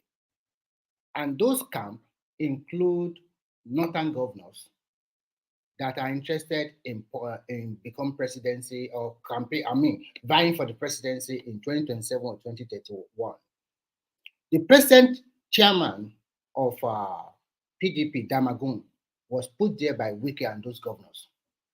They know the game they are playing. It's a power game between Atiku and his cohort with the others. Whatever you guys say here, don't be surprised. Wiki is not going to be expelled from the party. He has bigger stake in that party. It's not going to be expelled. What will transpire in that PDP is that at the end of the day, if they can find a way to checkmate Atiku, they'll put their house in order. Because the Bala Mohammed you are talking about is interested in 2027 to contest. It's not in camp of Atiku. And they know the truth. Their chances is quite limited if they put an 82-year-old man to continue to contest in PDP. Again, against a Southern presidency. They know what they are doing also. So, and all these things we are talking about, the internal game plan of that party, I or you don't know anything about it. So at the end of the day, they are not going to expel him because it's a big asset. And that Fubara, whatever we are talking about today, in the next 2 or 3 years, it will also realign one way or the other. So when somebody puts you there and you think you want to fight dirty, of course you can fight dirty if you have the political will and the sagacity and know how to play the game. Maybe you can come on top. But if you don't have it, you are relying on old foes to help you. It's those old foes that is going to be at the end of the day, they are going to deceive you. And at the end of the day, you are going to lose out big. So I rest my case here so that other people can also talk. Yeah, I think rational mind left. Yeah. Do we have Ekene? Let's give him the privilege of speaking from Nigeria. The Jagaban of Lagos. How are you, my brother? I do. Yes. Let me give you kudos. I always appreciate you when you turn up, because I know the time is very very difficult, and you always turn up. Thank you for coming always. Yeah, thank you very much. Thank you. Yeah. So, what do you want? Do you want to speak to the topic, or do you want to respond? Yes. I was trying to calm down and listen to the argument, but I couldn't get the argument very well because this person is talking, this person is talking. You know, I decided to keep calm. So give me the topic, because I couldn't get everything. I couldn't get the argument from all the speakers are saying. No. The argument was, we were talking about Wike, how he is in Tinubu's camp, and it's also attending the meeting in PDP. So what is the rationale? That's what our argument is based on. Yeah. So I don't think, if you want to speak on that. For me, I will never support the attitude of Wike, because he has the right to attend the PDP meeting. He has the right to work for Asiwaju. That's quite all right. But the attitude of Wike is getting to where he is now under Tinubu's government. Everybody knows it's not just what he just got. It's just what the deity or the politics he played against his own party that got him his position that he is today in Nnpc. It's not just that he got a position. Ekene, I asked Rational Mind the same question. I know you guys are from the same political party lineage, but I will be glad if you can give me a good answer. Can you, as a person, blame Wike? Yeah, I can blame Wike. Yeah, let me just give you a little bit background. You know what's going to, but let me just say it for you to answer my question. When the ticket, the agreement was, when the presidential ticket go to the north, the chairman of the party will come to the south, which Atiku attend to, Iyocha Hayutu, they agree to. So when Atiku attend the ticket, they don't want to relate the south, the chairman of the party to the south. We know what goes on. We came out saying, let's stick to our agreement. Agreement is agreement. You must go. You know why they work against PDP. You know that. Everybody knew it. It's not a breaking news. Russia, Mr. Thomas, you see, everybody knows Wike. I know Wike, especially when Wike was once a leader of the PDP. You cannot destroy your own house and expect it to stand. Atiku has his own share in the failure of PDP. For Wike, I know, stood with PDP even in difficult times. But you cannot destroy your own house with your own hand and expect people to applaud you on that. You understand? All the almost 3 past or 2 past chairman of PDP was Wike speak. Wike speak. Nobody pick him for him. So he picked Secondus because of the power he wielded in PDP. He has the opportunity to pick Secondus, and we know the reason, because he wanted the power to come from the north, which he supported Tambuwa. At the end of the day, Atiku pick up the ticket. Then now, coming to 2023, you came out also, you removed Secondus entirely by yourself without anybody opposing you in the party. And they replaced it with Yoshiayu, expecting to get the ticket in 2023.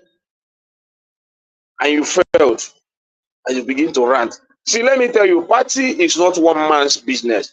Wike is running PDP as if he is the only person in PDP. And that is what I hate about him in PDP. You give other people's opinion to stand. Because even in that convention, you made your point clear that whatever happens as a party man, you are going to stand by it. You understand? At the end of the day, the candidate didn't pick you as VP, seeing that he cannot work with you. You became more angry. It's not as if you didn't beg for it. You begged for it. You sought for it. When Dilo Malaye challenged him, you called him more than 29 times to beg Atiku to pick you as VP. He never spoke. He never responded to that. Which shows that what Malaya said was the truth. So he's a power-drunk person, which I dislike about him. You see the same thing he's playing in River State. You understand? So, but he has the right to attend the meeting they're having.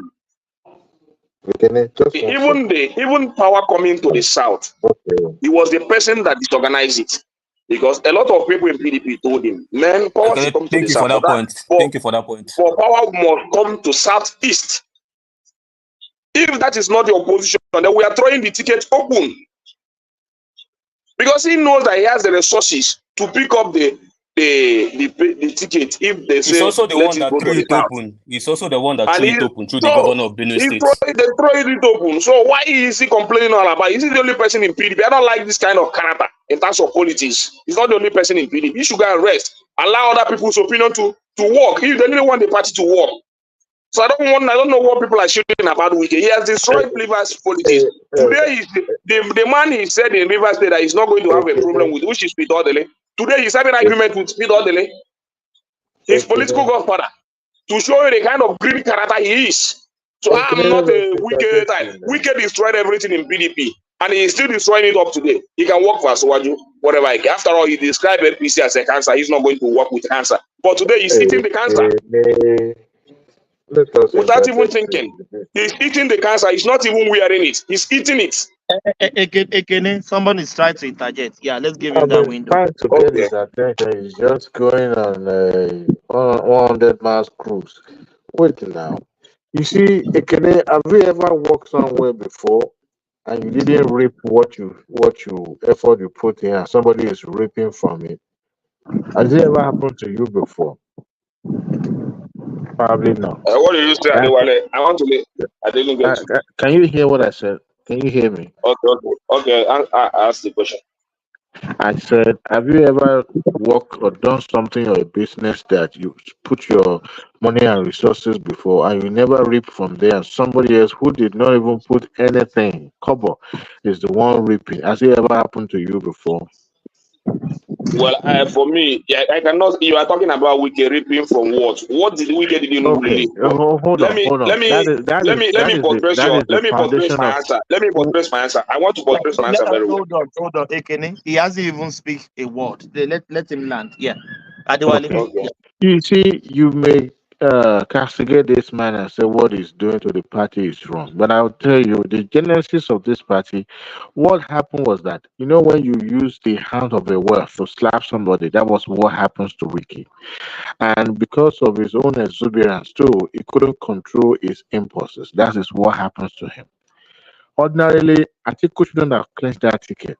And Hayu of a person, he supported Hayu when he ousted his main man, Secondo. But you see, at a point in that country, Wike was the one personally financing PDP. It was like PDP was non-existent after he had spent the resources of his state. Because usually when they spend money like that, they're trying to protect themselves so that EFCC will not come after them. That was the reason why it was, gravitating towards Tinubu, knowing fully well that Tinubu will win that election. And for the fact that what they did to him in PDP. So, honorably, what you should have done the moment Atiku clinched that ticket was to say, you know what, I need to ease myself out so that somebody from the south, at least to appease not just Wicked only, but the people of the south in particular, to be appeased. But no, he said that he will wait till the election so that should in case Atiku wins that election, he will now step down. But Wike now told the public that this man collected humongous amount of money, right? So that tells you that this man would not leave office even if Atiku wins the presidency. And Atiku too, because he had promised Okowa too was spending the money of his state to finance Atiku's campaign. They knew the southern governors. They knew that was the plan of PDP. Remember, it took a while before APC picked their own candidate, a vice presidential candidate as well. So it was a political calculation. And what did the Wike do? Wike knew that he can't match Atiku's political prowess and his tentacles. So he had to put in stubbornness, whatever you can call it, to dabaru the whole plan. And when it seemed the party would not accommodate him, number one, you won't pick him as a vice president candidate. Number two, you won't able to pick his own candidate for chairmanship of the party. So tell me where lies his effort, all what he has been doing to the party. What was his reward? He knew that he would not amount. There is not all You this see thing, what all this thing you, I hope you listen to my all this thing you analysis. explain. So All this thing you analyze. wait now.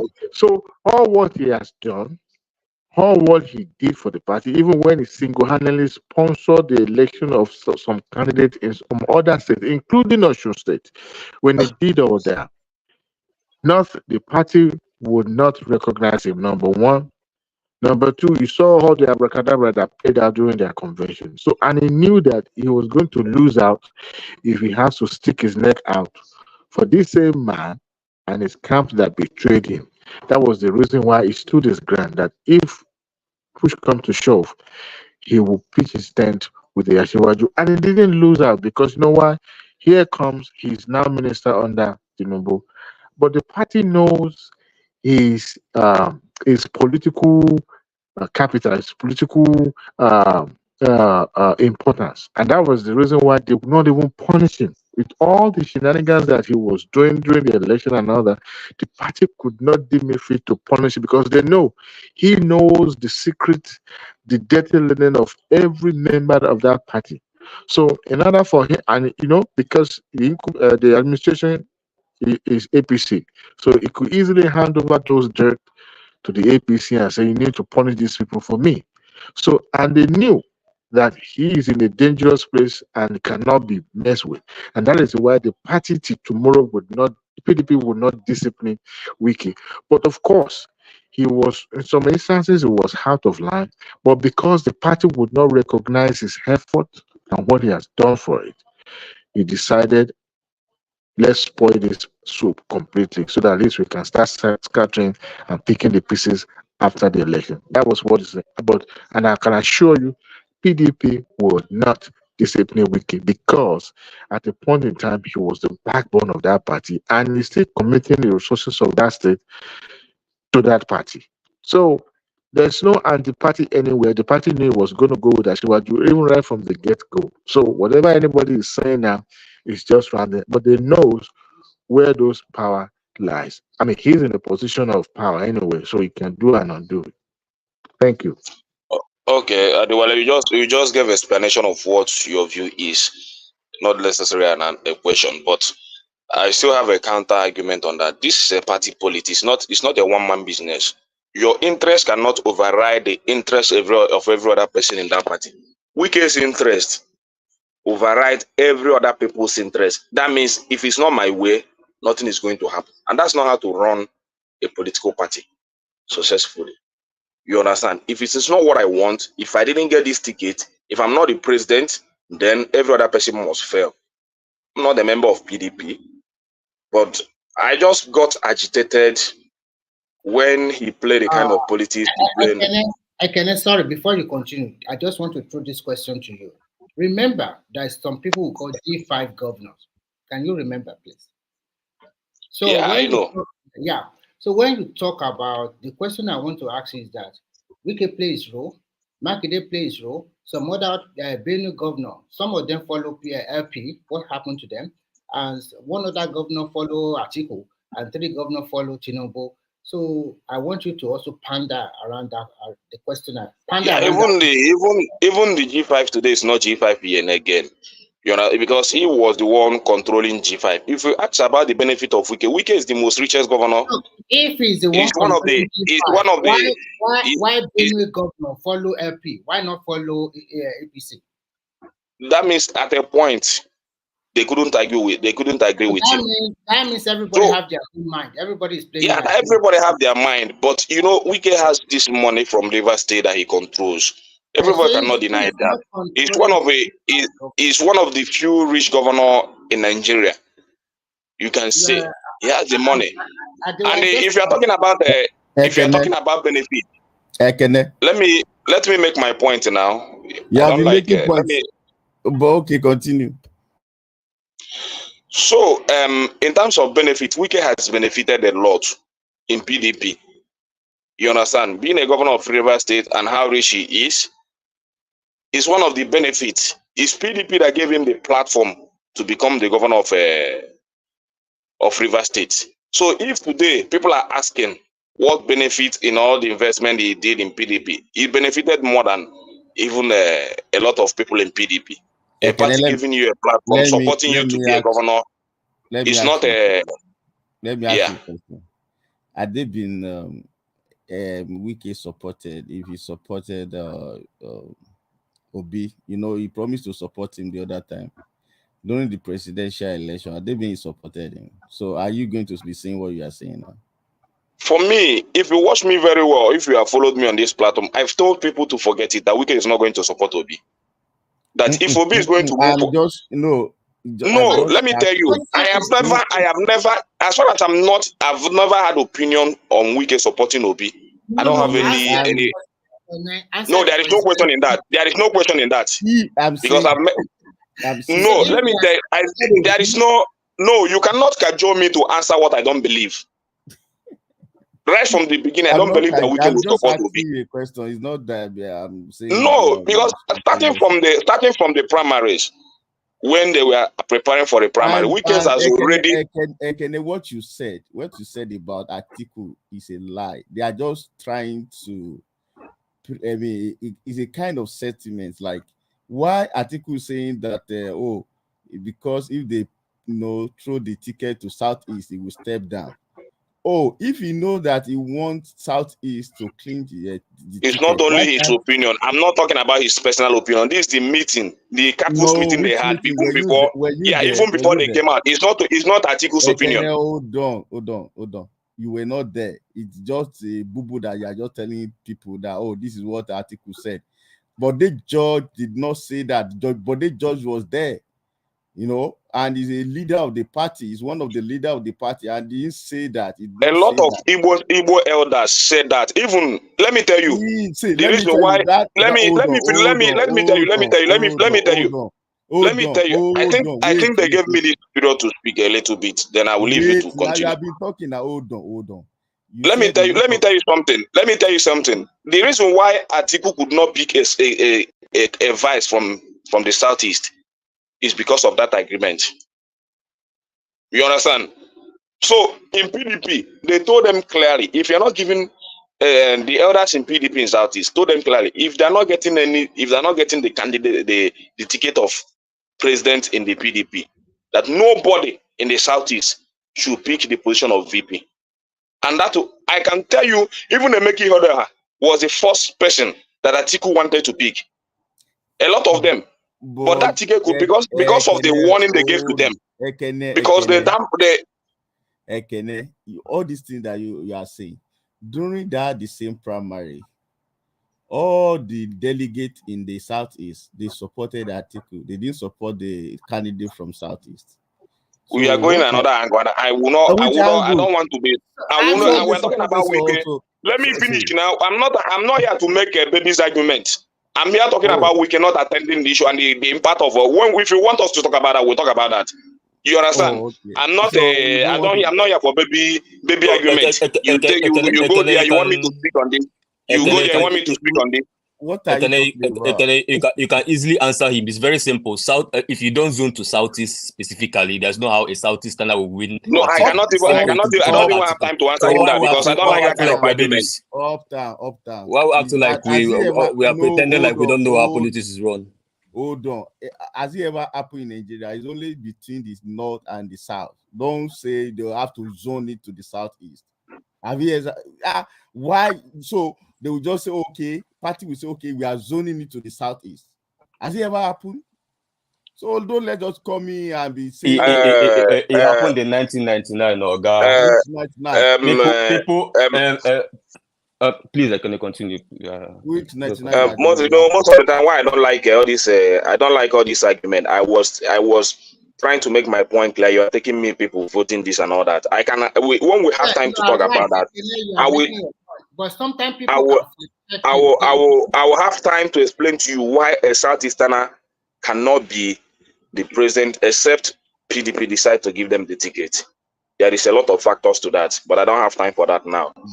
But my point still remains that starting from the time of that primary, Wike has already gone to the southeast to tell them that your son can never win him in the race.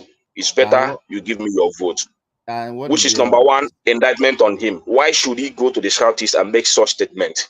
That is where I explain politics now. How can you go to somebody else? Okay, let me finish. You can say whatever you want to say, but it is not a proper statement to be made. You can support him in whatever you want to say, but going to the southeast, you can canvass for your vote. But trying to tell me that my son cannot and will never win the ticket of that primary. You cannot come to my state and tell me such. You understand? So that is the first to show you that the impression he has going for that primary. Is Wike not an Igbo man too? Is he not an Igbo man? Go and ask him. He said he's not an Igbo man. Is he not I don't an know. Igbo man? He's not an Igbo man according to him. He's not an Igbo man according to him. He's not an Igbo man according to him. Not an Igbo name. He said he's not an Igbo man. I'm not. Yeah, that one is dead. Wait, maybe you should ask Ajali Koko what is the meaning of Yensin in Igbo language? What's the meaning? Can you tell us the meaning? Yensin Wike is it not an Igbo name? What's the meaning in Igbo? What does it mean? Yensin Wike is it not? What does it mean, sir? Now, what does it mean in Igbo? Now he's not an Igbo man because he went there to tell people that Obi doesn't have the number. That is what he was. He said Obi does not have the. He said don't throw away your vote. Babajali Koko, people from Ikwere in River State, they don't believe they are Igbo. They will tell you they are not Igbo. They are Ikwere. All these people, they were claiming them. They said they are Igbo. Now today, he said they one are of not. my best How friends many from times Boston, will these people Ajali Koko, Mr. Ajali Koko, let me say something. Fabrice or whatever you call your name, you are Mugu. You're a very foolish guy in the comment section. You understand me? You don't have sense. You are one of the most stupid idiots I ever met. You understand? Whatever you come here, if you don't know who to talk, you don't talk to people anyhow. I don't come here for you. You can go and insult your father. Do you hear me? Go and insult your father or your mother. Don't come here to insult people. Stop it now. You understand? Go and insult your father or your mother. You are a foolish boy. You don't have sense. You understand? Excuse me, guys. Thomas, can somebody speak, please? Can I speak? I don't have more time, if you don't mind. Go ahead. They already. Yeah, Mr. Man of Prestige. Okay, I'm just gonna free flow, because I'm not gonna, argue with anybody here. You see, I have not been on many platforms in a long time, so that's. I'm tired of Nigeria, okay? And to be more precisely, Nigeria is a jungle, or in other words, it's a gumbo or salad. That's what I consider Nigeria. I mean, look at what's going on in Nigeria right now. I mean, the governor has, EFCC is looking for the governor, the ex-governor, the present governor come and wish him away. What kind of country are we? Ganduje, I mean, everything that is going on in Nigeria is just. That the people where they support. Where is it? Where do you want us to begin? And you have some of these battlefiers here. Everything that everything that APC do is great. I mean, they never criticize or whatever. I mean, this is a Tinubu that's already economic is failing. Nothing has nothing is going on. I mean, They gutted our reserve, just to make naira appreciate. I mean, what is going on? I mean, Nigeria is just a jungle place. I No, think you are they playing deserve a propaganda response. now. I What do don't you care mean what you said, reserve? Did you Because that's not listen? why I'm here to Did argue you with listen anybody. to Just give me interview time of to make the my own central decision. bank governor today? Boys, please. Let Ajali Koko respond. Did Ajali you Koko. listen to the interview of the central bank governor today? But Emefiele kept telling us nice things now till Okay, the end of Can the we let meetings. guys, rational I'm not man? here to Can argue we with. I let don't want to argue with anybody. I Ajali just Koko? wanted to make Hold my own on, motion. But hold on, please. Hold on, everybody, hold on, please. Let the conversation be between man of prestige. Ajali Koko respond. The man of, we can't be talking on each other, please. Yeah, Ajali Koko Okay, respond. The man of prestige. prestige. Man of prestige, you said he was using our reserves to defend naira. Is that not what you said? now, yes, depleted right now as of today. What are you talking? That is not the truth. Okay. He was an It depend interview on who you're listening to. No, the central bank governor was an interview today, and he was telling us that is not true. Their What is he government, supposed to say? he said they are not defending naira with nothing. Go and look at what Bloomberg said yesterday. Okay. What did Bloomberg said yesterday? He said they are using our reserve, No, to shop. You want to believe You can't educate me what foreign happened, media. what I listened, what I heard. So man you of want to prestige, so part of our loans to China, to India, to America, all those ones, they use part of our I'm not that's not just our that's not debt. the only issue in Nigeria. No, I'm just saying listen, Nigeria is a jungle. I mean, look at what's going on from Ganduje to everybody. And some of man you of here prestige. are here defending Man Wike. of Like prestige, I think I had a Jali Coca Even making some AAC, excuse for Wike. I mean, even that's AAC criminal. supporters are defending No, the criminals. I don't classify Ajalo Coca. I don't Yeah. classify. We are God. continue. I No, don't when classify you Ajalo guys Coca are as an playing APC this dirty supporter. politics, you guys know how to play dirty politics, but you don't want others to play dirty politics. You want to show as if you know better than others. Do you When know you want to better play than your others? own dirty Do you politics, have more knowledge? You and I is in America. What knowledge do you have? You don't. look, So don't come here and telling me whether you have more But, knowledge than I do. man of look, prestige, man of hold prestige. on. You guys, the obedient, you think you are the only one that knows how to talk against Okay, the yeah, other. Ajalo You Coca. want to talk, You have talk all day. I champion your just joined. interests, I just joined. derogate the other people's interests, Ajali and Koko, you give me think you one can sec. get away with Ajali it. Koko, Ajali Koko, Yes. Ajali Koko, please give me one sec. I just spoken earlier on. Let the conversation be between Ajali Koko and man of prestige. 4 persons cannot be talking at a time. No one is listening to us. We are just talking rubbish. If we don't give ourselves space to speak. Ajali Okay, Koko, man of Ajali prestige, Coca, go have the ahead. floor. Go ahead, Ajali Coca. When you speak, Remy, then I speak. please hold on. Plater or uptown, please hold on. 4 people can't be talking at a time. Yes, Ajali Koko, Rational man of prestige, have the conversation. Then you guys can come after them. Yeah. Go ahead, Ajali Coca. Oh, you want me to go ahead? Yeah, I think Ajali Koko maybe is busy with something else. Yeah, maybe you can go on. No, Yeah. I'm here. Sorry, yeah. I muted myself. Go ahead and I counterize muted what I myself. said. I'm listening. here. I muted myself. I didn't know. So, look, on the issue of Wike, all of you that are anti-Wike, we know your politics. You are all obedient. And simply because it didn't work for Obi, that is why you are all against him. Okay, what's wrong with that, Ajali Coca? Nothing that Wike Hold on, can do. Ajali Coca. What is wrong with that? If that's true, let's just assume it's true. You know how you've been in this country for a while. You know how politics is played. There's nothing Democrats is going to do. Republicans is going to agree with that. What's wrong with Fine. that? Okay, Fine. what's wrong with that? If that's the case, let's assume you're right. Fine. But the other side, hold on. Don't tell the other side that are pushing back against you that, it's because they are supporting Tinubu, or it's because, Nigeria, they are destroying Nigeria and they are supporting Wike, all of them. No. You are all playing your own part. Ajali Coca, there's nothing wrong with that statement. You can tell me the same thing and I'm supporting Obi. I mean, I don't take offense to that. Hold on. But your statement, the statement you are making that, oh, Nigeria, they are destroying Nigeria and all of them are supporting Wike when they are all destroying. No, it's because of the politics, because Wike did not support Obi. That is why you are all after Wike, that Wike is never good don't for I have an anything. opinion? This is my So, opinion. but that is fine. But the other propaganda that you are spreading is that the central bank governor is using the reserve to defend the Naira. The man came out in an interview today. He said, no, he's not defending Naira, but they pay some debt.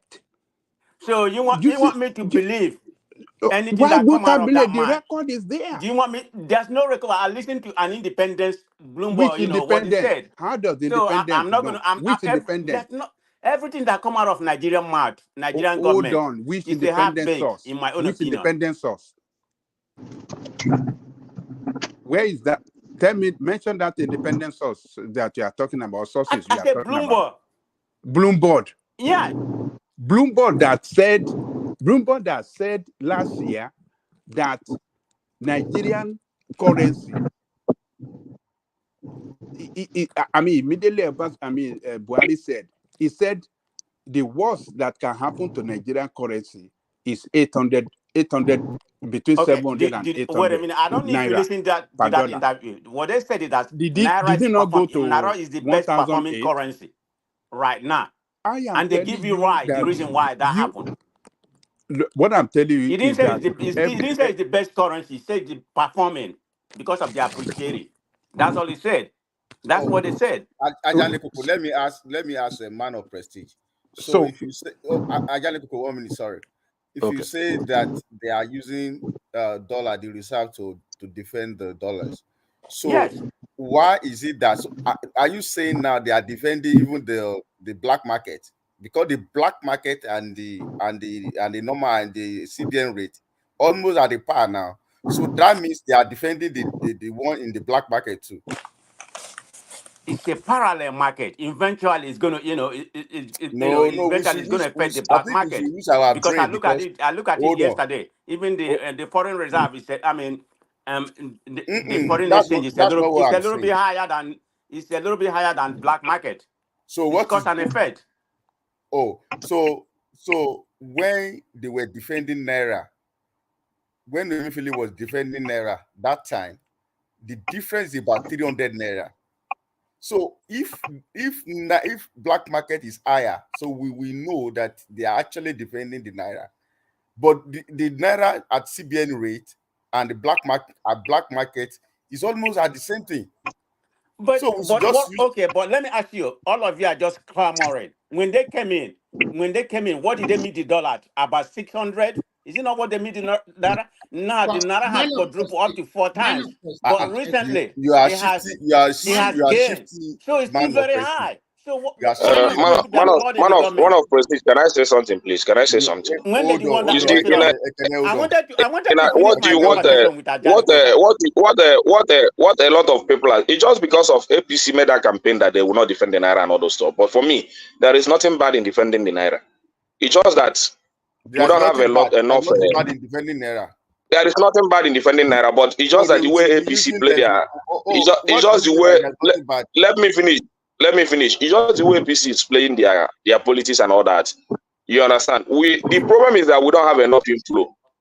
We don't have enough inflow. I If you get, wanted to finish my conversation with Ajali Coca. Can I just I let? mean, let me Hold on.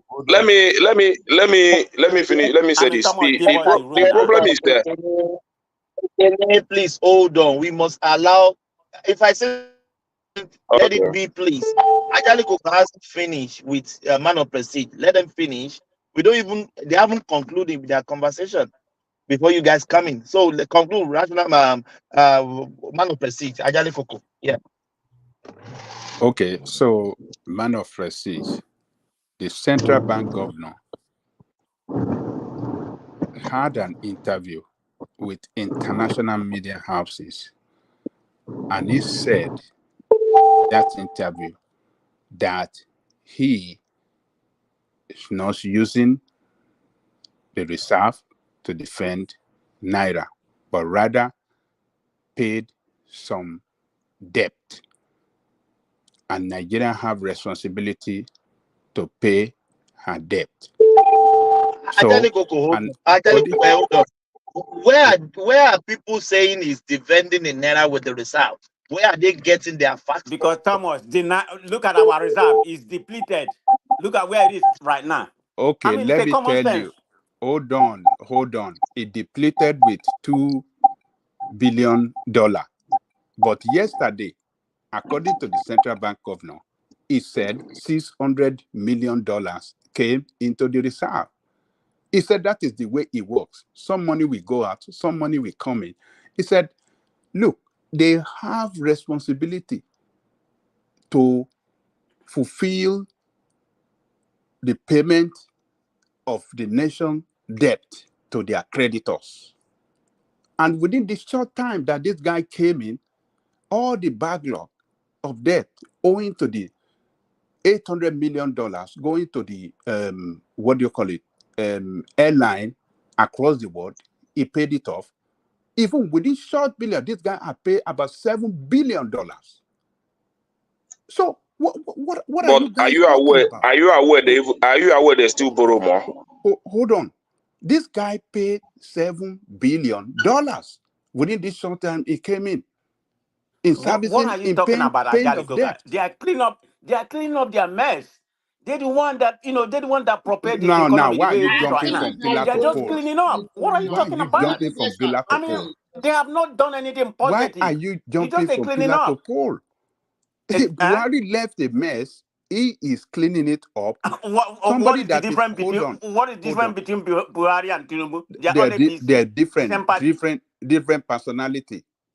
Different personality.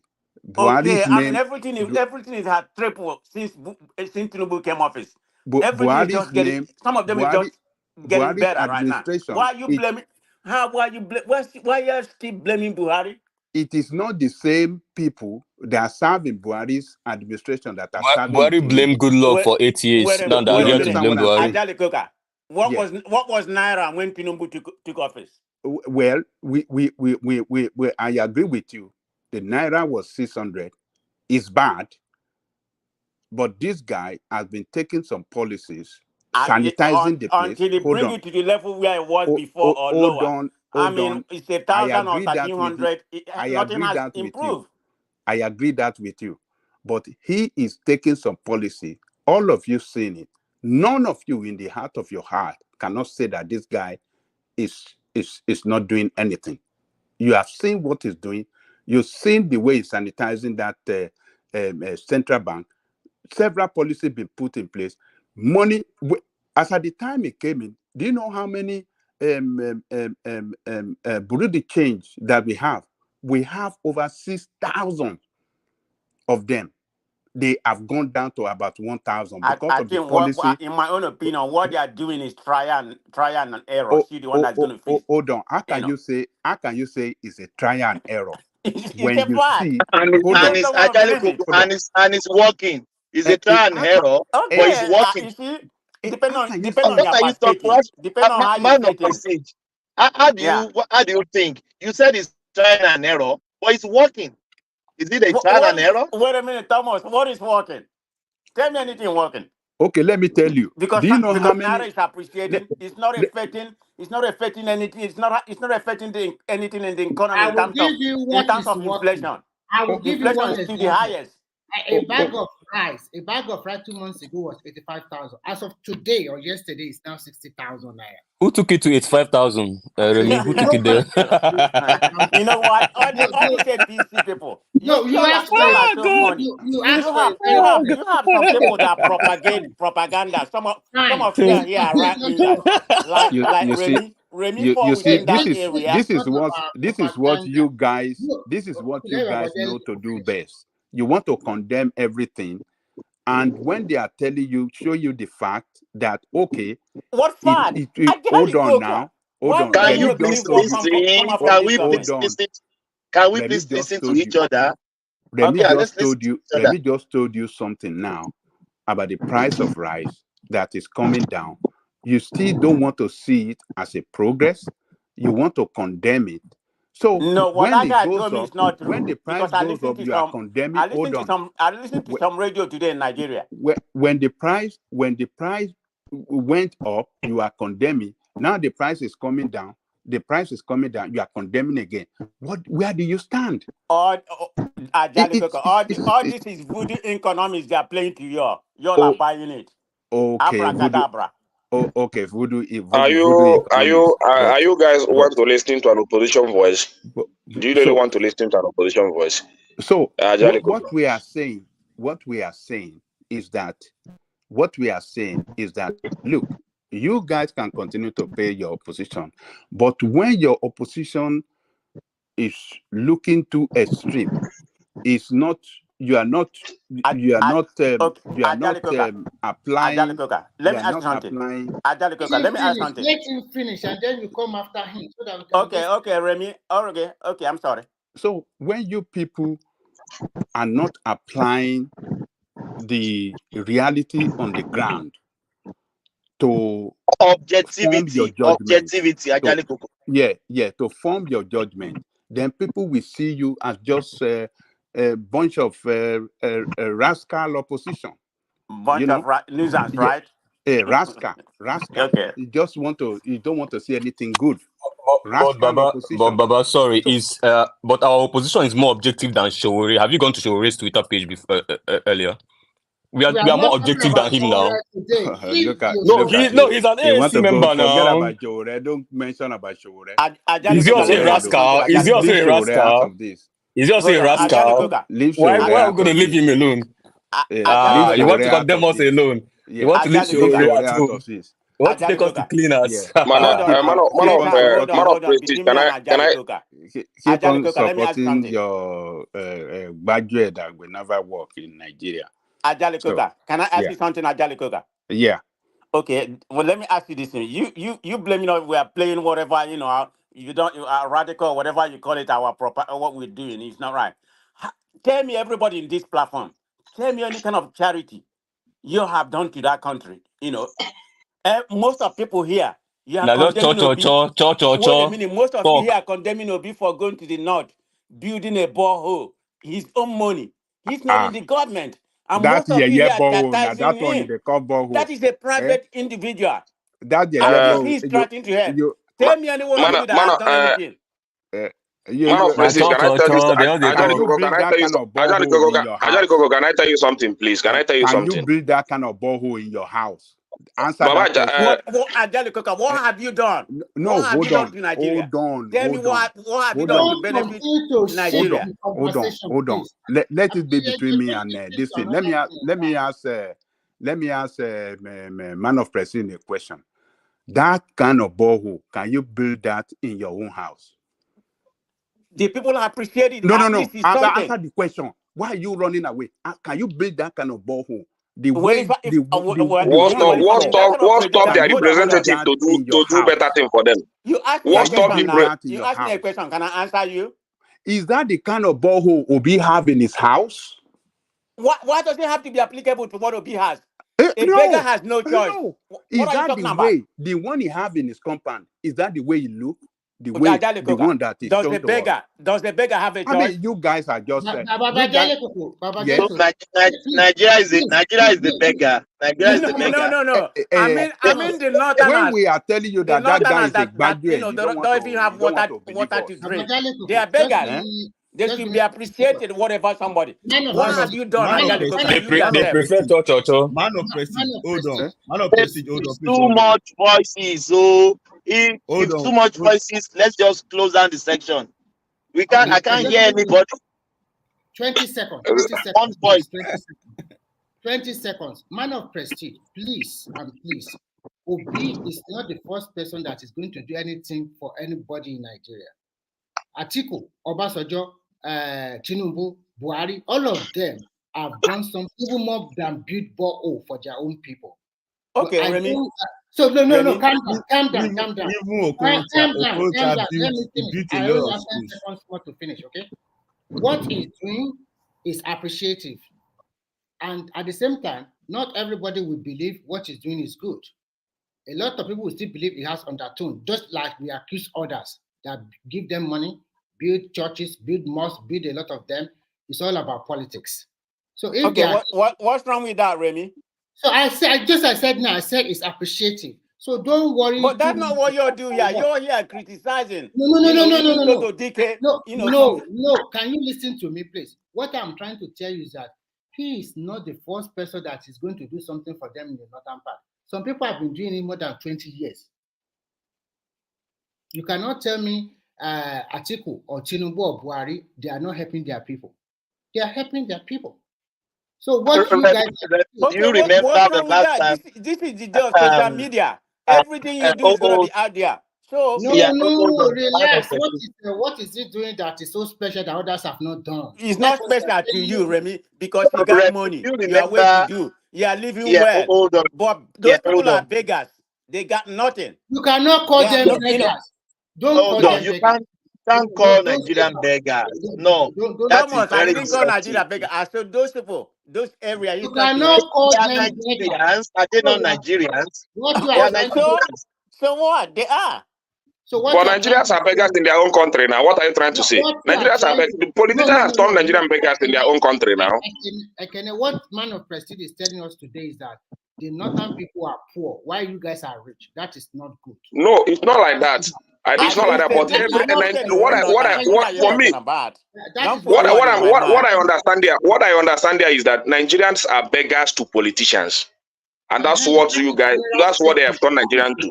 We beg for everything we want in our own country. When we know that we have the resources. They beg for the amenities that their government should provide. If you listen to provide for them, today we are still begging for electricity. Nothing is being done in that sector. We are begging for everything. Obi said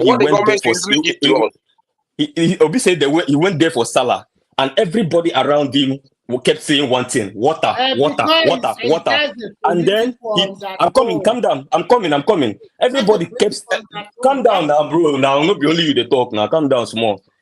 Obi said he went there for Salah. Everybody was saying one thing: water. And I told them, okay. He dropped money. He said, this water, we need put this water here. And then they dig the borehole and get water. The fact that those community people don't know how to do aesthetics because they don't really care about the aesthetics. They just want the water. It's their business. But Obi made sure that that's what they asked for.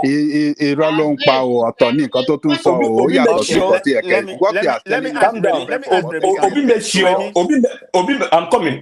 Obi made sure that what they asked for, which is water, that he provided it. That's the point. And that is the opposition this guy is talking about. Uptown, they are only talking about the borehole. What of the about 100 youths empowered? He's empowering 100. What about the youths that are empowered in that community? You know why? Talking about this, he doesn't talk anyhow.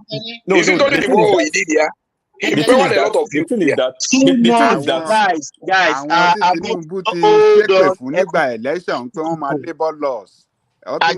me just Thomas, my brother Thomas, please. I was talking. Let me just complete what I was saying. No. Hold on. You will talk. Don't mind. Please. Okay. I know you will talk. Please. We can't be 4 people can't be talking at the time. Opta, do you understand what I'm saying? If 4 people are talking, I understand. You understand. Nobody is hearing us. It has to be 2 conversations, one wait, then one response. Thomas, line it up. Yes, yeah. Please let's I don't want to be too rigid. I don't want to be kicking people in the background. It doesn't make sense. But if you listen back, if 4 people are speaking, nobody is speaking because we are not hearing what you are saying. I am just here to moderate. You are the guys that will talk. I'm not here to talk. I'm here to moderate. Yeah. So Uptown, take it on. Remy respond. Then Ekene take back the floor. So Uptown, yes, the floor is yours. Hold on, Thomas. Good. I like your moderation. Thank you, Thomas. The way you're moderating. That's what I wanted to say. Thank you, my able moderator. So it's really very simple what I said. This guy went for Salah. Time us, please. Time us. Maybe 1 minute or 2 minutes so that. Okay. This guy went for Salah. They asked for water. He provided it for them. Simple. And the point this guy raised when Baba Aja talked about opposition that is not objective. That's why he raised that point that this is the better opposition than just the type show is calling Occupy Nigeria, Revolution Now, go to the street and carry this and do that and that. No. Opposition, you can play opposition while also helping Nigerians. You can mix it together while making sure that your opposition, your style of opposition, while you are playing opposition, while you are yesterday, Obi spoke to the budgets. He outlined a lot of things inside the 2024 budget that a lot of people have forgotten. He's still digging out more things. I heard them discussing it in TVC. I heard them discussing it in Channel TV. He was doing that and still trying to also help to better the life of the people. That is how to play a same objective opposition, not shouting. And these are the people that have members in House of Assembly that has budgeted 180 million for the same borehole. I expected people like Baba Aja as an AAC member, like Aluta people, to be talking about those people in that budgeted that 180 something million for those borehole that Obi is doing. That those are the people he should be talking to. Like, well, and they later found out that that particular community is the community of the speaker, the sitting speaker of the House of the Green Chambers, the current speaker. That is his constituency. And he's the speaker, and he's collecting billions. That's what we should be talking about. But everybody wants to leave governance, abandon governance, and face Obi and face obedience. The people that are even trying to help. And that's the same thing Showore is doing. Yeah. Okay, let me come in here. For me, these are public figures because maybe be a governor before or senator before, and everybody is playing politics. I quite remember before the 2023 election, when there is a big, I don't know whether it's a flood or a big disaster in the northern part of Nigeria, Tinubu donated about 50 million, 100 million to them. And that time, a lot of people in the South also said there's a big trouble, it does not donate to us. So he donated, and his wife also took a lot of things to that place in the northern part of the country, food item and so many things. So what your B is doing now is not a big deal. So a lot of them are playing politics. Nobody can tell me Obi is not doing out of charity. He's also doing it to win their hearts so that in the next election, maybe they can vote for him. So all what is Is that not a good opposition? That's the point. Is that not the better form of opposition? When you are talking, I did not interject you. So just give me my own time too. So whether good opposition or not good opposition, he is doing his own stuff. It's Remy, can I come in? No. Let me finish quickly. What I'm trying to say is that giving them borehole, whether good or bad, whether the quality is not good or the quality is the best in the world, is not a big deal. Some people have spent 100 million, donating 100 million, building mosques, providing shelter, giving food stuff more than him. So what people are trying to tell you is that if you are saying that what he is doing now, of course I appreciate it, but at the same time, to me, that's a political undertone. Everything is about interest. And the interest is just about if he's going to contest next time, yeah, people can also remember him. I've done my part. Simple as ABC. Thank you. Remy, let me say this. Before you respond, please. Before you respond, please. Which is it's not the but it's not the bad thing if he uses wealth to back up his political ambition. There's no bad thing about that. Fayose did the same thing. Fayose has been given Ekiti water, which is called Spotlight, and he used that as a tool to come out as a governor in Ekiti State, and people voted for him. That is it. Yeah, there's nothing bad in Obi doing that. Yeah, Ekene. Yeah, you have the floor. Let me say this. One thing is sure. One thing is certain is Nigeria. In Igbo language, they say "Ijenu silike." Morocco said that kefe emekemeto wamma ime mma ịnọ n'okwu ime njọ ịnọ n'okwu. So the best thing you can do as a human being, do what you know you can do and leave the result for God. You understand? If you do good, you are in trouble in a country, in our country. Yeah, if you do bad, that's the meaning. Yeah. If you do good, you are in trouble. If you do bad, you are in trouble. You understand? There is nothing you do to please the world. So just do your best. If you do good, you're in bigger trouble, actually. Yeah, even bigger trouble. So that's a Morocco for you. If you understand Igbo music and find a Morocco one Maruka, you will enjoy the music very well. Then you know that you don't have to trouble yourself whether you do good or bad. Just do the thing you want to do and move on.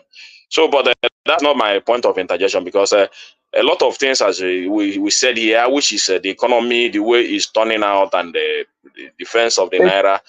Yeah, Ekene, you have the yeah. floor. You have the floor. It's the people interjecting you, so you have the floor. So continue. So yeah, thank you, Thomas. So my point is this: I still maintain that defending the naira is not bad, but the way APC is putting it as if it is a good thing to do, not to defend the naira, and that is why people are coming against them. You understand?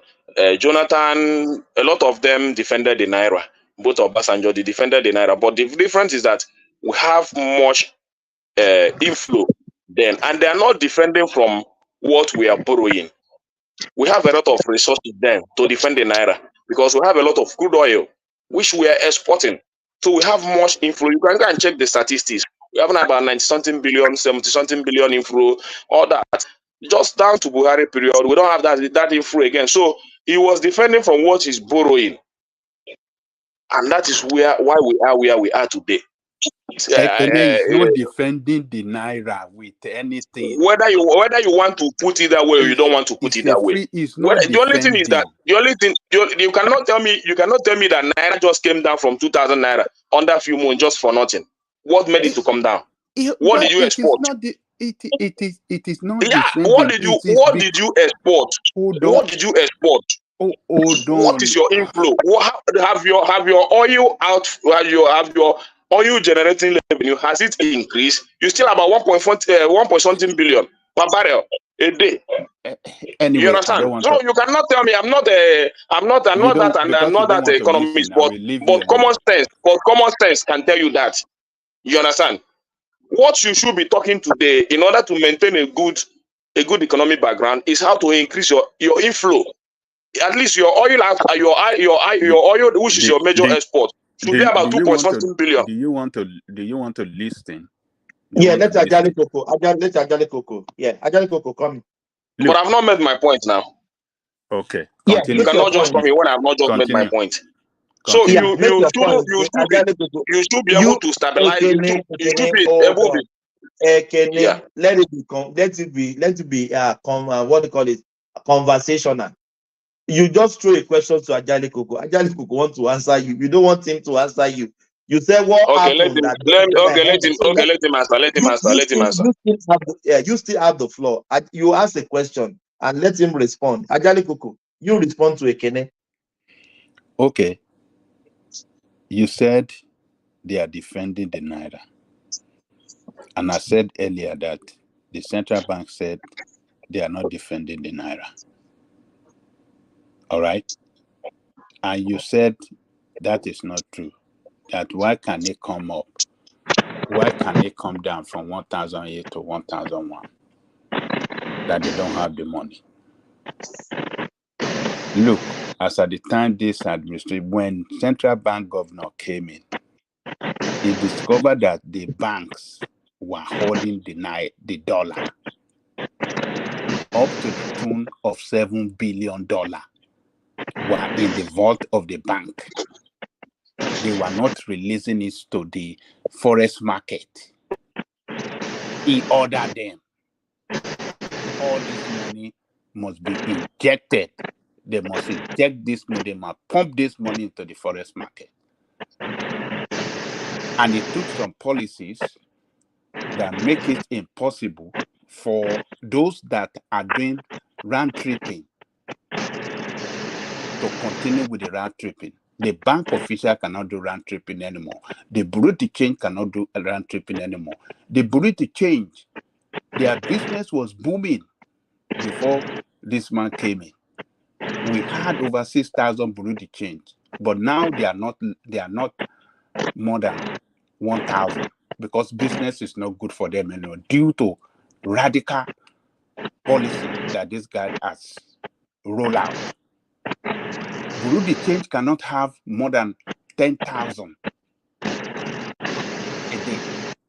And at the end of the day, if it's only 1,000 you are able to sell, that 9,000 in their hand, they cannot keep it 24. They have to return it to the central bank immediately. at the close of business a day. Their money must go back. So, look, many policy that were rolled out by these guys caught wings of, currency speculators and, round trippers, or how do I call them, were all responsible for this thing to come, and more investment, more dollars has flowed in. Because now, remember, before, when we send money from abroad to Nigeria, that money will not go into our system. But now, every money we are sending home, the central bank is getting it. You can't get dollar when we send, unlike before. When we send money, you can collect dollar. It's right now, it's converted to naira. Those are the things that make naira a stronger currency against dollar. Don't let me say stronger than dollar, but at least give it some sort of more value than before. So there are several measures that result. It's not that the government just throwing money out. Oh, we want it to work. Hey, dip money into reserve, throw it to the no. Babaja, those are the things. Babaja, you just made your point, which is very understandable. Yemi Cardoso, I'm not saying that he's not working or he's not. His monetary policies is still good, but for the short time measure, you should know. You understand? For the short time measure, at least it's bringing a little result, because I cannot say that dollar at 1,000, naira at 1,150 or 1,002 is still a good exchange rate. But at least we can still manage it. Then hoping that it will still get better. You understand? So, but the point is this: a movement, whether slow or yeah, fast. The point is this. The point is that our foreign reserve is being affected, and nothing is there. So how are we going to Ekene, make when the naira was profit? falling, how is the foreign reserve when the naira was falling? Did you mention foreign reserve when the naira was falling? Let me finish. Because some people The foreign reserve, we start see loving foreign reserve. it from the new agencies, and that foreign reserve is very important. You What can was check happening the to the foreign reserve. reserve Even when naira you was see how the falling? past administration has destroyed our foreign reserve, starting from the time Obasanjo left office, and what is getting today is nothing to write home about. So, and the only thing that is performing in this government is the monetary policy. The What is physical the side of foreign it is not. reserve currently?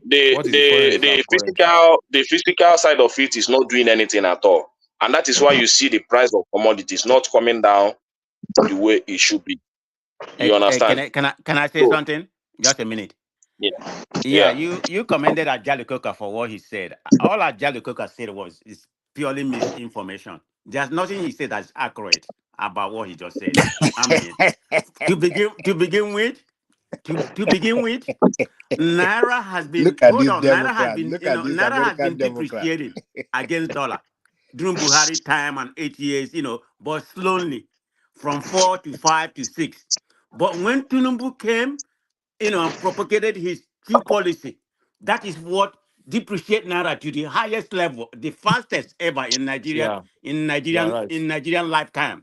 The way the Naira depreciate, that is the fastest. So when you come here and give all this misinformation, and you want me to believe that the government is doing something, baby step.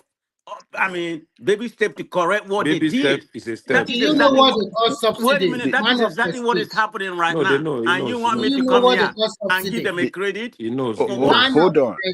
The man of prestige, the Binance guy that is in jail in Nigeria.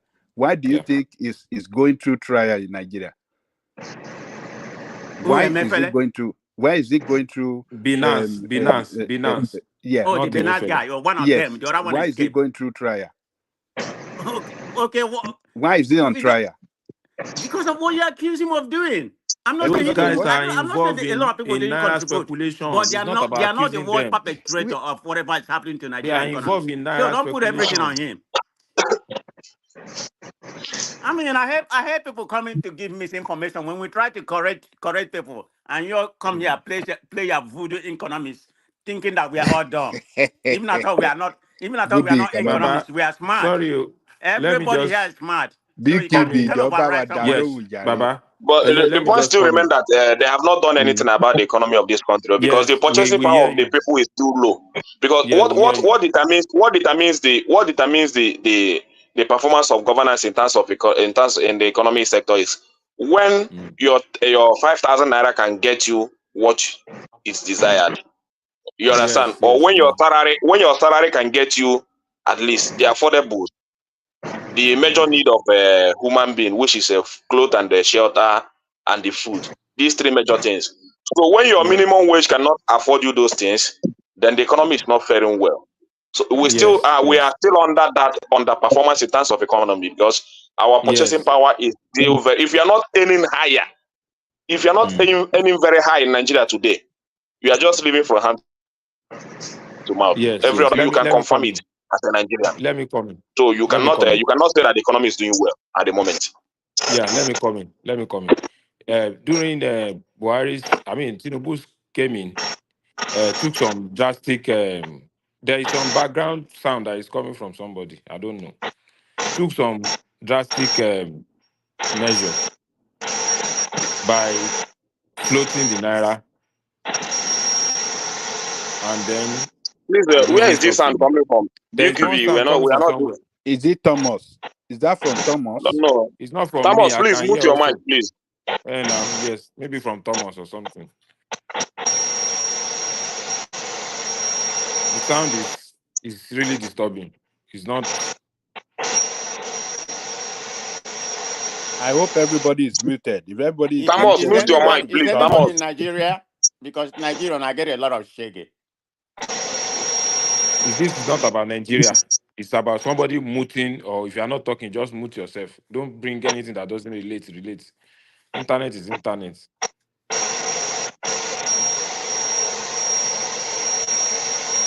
I believe this is coming from Thomas. I believe it's coming Yes, from Thomas. it's it's coming coming from from Thomas. Thomas Yeah. because Let me get in touch with him.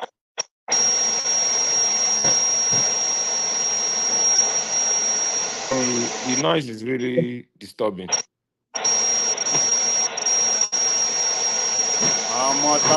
Thomas, na engineer now. Waiting the engineer now. And now you should just mute. Put it in mute and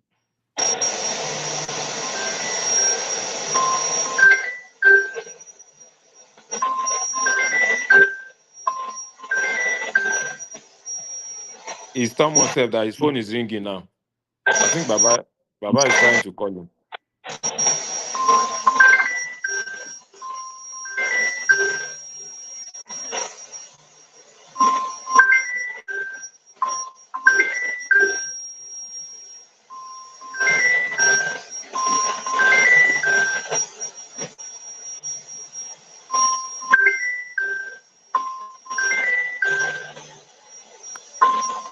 All right, guys. Good night, everybody. I can't take this anymore. Bye. Anymore? Yeah, okay, man of prestige. Okay. It's just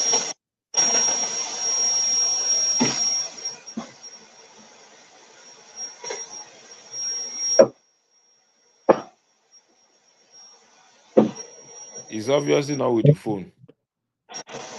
And the phone set might be the same platform he's joining from. So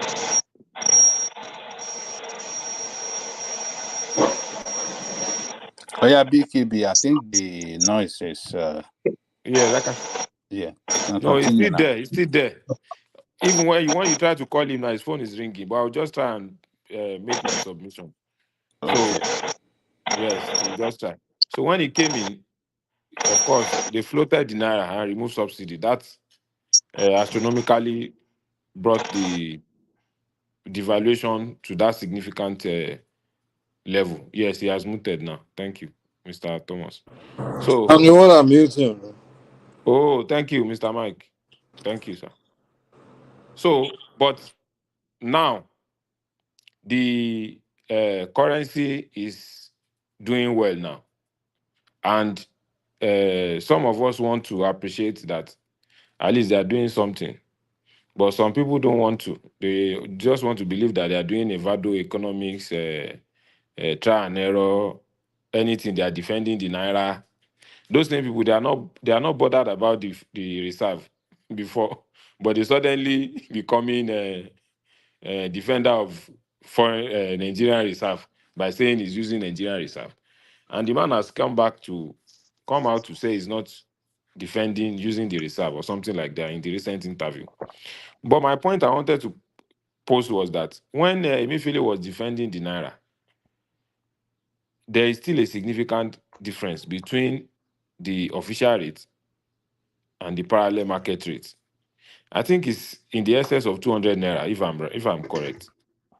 When he was defending it to be around 650, 460, the parallel is going to be around 700 or thereabout. So, but if you observe what is happening now, the parallel and the official is almost the same.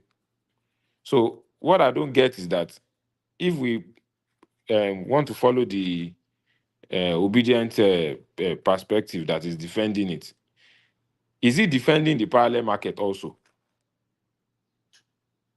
Because if he's defending the official rate, let's say the official rate is 1,001, but is he defending the parallel market also to be equal to the official rate?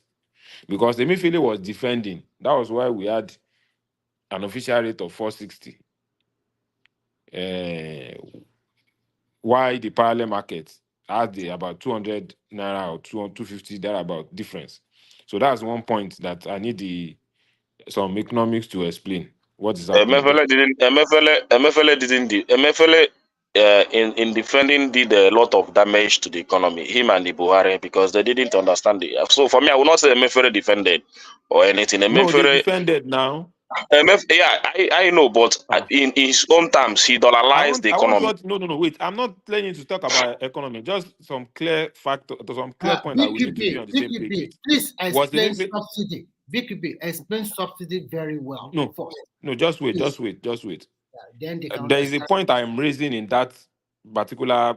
I'm raising a point now. So when you talk about the defense of the Naira, you can take it to the time of good luck, not Emefiele. Buhari economics is one of the worst, and I cannot even understand the economy very well, honestly speaking. I understand what you are saying, but when you talk about defense, I'm not saying Buhari did well or Emefiele did well. That's not what I'm saying. Don't interpret what I'm saying. I'm only explaining to you that there is a difference between the official rate as proposed by the government or CBN and the parallel market rate. What Emefiele took his time to enrich his people or his colleagues in the government in terms of, so I cannot understand his own economy very well. But when you talk about defense, you take it down to Jonathan. Jonathan, different from what the Naira or the official rates to the market rates, then it's nothing less than 9 Naira or 10 Naira. You understand? You can check it very well. And they defended the Naira very well because we have a lot of inflow. So when you're talking about defense, I can only refer to good luck, Jonathan, down to other governments. I will not talk about APC because all these things destroyed starting from Buhari and when APC took over the government up until today. So there is nothing to count about Buhari. When you want to talk about proper defense of the Naira, you talk about good luck, Jonathan, who defended the Naira, and the difference is nothing less than 9 Naira or 10 Naira. So you can easily go to the black market, get the dollar you want, just the difference of 9 Naira or 10 Naira. So everything starts to crumble when APC came into power. If the reason why so even if starting from that 2015 up to now, APC has not found their ground in economy the way it used to be. You understand? Okay. It is now that Cardoso is trying to put up some measures that will look out to be something. But if you are talking about where we are coming from, starting from the time of good luck, Jonathan, APC is still very far. APC is still very far. Now. You understand? Now. So you don't just bring Emefiele into it. It's just if I want to combine it, I would say APC government killed Nigeria economy. So maybe the current government is still trying to find their ground, which they are not even getting close to. Okay. You understand? Let, But I let give me Cardoso is more learned than Emefiele in terms of economy. He's doing more better than him, I think. But the only thing I'm concerned about is if he's able to build the inflow, and we are getting about 2.something million barrel per day, he will do very well. But the problem now is that the people he have, the people that he have, and the people that Tinubu appointed, Tinubu made a very big mistake by still retaining that Nnpc this thing. That man is a crook. I don't know why he should use such sector to play politics. Ekene, you are come just in? jumping from one point to another. Let me just make No, my these are point the so that factors, somebody BQB, these are the wait factors now. why the economy will not get more better. You That's your understand? opinion. That's your opinion. Let other people talk, please. Yes, let me just so that somebody else can talk. What I'm saying is that I want to link this what my point that I've put forward to what Baba said, that Cardoso, as bad as it is, seeing the way the Naira was depreciating, took some decisions. Baba Jali Koko has highlighted some of them. The Binance guy, what they were purely doing was Naira speculation. There is no economic, even the head of the opposition, that is just saying buying and selling, production and consumption, all those things in Pakistan, in Bangladesh. All those ones are just theory. There is no economic buying and selling that you can say is responsible for why Naira was suddenly depreciating to 2,000 Naira per dollar at that rate. Because Nigeria is not producing. That is why if you wake up, Naira to dollar, just wait now. Naira to dollar is 1,000 Naira. But by the time it will be evening, it will be 1,005. So what economic principle can explain, what buying and selling or production something can explain the reason why within 1 month or 2 months, the thing will crash to like 2,000. So there is no economic principle that can explain that one. That is what I just wanted to know. That one is purely speculation. Yeah, brother, my brother, my boy is here. Okay. Big. So yeah, so hold on. Okay. Where are the pastors? Sometimes Nigeria, I just laugh. I just keep quiet. Where are those pastors that are saying they are praying for Naira to dollar to go to 2005? Where are they now? Because they did not vote their candidates. Can you be more specific, please, Thomas? Yeah, but I don't want to stereotype. There's so many videos now. They said Naira will There's get to so many 5,000. videos out there. Yeah. Who asked you to vote for just crazy, man. And Vicky, do you know what happened? Didn't that some of those members actually bought dollars with the hope of it going because the man of God said so? Yes, now. And they are losing money now because the man of God said so. Mr. BT, we are even going to another of my points. I'm saying that all this production and consumption that this guy Ama is not what is responsible for why Naira was depreciating. It's just purely economic sabotage. Binance was one of them. Then even Nigerians among us of source is one of them too. We are holding the dollar with the hope that the thing will crash. So it's not purely economic principle of buying and selling. Nigeria is not producing that is responsible now. So how suddenly does Nigeria importation suddenly increase by 100% when we don't have money? Do you understand? Because when you say we are importing, that means we need dollar. Do we suddenly need more dollar now that we don't have money? So even if you reason it along that line, so you know that it's not this production consumption thing that they are saying. So people. BQB. So you don't believe we should increase our export? It's not. To You don't understand. You don't follow logical discussion. No. It's not that explain it in a clear terms because you said I want you to explain it in a clear terms. You are not following my logical discussion. No, your logic is that you don't believe. But I just ask you a question. So it doesn't mean that we are not supposed to increase our exports. I'm not saying that. To stabilize our economy. Let me recap what I'm saying to you. Within that 2-month crash, it's not that economic principle of that your production and consumption that is responsible for that Naira fall. Whether you believe it or not, I can't help you. BKB, can you please add this to this? Before the subsidy remover, we we are subsidizing 80 million liters of petrol per day. But after the subsidy removal, we are not subsidizing like before. And the thing from 80 million consumption go down to 30 million. You are paying more subsidy today, so don't go to subsidy. Yes, of course, that is part of economic sabotage. You are paying more subsidy today. Wait, you will go there. You are That's paying. what I'm saying. You are paying more. You are paying more. Ekene, all this one, all You economics are paying is not more about. subsidy today.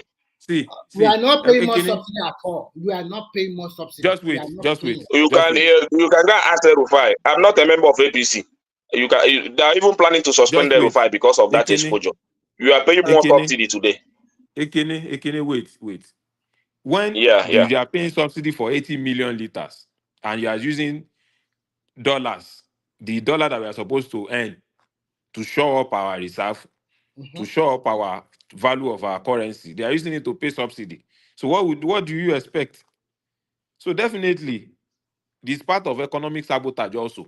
So all those things that is responsible for that sudden crash to 2000, if you look at all those points very well, they are economic sabotage, not all this your production consumption thing that your. Let me tell you something, BQB. The only thing is that the only thing is BQB. The only thing is that Tinubu came and make some decision that he didn't look very well before he made those decisions, and those things affected. Let me finish. Let me have a rhetoric rebuttal, please. And those decisions, he couldn't handle it. You cannot say let the market force determine. What decision are you saying? What decision? You said let the market force determine your currency, and you remove the subsidy. Let me finish now. And you remove the subsidy at the same time without looking into it. You understand? So you should have take it one after the other. But so today, those policies. Let me finish. Those policies. He think don't just talk in general. Don't just talk in general. What does floating of currency does to the devaluation of your currency? Just explain it. It does a lot because it brings more speculation. That means there is a lot of speculation then within that few months. A lot of speculation. Why should they so speculate? Why? At least you open ground for them now. You open the door for them to speculate. So it's economic that's what the economy. That's what the policy is during that few months. So, but the point is this. Let me say this. Let me say this. Sabotage that you are saying. Let me finish. Let me finish. No, you have to conclude. Don't just be talking generally. All those things are involved now. Economic sabotage and all those things. Even the politicians are involved. You understand? So the naira is not supposed to be where it is today. So in his own policy, he opened more door for them. And he seen that he couldn't control it. You remove the subsidy. But today, you are still paying subsidy. You are still doing those things you say you have removed on the ground. You cannot come out now to defend it properly, even when a lot of allegation is being done on that. You understand? So today you said right from day one, subsidy is gone. Today, you cannot handle it. You still go back paying subsidy on that ground, even more than what you made it. You understand? That is for me. That's not a clear economic plan. But the only thing I want for Nigerians is just a better life. Because if we should go by the rate of the exchange rate in terms of petrol today, no Nigerian can afford the petrol. So they have to subsidize it for it not to go up more. You understand? But it's very bad. It's very bad that in our own country we are subsidizing petrol at the rate of 600 and something naira. It's very bad. So at the rate we are subsidizing our own petrol. Even when Buhari did even under good luck subsidy, he was subsidizing at the rate of 87 naira. Buhari subsidized at the rate of 87 naira. Today we are subsidizing at the rate of 600 and something naira. And you want me to applaud that? It's very bad. Okay, let me ask you this question, and I want you to answer it objectively. Do you understand when we say intervention? Do you understand what we say?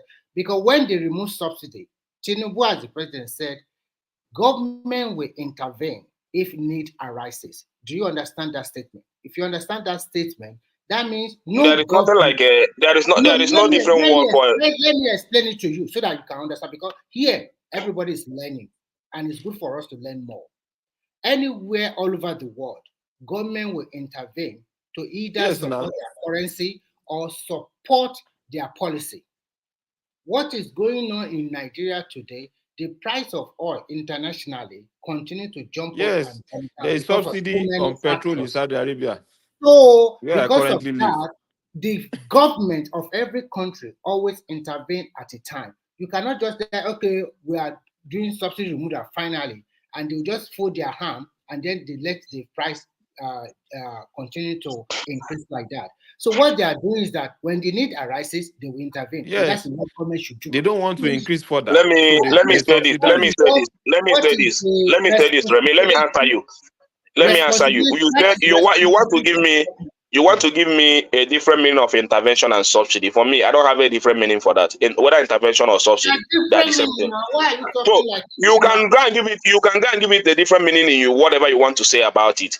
You okay? understand? So if a government comes out and say that this policy has been killing our economy and we can no longer deal with it, so therefore subsidy is gone. At least you understand? At the same time, afterwards, you see if they had left it, you saw the petrol price at 5 something, 7 something Okay, was going up. They're trying to bring it up. They want to just oppose it with the exchange rate. So you now find out that if this petrol price continue to go up because of the removal of subsidy, by now petrol should be about 1,000 naira or so, and people might revolt. So the next thing he has to do is to come back and start to pay subsidy underground. So today you guys are using different vocabulary or different different words for it. You now remove. You now want let me finish, Remy. You now don't want us to use the word subsidy. You now want us to be using the word intervention. I don't agree with that. For me, No, even if and you what I use the said, word and what subsidy, people even are if you use said, the and word the government subsidy, has not, and the government has not come out to defend it. The current administration is paying more subsidy than the previous administration, and they have That not is come out a lie. to defend That it. is a blatant That's lie. it. And the reason why I will tell you it's a lie is this: we are not consuming 18 million liters of petrol per day yes, anymore. yes, That is now before. So you that's cannot just tell me fact. they are paying more subsidy than before. That is a And than lie. Because before. That's now, what I'm saying. That even we Ekene are is not just sure talking. that He's not talking with facts. You are just saying yes, anything that that is any other so person you cannot will say say. that. You are consuming 80 million. Yes. Now you are consuming 30 million. 50 million already off the shelf. Yeah. Can you hear me? Yes, Thank yes. you. Make your Right. point. Make your point. Yeah, you see, I Yeah, think we should Papu allow speak. Ekene. I think we should allow Ekene to really speak because he's saying something there. He's not saying don't pay subsidy. He's not saying don't intervene. He's saying don't make it opaque. Don't hide it. If you have started paying subsidy, don't let it be an erufai that is going to be saying it somewhere.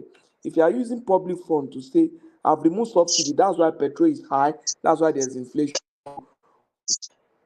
Then, if you start paying the subsidy, say, look, I'm paying subsidy, even if I'm not paying as much as I used to pay. He's not using his money to pay it now. So if he's using Nigerian money to pay, he should let the people know. But Patrick, one It's thing you should pure understand is hypocrisy this. to What you say should Buhari has understand no is the brain price, and this the and price that. of That's my point, And Patoski. wait, Now the Remy, you have been hypocrisy is talking too since. much Let now. somebody else talk. that is not his It's the point. The thing is Yeah, hypocrisy. looking at Remy, hold it on now. in a very negative way. The price of crude oil does not That's his remain the point. same. I've been listening. When you were arguing, you were not listening to him. That's his point. That was the point. I was listening to you people since. That If you was are his listening, point. Mr. He's saying, look Patoski, here, you are saying Mr. this intervention Patoski, doesn't if mean you are intervention. listening, Everybody knows now if that you are government listening, comes in if you are listening, to work yeah, things out. yes, if you are listening, if you To present you work with facts, to work things out. if the consumption is 80 million and consumption is less than 40 million now, so what facts points that they are paying more subsidy for 30 million than for 80 million now? It's not just somebody just talking. He has just Wait been now. talking since. He just Hold on, talk. hold on, hold on. Hold on, Chairman. So he has just Chairman, been talking. you have Whether not they are paying mentioned for, you have whether they only are paying for, mentioned I'm not here to talk about whether they're paying for 10 million or 5 million. The point still remains that No, you said they are they are paying paying more let subsidy. subsidy. me No, you said Yes, they are that is paying the more. point. So they should come out to explain it. Nobody is going to kill them. If I go to the petrol station to buy a petrol for 100 naira today, I will even be more happy. But trying to use it to play pokada bangada to make your policy to look more so good if we that you are are the paying subsidy and Jagaban. if you are paying Yeah. You are telling me they are not paying subsidy exactly. when I know you are paying That's subsidy. window So that is dressing now. the hypocrisy that I'm talking about. It's not that if I go to the petrol station and buy petrol for 100 naira, I will not rejoice. I will rejoice. Even Let for me tell 50 you naira, I what will has rejoice. happened. Let me tell you what has let me tell you what has happened now. Again, if we watch very well, the floating of naira, he has started supporting the naira. The subsidy, he has started paying subsidy. So where are we? Are we not back to square one? He removed What subsidy. evidence do If you That have is the that they are naira, supporting that the is the naira? point we are trying to make. That is the point we are trying to make, Patoski. And nobody is going to kill now them for that. he has You know, floating Mr. the Patoski, he's you are just supporting the repeating the naira same thing. again and Ekene. he's You paying said you have been subsidy. listening. Let's be You said you have objective been now. listening. Let's No, you yeah. said you have been listening. You have just been listening to regurgitate what Ekene has been saying since. Because what you just said is what Ekene has been saying since. So what evidence do you have to support that they are supporting the naira? That's number one. What evidence do you have to and the the And minister contrary? also that they are What paying evidence do you have? subsidy. Patoski, Okay, hold on. Let me tell you Eh? now. Hold Yeah, on. tell us. Hold on. Hold on. yeah. Let Patoski I tell will us, give you please. some evidence that they are supporting the naira. Okay. Hold on What now. evidence? Hold Okay, yeah. on. Yeah, we are listening. In recent times, Uh-huh. hold on. In recent time, the central bank government, the federal government released money to the central bank to deplete the change, release dollar at a Okay. particular rate. That rate at which they released the dollar was not the market rate. They fixed the rate for the change to sell that particular dollar at a particular rate. That is subsidizing the dollar now. That's subsidizing naira. That's still, they are no longer floating it. That's okay, we are giving you $10 million or maybe so and so $1 million. Sell it at a particular rate. Have they not fixed the price there? So what are we Okay, now talking? Say evidence, evidence. let What me evidence do you yes. have to the contrary? yeah, Yes, Patoski, let me your now point is answer your very point. clear. What Your Just point, and evidence? they Evidence do even you have say to Ekene the that in now, the you want next. to contrary? say the same thing he's saying again? You want to No, repeat the same thing he said? to support what he said. You They don't said need that to the next support what he dollar. said. Don't say the same thing They he's said saying. the Let me next dollar counter they are him. going to You sell. don't need They to are be going saying to the same sell thing at the he's rate of saying. 900 naira. Just That's wait what they said. now. Oh God. You can't be saying the same thing he's saying. He came in now to say the same thing you have been saying. You two want to say the same thing he's saying. Let me counter him. Now, the rate at some point was 1,900. So how is the rate 1,900? Who put the rate to be 1,900 before? That when Nigerian government through CBN now intervened to be 1,002, that they sold dollar to Bureau de change 1,000, you are not saying they are supporting it. Who made it to be 1,900 before? Is it not the activities of economic saboteur, like Binance, like so many other people? So you think that that rate that it was before is a reflection of the true value of the exchange rate? No. The small policy that this Cardoso man has put in place is what is reflecting in the downward trend. So what was the rate you said they put out? 1,002 something. So now, has there been any circular that put out 1,000 or 1,150? So why is the rate now 1,150? So you mean that CBN are suddenly again start selling dollar to Bureau de change at 1,100? On GT Bank app today now it's Don't know that 1,000. when they fix it. Hold on No. now, hold Okay, on. Let me wait. Now, maybe explain you to said you. if they sell it to them as Hold on. 1,002, But this one, 1,250. let me explain now. Yeah. Okay, you just want me to agree what you have said. No, I'm not saying you should I'm not agree. just I just let me tell countered you your what. point. You said they released. Let me tell They you said what to happened. Let you me tell said you that okay. You want to dynamic. tell us another thing that happened based on my point? Oh yeah, tell me. I'm listening. Oh yeah, what happened again? You have made a point, and I'm Okay, telling yeah, you what the happened again? reason for that movement. Yes, I'm listening. If Yes, I yeah. put wait now, if I put a price, prejudice don't kill people. If I put a price, Okay, maybe I say CBN take this dollar, sell at 1.2. It doesn't okay, mean that every dollar in the market will go for 1.2. It might okay. force it down. Hold on. I've not even spent up to 10 No, minutes on this make your platform. point now. Nobody's make your Wait point now, again. Yeah. don't cut me off. What I'm saying is this: if you put 1.2 in the market, so if people have been holding their dollar, they will put it in. But what I'm saying is that even that money that was released Mm. is an intervention, and it does not suggest free floating. It just means that they are managing it. They are putting some money to also manage it, which is okay. People do that. Economists do that. But to say that we are free floating, free flow, and you are managing it, It's very it's not transparent. It's not a sincere approach. Let's say, look, It's we a are intervening. hypocrisy. It's We are economic hypocrisy. bringing money. I'm not arguing The with you money we are about free bringing floating in or not free is floating. costing us something. What I'm They only have saying is they have that intervened in free floating. Okay, say what you want to say. manage floats. There is what they call manage floats. Now, Okay, let me I'm continue to not debating listen. with you about Let me floating. continue What to I'm only listen saying in is the that there was a background. circular that released dollar from CBN to bureau the change at 1,250. But dollar has gone down much more than that now. So was there another circular that CBN So are now that's sending what you it to them expect at now. 1,000? That's what. Why are you reasoning like this? That's what you expect now. Oh, There's a circular that breed that. Hold on so that's what you now. expect. So that circular unilaterally is Just causing the what you naira to drop now. I mean, dollar to is be that. dropping. Anyway, I'm not That's addressing your. only you. I'm not addressing only you. So if you like, exclamate or do anything. I'm That is the truth. Please only let me know. interrogating the point you are This is what making. happened In the when. sense that if you are saying they release a circular, that circular is what is making the naira to be Are you dropping. done? Now, you are just trying to not to appreciate the policy that the guy is saying. I've Are you mentioned the issue of done? Binance. I mentioned so many other policies that this guy is The putting in point is place this. The that point is is But this. making let the Big somebody speed. naira to else There go is no express need down. of going himself around this all now. this. The point is this. The point is this that what you guys rejected. Everybody, Let please somebody hold else on. express himself now. Hold on. Padoski, please hold on. Hold on. Let's bring the tempo down. Are you done? It's not really good word, my brother. I know what you, yes. Just let's bring the tempo down. Yes, have the conversation, not too personal. Yeah, go on. Yeah.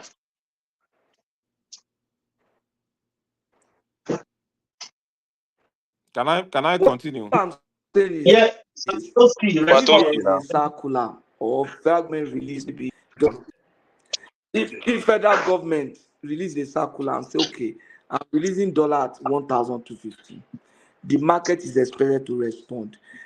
Is the response I expect in the course of event that has happened is for dollar to go down further, and there will be so much conversation around it. Oh, you people that are holding the dollar, you are going to lose money.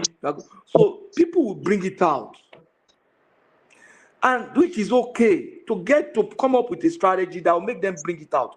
But the point is that you cannot say that we are free floated and you are putting circular, you are putting more money in the system, and to be telling us you are free floating. You are not stupid now. We are not. We know what is happening. So the same thing with subsidy. If you claim and say we have removed subsidy, we have done this, these are strategies, these are a major steps in the right direction, which is okay. But you cannot go back and pay without letting us know. It is good to pay if it's going to relieve the burden of the masses. But let people know. I support Tinubu, I still support him. During the election, some of us talk our neck more than most of you guys here. But the point is that the election is over. The guy is ruling the country. We have to hold him accountable. I want him to succeed. And one of the ways to make him succeed is for me to hold him to account, not just shouting. When I see a policy that is working, I support it. He has working policy, but let him be open. Thank you. The reason why he will not be open is that he made those things to at the point of as a point of his campaign or his point of to be the point of his success, that he's not going to pay subsidy in dollar or in the petrol. But today he found out that he cannot handle it. So instead of him to come back and say this is not working, at least for a short time measure, we have to do this and that. They are doing it underground. I think that people are stupid. People are not stupid. You understand? See, what is going on in Nigeria today, the price coming down, or it's okay for me. Even if they should pay petrol for 15 naira, it's okay for me. You understand? But don't deceive people. Don't deceive people and say you are not paying subsidy, you are not doing this, you are not doing that. Everybody wants a what we want. We want a cheap. We want an economy where our purchasing power will be very whatever any amount we have in our hand, we will use it to feed ourselves. But today the purchasing power is very low. We are not still there, and they recognize it that if they leave things to go the way it is, people might revolt because there is already protest everywhere. So the purchasing power of the people cannot get them anything. The minimum wage cannot get them anything. The only thing that he would have done, maybe if we would have wanted to sustain the subsidy, was to increase the minimum wage to about 500 or 400,000 naira. Then if you are saying a bag of rice is sell for 100,000, nobody will complain. Ekene, you always talk about this minimum wage as if all the states will be able to pay it. Why your economy? Before you these are the things we have to put into consideration before you remove those. Before you talk about those policies. Let me ask you.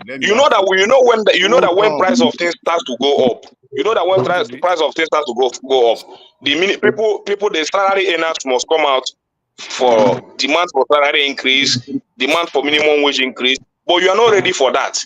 The government is not yet ready for that, and you are removing subsidy on petrol and the dollar. Talking. How many states can pay that 500,000? That's what I'm saying. You just talk more, but let's just talking. Ja. How many? The 30,000 naira we are talking about today. How many? They've not even paid. There's so many states that can't even pay 30,000. We just need to use our sense with all these things we are talking about. They should go and pay purchasing power. All those things now, they cannot pay those things. They are giving them money to for all the allocation. They are not paying. And you are saying the federal government should go and give them money and pay. Who runs this country like that? Buhari bailed so many states out with this salary payment during just his talking purchasing power. Good evening, gentlemen. Good evening, gentlemen. Of economy. Okay, you guys, we should not talk about our. We should because it's not understanding of economic situation. One voice, one voice.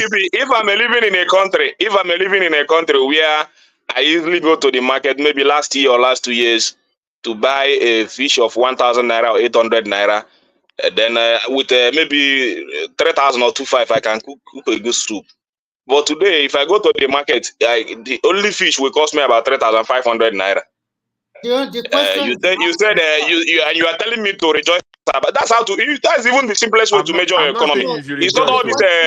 It's not all these things you guys are saying here. But the simplest way to measure the economy is just the purchasing power of the people. Most of these people on this platform are living in the West. Ask them too whether cost of living has not gone up where they are living also.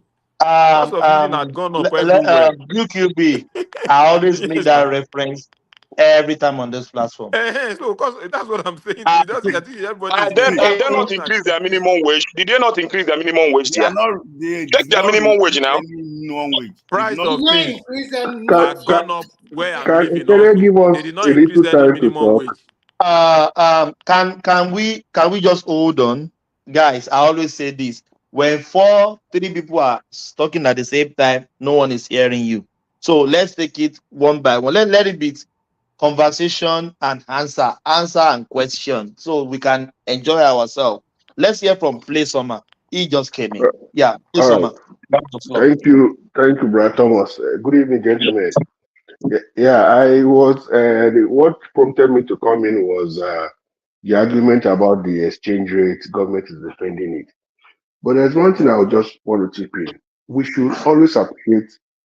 Ekene is an opposition, number one, I know, but at least, even if you would criticize government, first of all, appreciate. Let me point out something. Previous governments were defending Naira, and the difference between the parallel market and the CBN is up to 300 Naira. Yeah, I said it too. Yeah. Let's assume this government is defending Naira, and the difference is no more than 20, 30, 40 Naira. That is a huge work they have done there.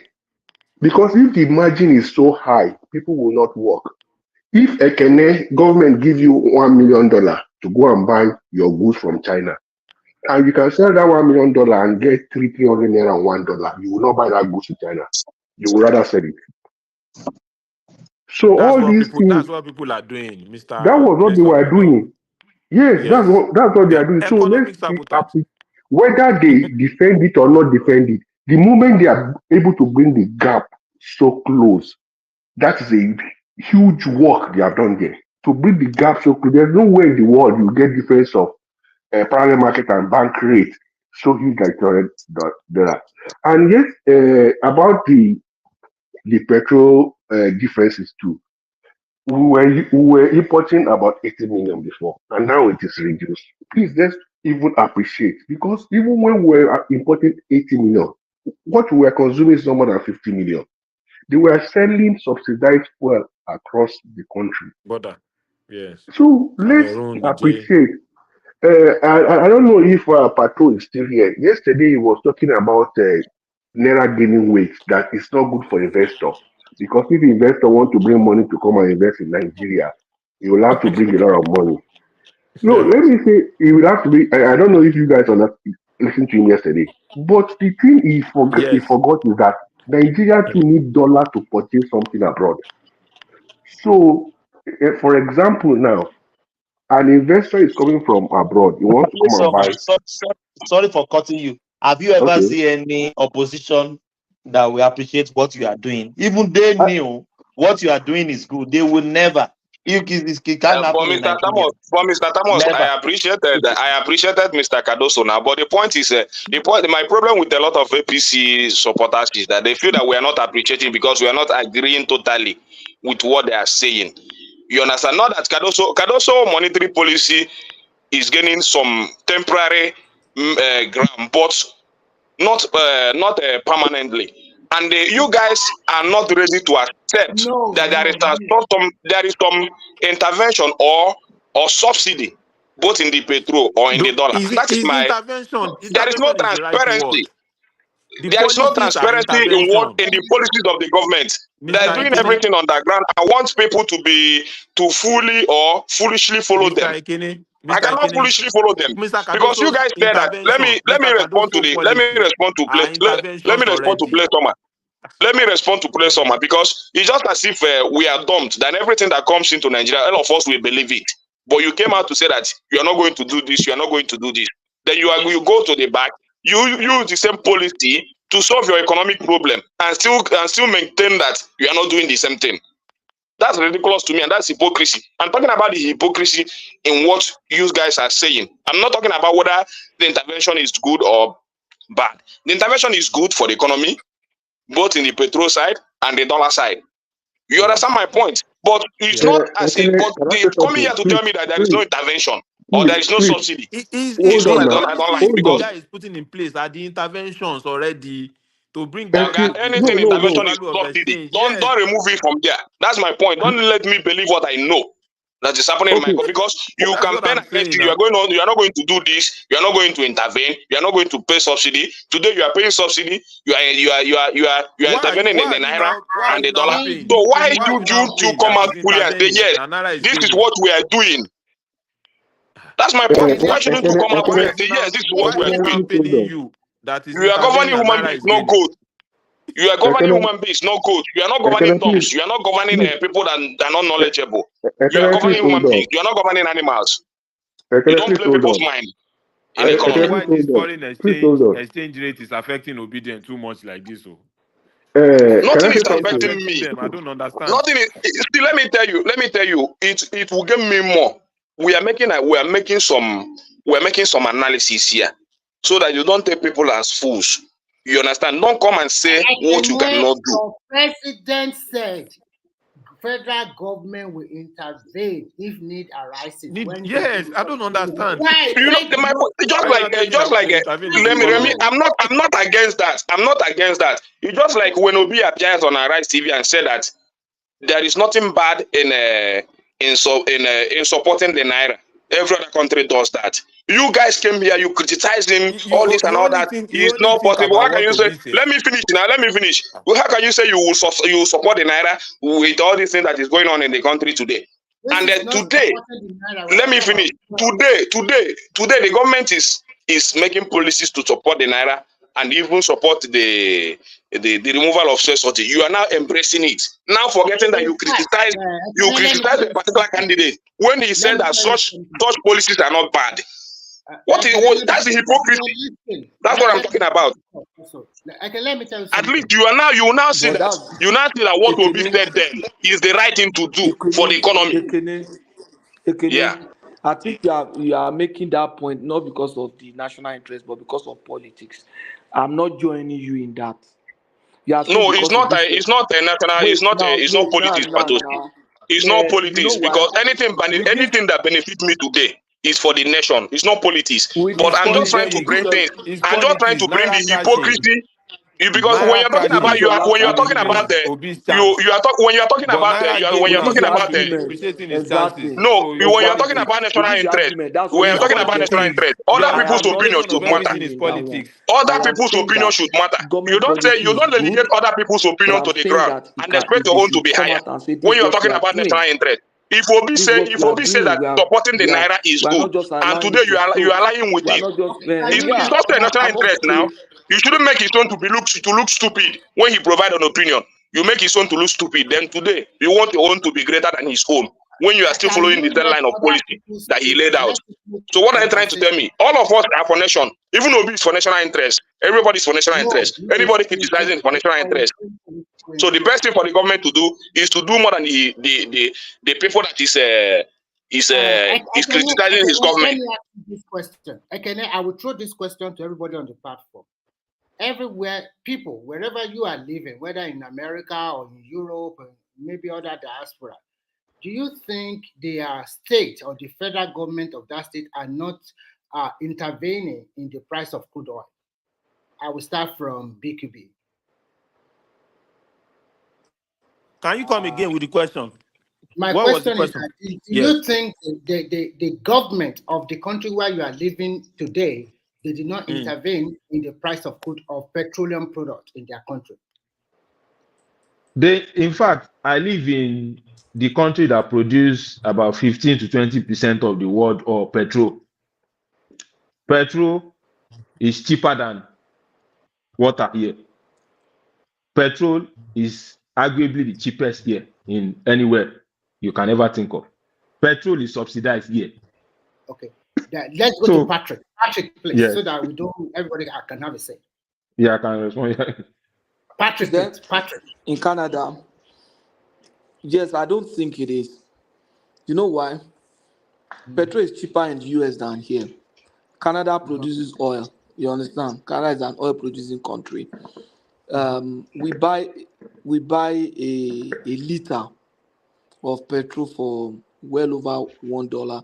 In short, there was a time it was almost $2 a liter. As at that time, we're buying for almost $2. US was buying, people were buying a gallon, which is 4 liter, for Yes. about three or about two something dollar or three something in some states in the US. Not Okay. so I don't think it's subsidized here. So when So your price we continue pay to carbon increase tax. to Yeah, $2, the reason is here. I think there's carbon tax for my province because my province is the one that produces the petrol. My province and Saskatchewan, and so it's we are even getting taxed.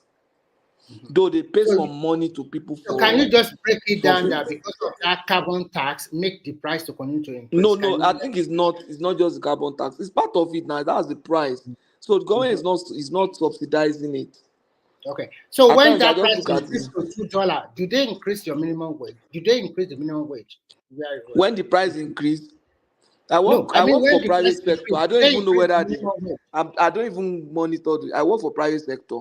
If Okay, fine. if I feel that I need a wage increase, if my employer, if my performance does not merit a wage increase, I look for another job now.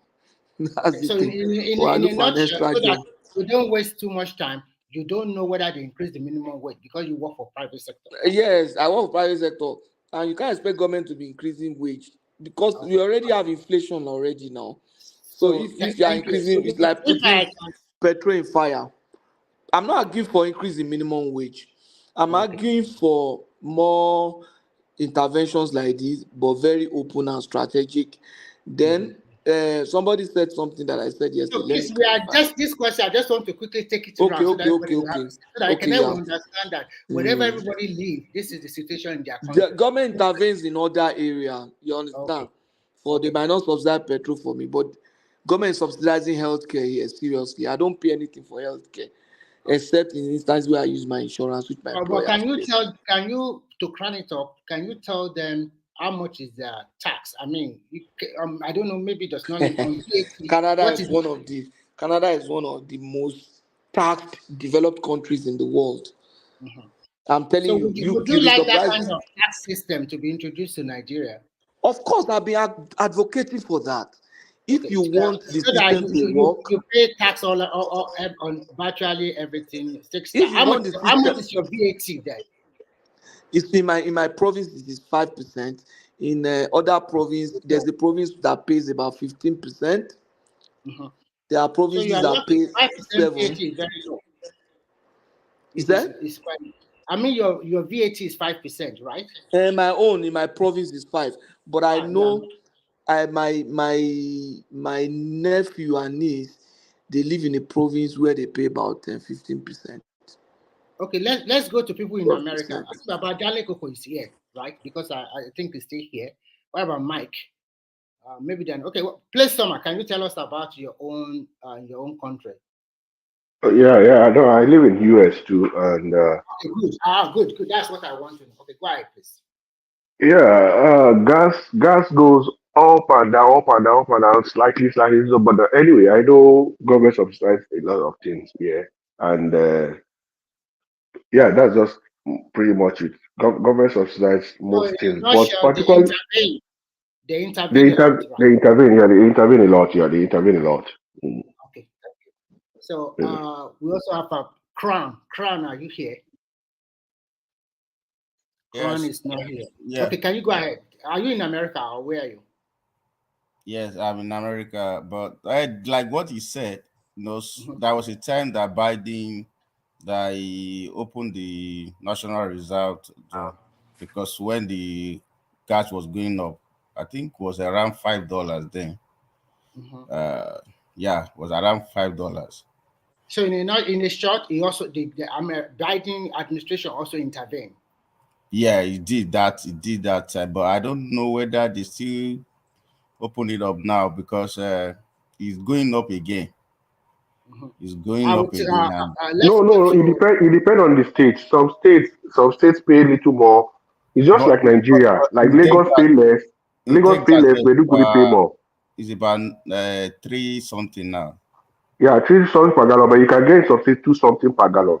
In some states, you can get 2 something per gallon. So depending on how far. We'll quickly talk about here in 2022, when there's a lot of uncertainty, the price of a liter of petrol here go as Which country are you? I'm in Finland. Finland. Okay. I'm in Finland. The price go to about almost €3 per liter. As of today, the price is about around 1.8 to €2 per liter. And I must tell you something, the price can change more than 3 or 4 times in a day here. So the price you buy in the morning is not what you are going to buy in the afternoon or in the evening. The same in the US. So it is not that like it just stay fixed like that or something like that. Even different from gas station. If you go to Shell, you get different price. Yes, from different and when the price continue to skyrocket, the people here also like go on strike a little bit. No, they just protest, but nothing happened. They did not jack up our minimum wage. They did not increase it. They just let it play out, right? Remy, the reason why I'm asking this question is that for Ekene to know that Remy. You didn't ask me now. We just answered. Everybody just answered. You don't want me to speak. Let's go to you because we are Nigerians. Okay, will you also answer the question? Yeah, I thank God for your question. You ask everybody about interjection. Everybody confirmed that they're interjecting. But somebody like you, Remy, when this administration started, you are happy that Nigerians, no intervention, no fuel subsidy. At least Nigerians should now live the true value of their income or whatever, however you want to put it. You blame citizens too much for asking too much from the government. By the time when we talk, if I come here and talk about government policies that will affect positively in the life of the people, you counter it so much, you and the Simba.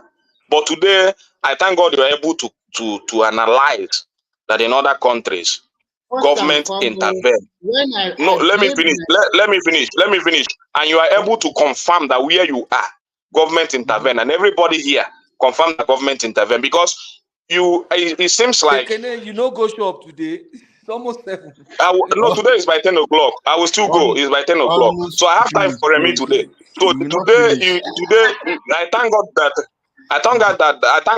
Remy come back today and said that other countries subsidize, intervene. But that time when price go up, this and that, you have everything to defend the APC to say that Nigeria should live the true value of their life. Now Nigeria is beginning to realize the true value of what they earn and all that. You understand? So and you are talking about tax. Let me finish. You are talking about tax. Yeah. First of all, the tax you are paying in your country, you are having the service provided for you. If you are talking about water, you have the water.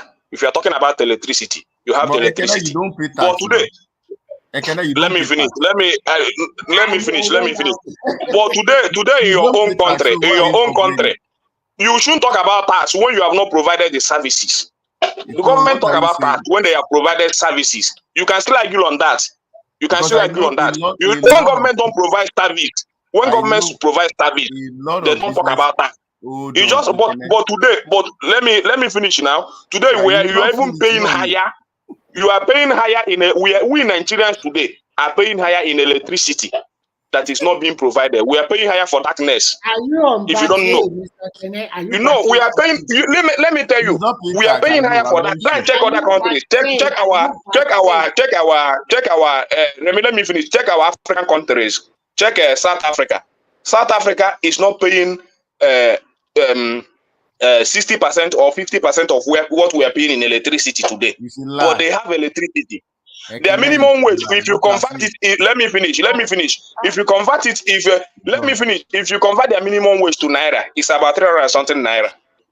Their minimum wage. You understand? But today, with the minimum wage of 30,000 naira, you are paying about 260 something per kilowatt in electricity. Almost 300% increase in the last month. Almost 300% increase in the last month. You know they say it's ban A, ban B, ban this. But when I saw my the way my electricity bill is running, I begin to run mad.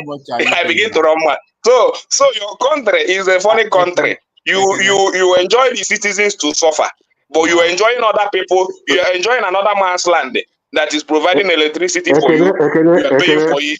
Let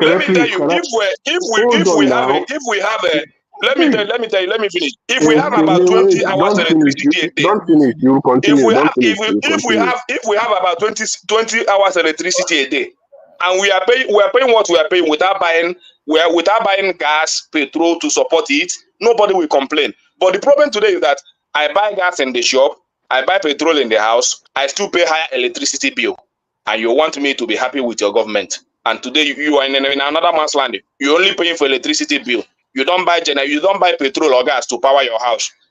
You compare it to me living in Nigeria. Are you paying tax?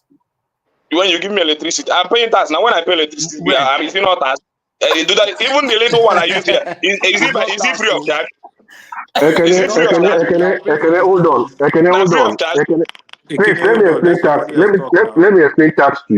me explain tax to you. If I buy soft drink, I pay tax. Hold on. If I enter Uber, I pay tax. If I buy gas, I pay tax.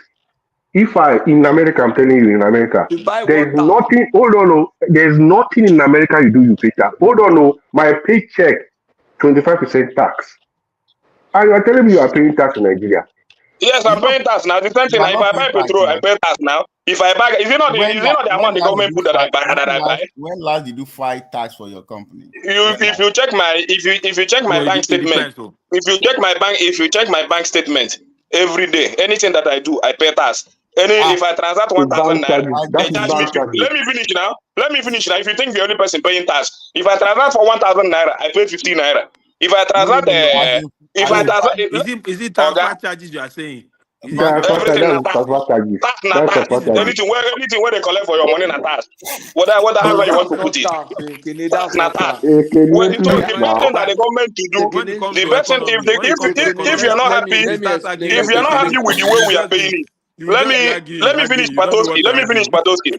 If you're not happy the way we are paying the task, if the task is you are not happy the way we are paying it, the government should modelize it and make it in a way that it should be functional to them. You understand? But if you are telling me that am I paying tax? I am even paying higher than you. Don't worry. If I show you, if you see my bank statement, if you see the amount they remove from my account at the end of every month, you will know that I might even be paying higher tax Let than me you. define tax for you in a simple way. You see, that No, aspect of tax is payment whatever that you you're collect doing. from my money. Wait bank now. There is nothing to define. Whatever you collect from my money is a tax. Now. Wait. All these bank transfer charges, they are deducting it from these people So to sending money now. Ekene, when I come to your shop and buy something, am I paying tax? Am I not paying for what you are selling to me? Let me tell you, the tax you are paying is that aspect of your money that goes to government. That one is the tax. That's a simple layman way of explaining it. You understand? If you say you go to bank, you charge you bank charges. That's This tax. is bank That transfer means charges. if I come to your shop now and I buy something, that's tax. Is the government that owns the bank? Is the government Money, that owns yes. your shop? Not the government owns your shop now. Patoski. When all these women that sell pussy or one of fish, even in the market or even in my market, when government comes, they collect their revenue and all those things. Because at least I paid my own last week. I That goes paid to my the own. I paid government. my. That's why that Let one me is finish tax. now. Let me finish now. I pay my. That one I is pay my tax. tournament levy. You will finish. Hold on. My tournament levy Hold last on. month, which I Hold believe goes on. to the Lagos Ekene, State can government. you hear me? Hold on. Yeah. Guys, you Nigerians, you deceive yourself a lot. When we talk from diaspora, you think maybe we are talking from another planet, Are you maybe not part of Pluto. Nigeria? I say Nigerians, you deceive yourself. Nigerians living in Nigeria, Say we you deceive yourself Nigerians. a lot. Yeah. So, Patoski, I just got my I I have like 3 or 4 jobs. I just got one of my paycheck just now, Wow. You work 3 jobs. 1,500. Oh my Yes, God, 3 oh jobs, yeah, you work here in Australia. You are and I trying. have my own small business as well. Go out, baby, So, Jaye. That is 4 jobs. yes, yeah, I just got my paycheck just now. Ask me how much they pay me in 5 days. $1,005. And how much Ask is me your how much they tax? give me. Yes, how much they remove from tax. It's usually about 30% now, or thereabout. Almost Of the $700 was removed from my money. How much? $800. Out of That's 1,000. almost 70% now, more than that. No, okay, you No, maybe you are not saying it we have supernation like pension. They remove Oh, from our okay. money. They will keep it even for at you. that now, even at Even at that, that is too much. even at that, Even that's at too that much. is too Even at much. maybe you didn't look at. No. No. Maybe you are owing. Patoski. Maybe you have This one no direct no no debit. no no Okay, I know no. why. Because you have Australia two is jobs, so maybe you have Australia. maybe your Yes. income bound has gone to the upper. I think No. I've read a little Let me of Even explain at how that, they Australia why will remove. somebody taxation. earn 1,000 and they I will think remove your 800? income has gone There to is no that No. explanation upper for it. bound limit, so Let you are me not explain. to be paying If in Let me upper explain. band, Maybe they are you earn using even 1,000, they even will at remove upper band, 800. that's still high now. Who pays Let Who will me 50%? remove explain 800 it from 1,000? now. Don't you listen to him? That's He said slavery. No, 1,000 and they That's remove 800. slavery now. maybe it's Can I medical explain? insurance, Let him Ajale explain. social Koko. Let him explain. No, Baba, no. security, Let me and so explain. on. Guys, let me explain. Yeah. If you have first job, they have percentage. I'm a boy Second more. job, can you hear me now? No, we can hear you, Hello? Thomas. Go I can ahead. hear We can now. hear you. Yes, Go yeah. ahead. If you have first job, if you have first job, you have the percentage they will remove as tax. Second job, the percentage will go up.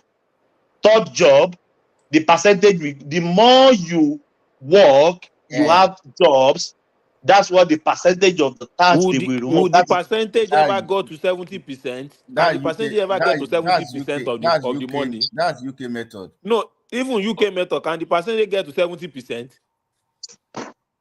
So I with your understand what he's trying to say. I think at the end of the day, because they have access to your income, so they And can how see much? how That much will the all your percentage income, get all your to? income that comes to you in a month. Hold on now. He has said something. Ajale Gogo, He said he paid his and pension. the superannuation. Yeah, pension. They will remove Pension. superannuation and pension What of from that. insurance? Yes. What of insurance? No. Which insurance? Medical insurance. No. That one is different. That's your personal problem now. Okay. What of your social security? Private. No. They don't know. No, my point is that hold on. Would this insurance get to 70% of the money toward no account? That's what I'm saying. That's crazy now. Then how much That's are you crazy going because to the give one? split any could ever Hold to on now. 70%. That's the point. Hold on. Social security, Nko. Even at yes, it's being removed from there. Social security is removed. Hold No, on. Yes. They are unemployment support and unemployment. Let me ask him question now. Okay, go ahead. Thomas. Yeah. Social security is who is that? there, right? There's somebody here. Yeah, go on, Ajale Gogo. Social security is removed. Yes. Pension is removed.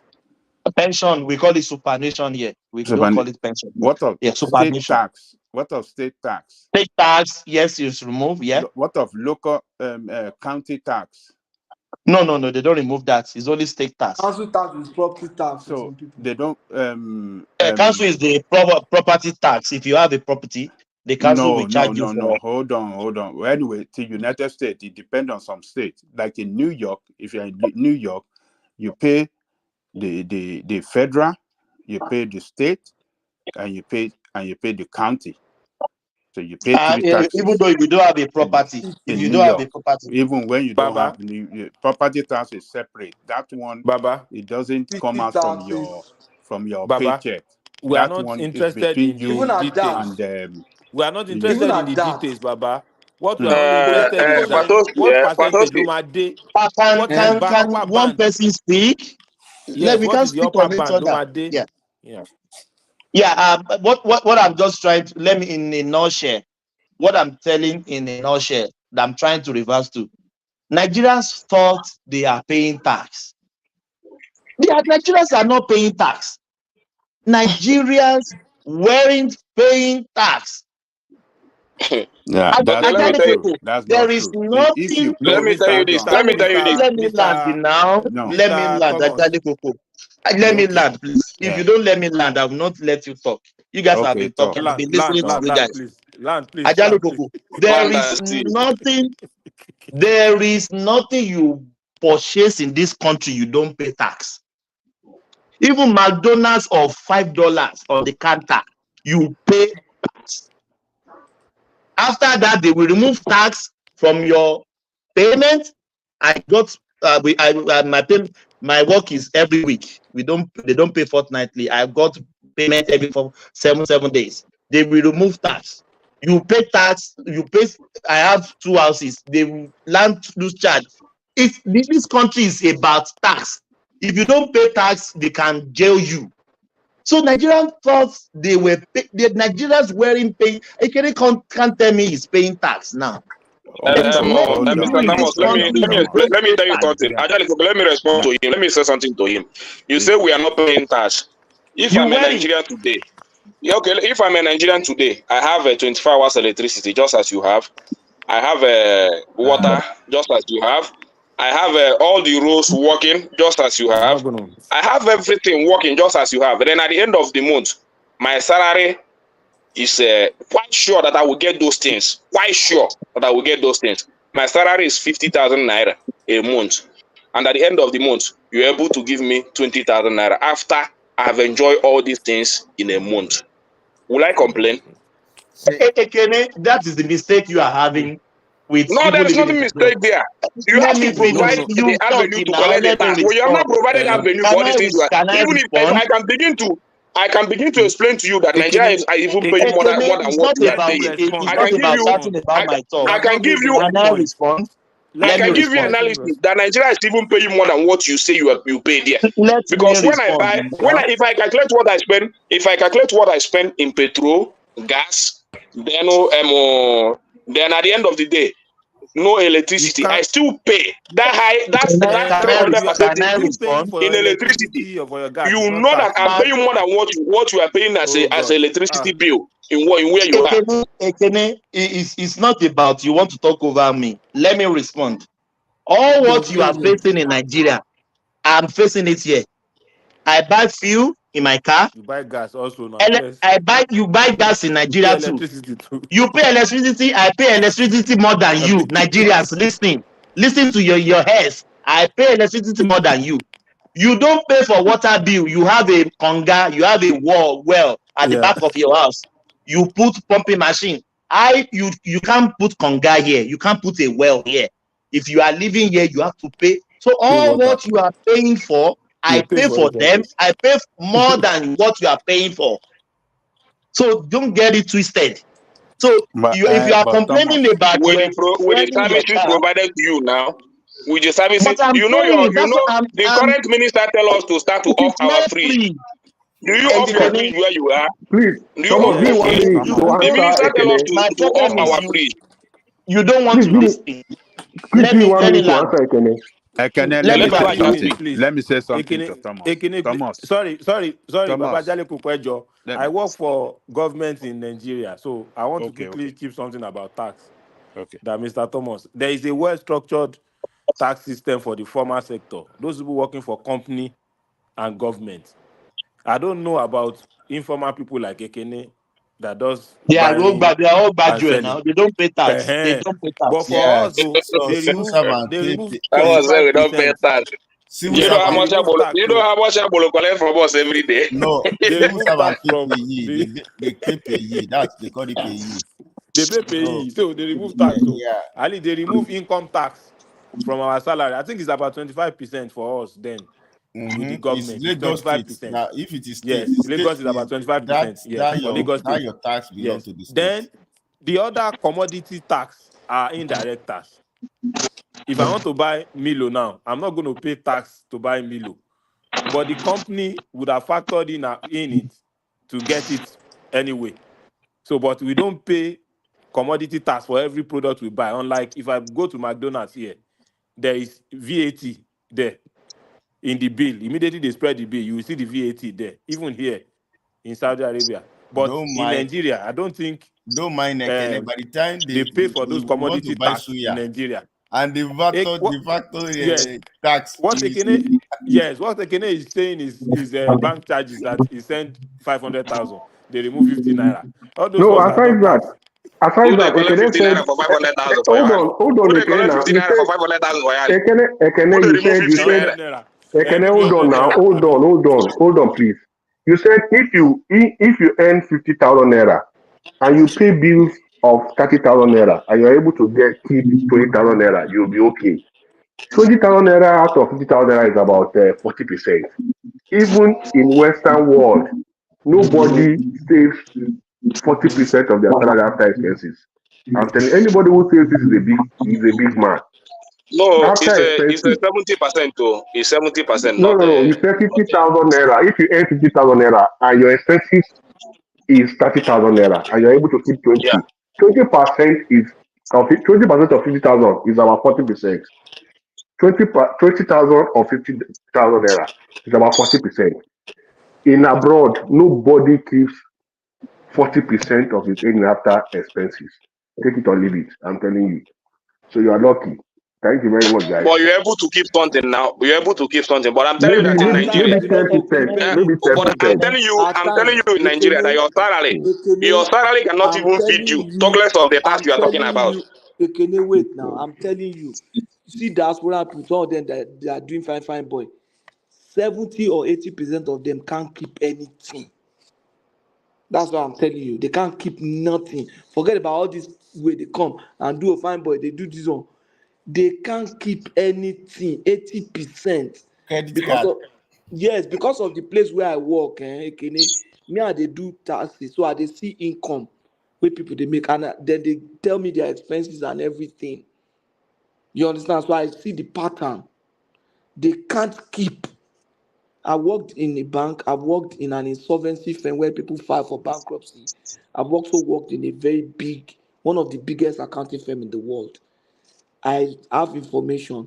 I'm not going to start giving you specific for professional reason, but at times in the West, 80% of those people that you are seeing that are donating money to Nnamdi Kanu, they are using their credit card to give that boy money. That's correct.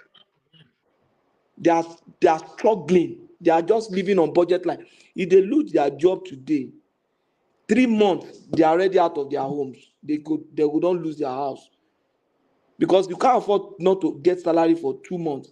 Have you ever seen anybody come to Nigeria and stay 3 months vacation, 2 months vacation, 2 weeks? They don't come back because there's no way it's going to pay that bill. Patoski, let me tell you something, my brother. Not proud in have to mortgage. Patoski, when the bank sent me how much we are owing on the 2 houses, I said, am I going to leave this country? It's not bread and butter here, oh, my brothers. When I check my mortgage Oh, now statement, make una come back. Make we repair Nigeria now. Stop. If now okay, now one complain to me, now make I dey beautiful now. But Thomas, make una come back now. Make we do the agitation. Make we repair Nigeria now. What is all this? If the we place is go not good come, for you guys, we let's go repair come, our my country. brother. I still believe that. I still believe the reason why I live in Nigeria is that I still believe that Nigeria is still a better place for me to live. Ekene, do you know why I've some not found people a better cannot come country back? that will suit me more than Ekene, Nigeria, especially in terms of Ekene, business. You understand? Ekene, do you know why some So people that is will not? why if you see me Do you talk know why every some day, people cannot come back? Let me tell you. Do you know why some people cannot come back? They sold everything to come here. So to go back now, they are starting all over again. Not because they feel say they know. I've seen people who have gone back, but the reason why some people cannot come back is because they sold everything. I was in US. I came back to Nigeria now. I was in Texas. I was living in Dallas. I left US and came back to Nigeria. And I stayed in Nigeria for like about 3 years before I finally moved my family down here. But people come back. Most people could have come, a number of people would have come back, but they sold everything. They don't have too many contacts again in Nigeria. They don't. So when they come, it's like they are starting again. It's like they're in a foreign country. Forget that one. No. Everybody, people they struggle. if my point still remains that I This know Thomas wey say Pato, they do three when they do 3 jobs. He go even if he see the opportunity to do 3 jobs in Nigeria, he wouldn't do it now. He go say, I no wan kill myself. Oh. But now that 3 jobs when they do, not be say they enjoy. He has to pay bills. You even know see ask you am. see job self. You You know ask am say Thomas, you how he see dey job find sleep. 3 they do. You see job find 3 they do. A lot of graduates in Nigeria Ekene, don't even see Ekene, one. do you know what You time is check it? our Oh? unemployment rate and all that, but you see Ekene, 3 to do in another Ekene, man's land. In Ekene, your let me own tell you. country, graduates don't they never even see one self do. Wait, Ekene, you see, time here is 12:22 a.m. I sat on my desk. I'm working from home. I sat on my desk 8 o'clock, 8 a.m. in the morning. I have 4 screens before me now, crunching numbers since 8 a.m. in the morning, and this is 12:22 a.m. Do you know how many hours that is? You understand? Just count down. You think I like Mr. that? Patoski, my I'm not point a still young remains boy. that I'm not a young Mr. boy Patoski, anymore. I let, need let to me be let me raised. tell you this. Let me tell you this. I'm not eager and I'm not even dreaming of leaving Nigeria. I have my reasons. I want Nigeria to work very well because I know what we need in this country to work. And that is why you see me everywhere talking about Nigeria and all those stuff. If Nigeria have 1/4 of what you guys have there, Nigeria will be richer than most of these countries. I know that. If we have electricity, just electricity alone, do you know how many industry that will rise up in Nigeria? Do you know? But when we talk about it, you think we don't know what we are talking about. Give us the electricity. Let it be let it be that we don't pay the bill. Oh, if they give Is you you know if you electricity, don't pay the bill, they let me will tell take your you, light now. You if you are understand? ready, no, if you are ready to pay, Electricity will bring up a lot of manufacturing companies in this country. It will improve Ekene, our export. Ekene, if Nigerians are ready to pay for power, the way we pay for power here, the companies that are giving us power here would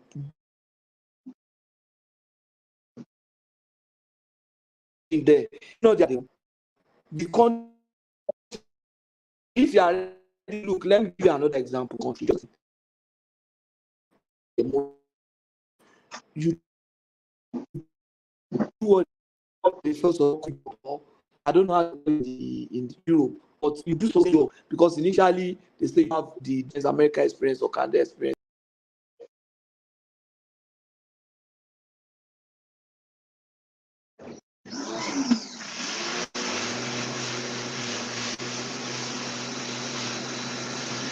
I beg, I want to go Alaba market.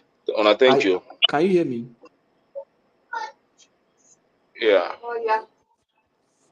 So at the end of the day, if people are ready to use 1/3 of your salary to pay for utility, then utility companies in Europe, in North America, and in Canada, they will come there and give you the same power.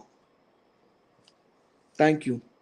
It's in my position to do that. The government know what they're doing in the power sector now. If they don't want to do it, is their choice. The only thing is that what I know in Nigeria is that if you're able to build a very good home for yourself, you're able to power your house. Like if God bless me today, I'm able to power my house with solar and everything. Then what concerns me with what they're doing there? They like let them put the power there, and I know that I will achieve it. I will achieve that in a very short time. So let them continue to do what they are doing. You understand? So the plan now is that when you are building your house, you put up a solar system. You put up a very Ekene, even you are not smart. Since around when I used to live in Nigeria, as far back as 10 years ago, I have been using solar. So you are just talking about solar now.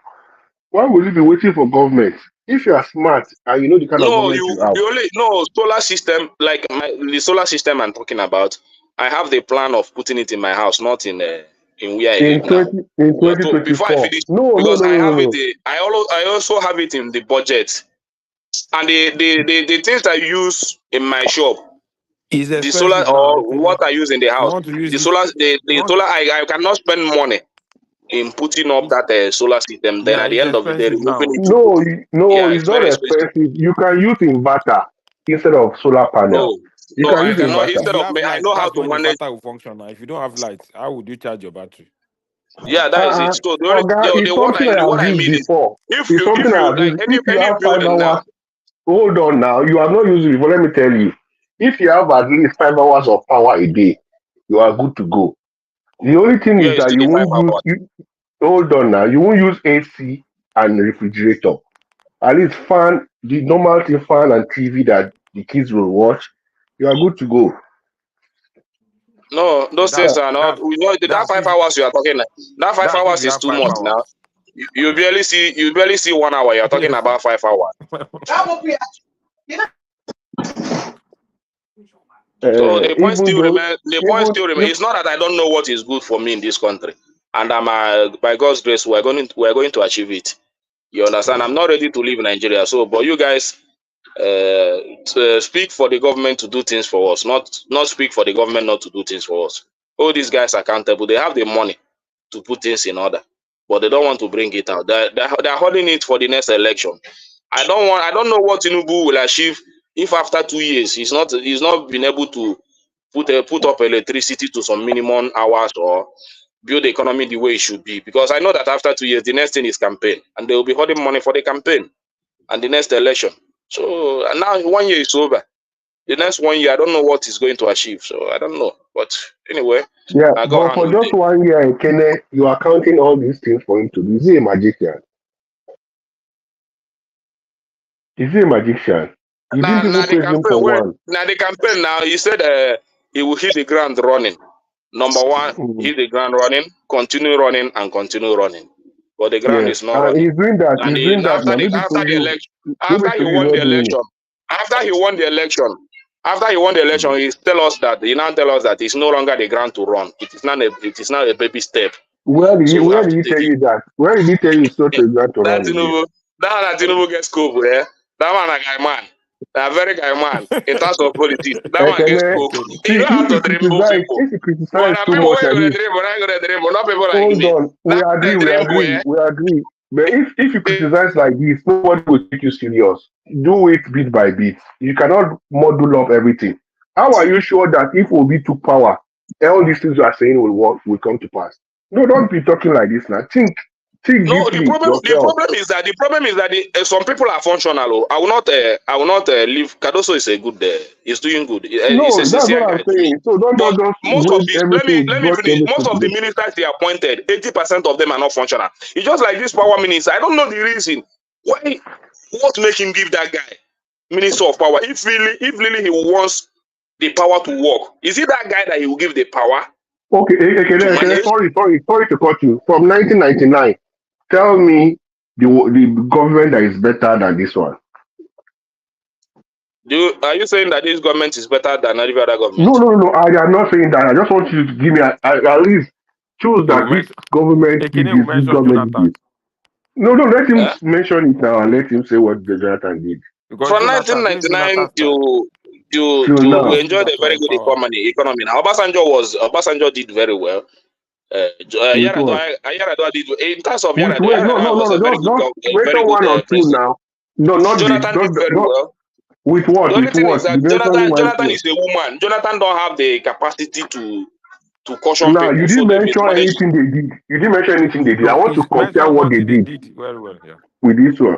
It's I very well. measure government based on for me, I measure government based on the purchasing power of the people. I don't measure No, it by all this which grammar we area? speak here. Which I still area did maintain that. Obasanjo did well? I still Which maintain that. area I did still maintain Jonathan that did during the well? time of.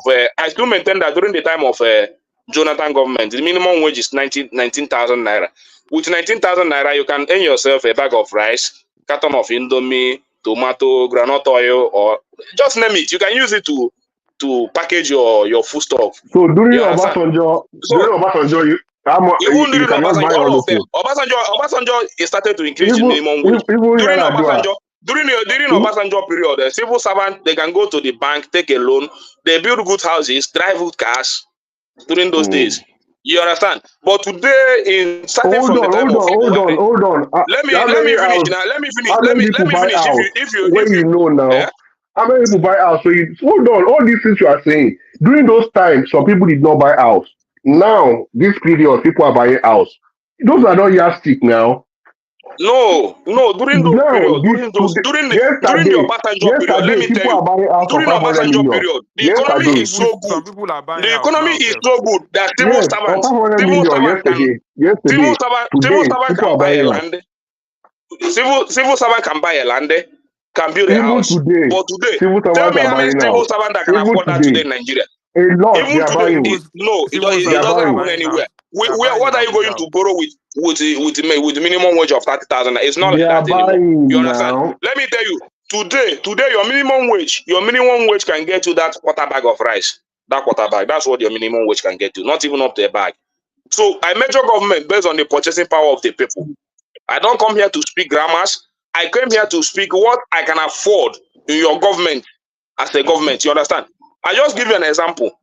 Just counter No, it now. that's not a good example because how During the much time was of Goodluck you Jonathan, won't let me you won't let people the talk. You minimum won't wage let people talk.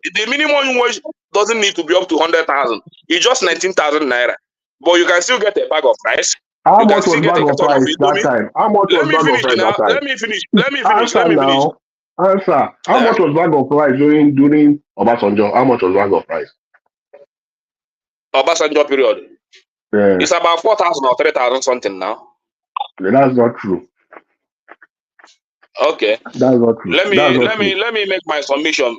During the time of But no, Goodluck no, Jonathan, it's about you cannot 7,000. be just be. You During cannot. Obasanjo, I think it was not more than 5,000. I know I used to buy bag of rice around that time, 5,000.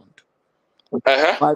Five So kilogram with your bag. minimum wage then, with your 5 minimum wage, kilogram you bag. can get all those stuff, food stuff, and a 18,000. package of Minimum wage your was shop. 18. No, wait. Minimum wage was 18,000. Yeah, you could buy one. You could buy a bag, and it will last a family for like 6 months. So that's Uh-huh. like that's less 18,000. than 18,000 was the minimum wage then. And if you buy a bag of rice for 5,000, if it lasts the family, if you buy 2 bags of rice for 10,000, and it lasts the family for 10 months, so that's like 1,000 from your wage. Okay, that's good. That's good. Everything Just was looking that's good there. okay. But how come that Obasanjo couldn't fix electricity No, when things were he good? didn't succeed everywhere now. He succeeded in some area and failed in some No. area. No, That that minimum wage. electricity, Wait, hold that on. electricity Minimum was wage the of area Obasanjo. where It it was failed. it was from Abacha. It was from Abacha. It was not Obasanjo that brought it down. No, He- the point oh, is this. The hold point on is now. this. See the Hold point on. He I'm making, play someone. catapulted from Let me Abacha. He came let from me let me Abacha. let me Don't say put it up was some argument to Obasanjo's what you are work. saying. The point still remains that No, play someone. The point still remains that we are no. going down every day by Obasanjo day. didn't We do are that. going we are Obasanjo going didn't do down. that. I want to Hold No, on. say let me finish. Obasanjo Let me didn't do finish. that. We are Obasanjo didn't going do down that. every day by day in terms of our purchasing power. We are Hold going on down now. every day by day. Mention something that was not there that Obasanjo fixed. It's not The minimum. That's economy, right. Obasanjo did excellent thing. Obasanjo did excellent in the Hold economy on now. now. Let me make my points now. Rice was 4,000 during Abacha. Obasanjo makes it like that. But electricity was not good during Abacha. Did Obasanjo change it? Did What Obasanjo did you say? change it? Rice was 4,000 during Abacha's period. Obasanjo maintained that. But Uh-huh. power was not good during Abacha. Did Obasanjo revive it? Obasanjo did not Actually, revise during it now. But Obasanjo, we they are telling you the recorded. area he succeeded very well. Baba, Mm-mm. I talk now. You are there, you Hold talk. on. No, you see, you keep arguing like I say something. You maintain what was before, but the one was that was bad, he didn't turn it around, and you are shouting Hold at on, me. hold on. Even during the Obasanjo, there was better electricity supply, because I can remember back then some of my friends, when we are talking, they'd be saying, "Oh, look, Mafuwa Shako, don't be doing gara. We are getting electricity here in Nigeria now, just like you in America. Don't be doing gara with us. We are having better electricity now." So we can't, you know, condemn Obasanjo period. That was the best time No, in the recent time. Hold on now, hold on. it was That not was the different from best. Obasanjo period was not different from our Abacha's period. Hold He on. only maintained Abacha's regime. He maintained it.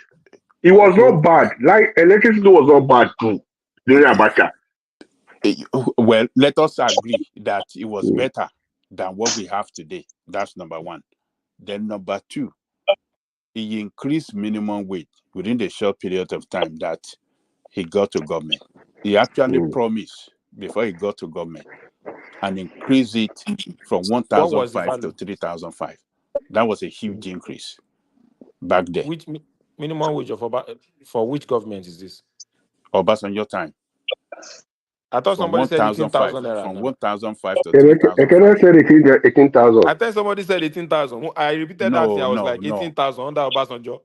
I said Jonathan, no. I said Jonathan. I didn't talk about minimum wage on Obasanjo. I said, Jonathan, minimum wage was 19,000 naira, and you can be able to get a bag of I thought rice, Indomie. somebody said it's 18,000 under It's Patoski that Obasanjo. said that one. No, me, I 18,000 didn't under say Obasanjo. anything about that one.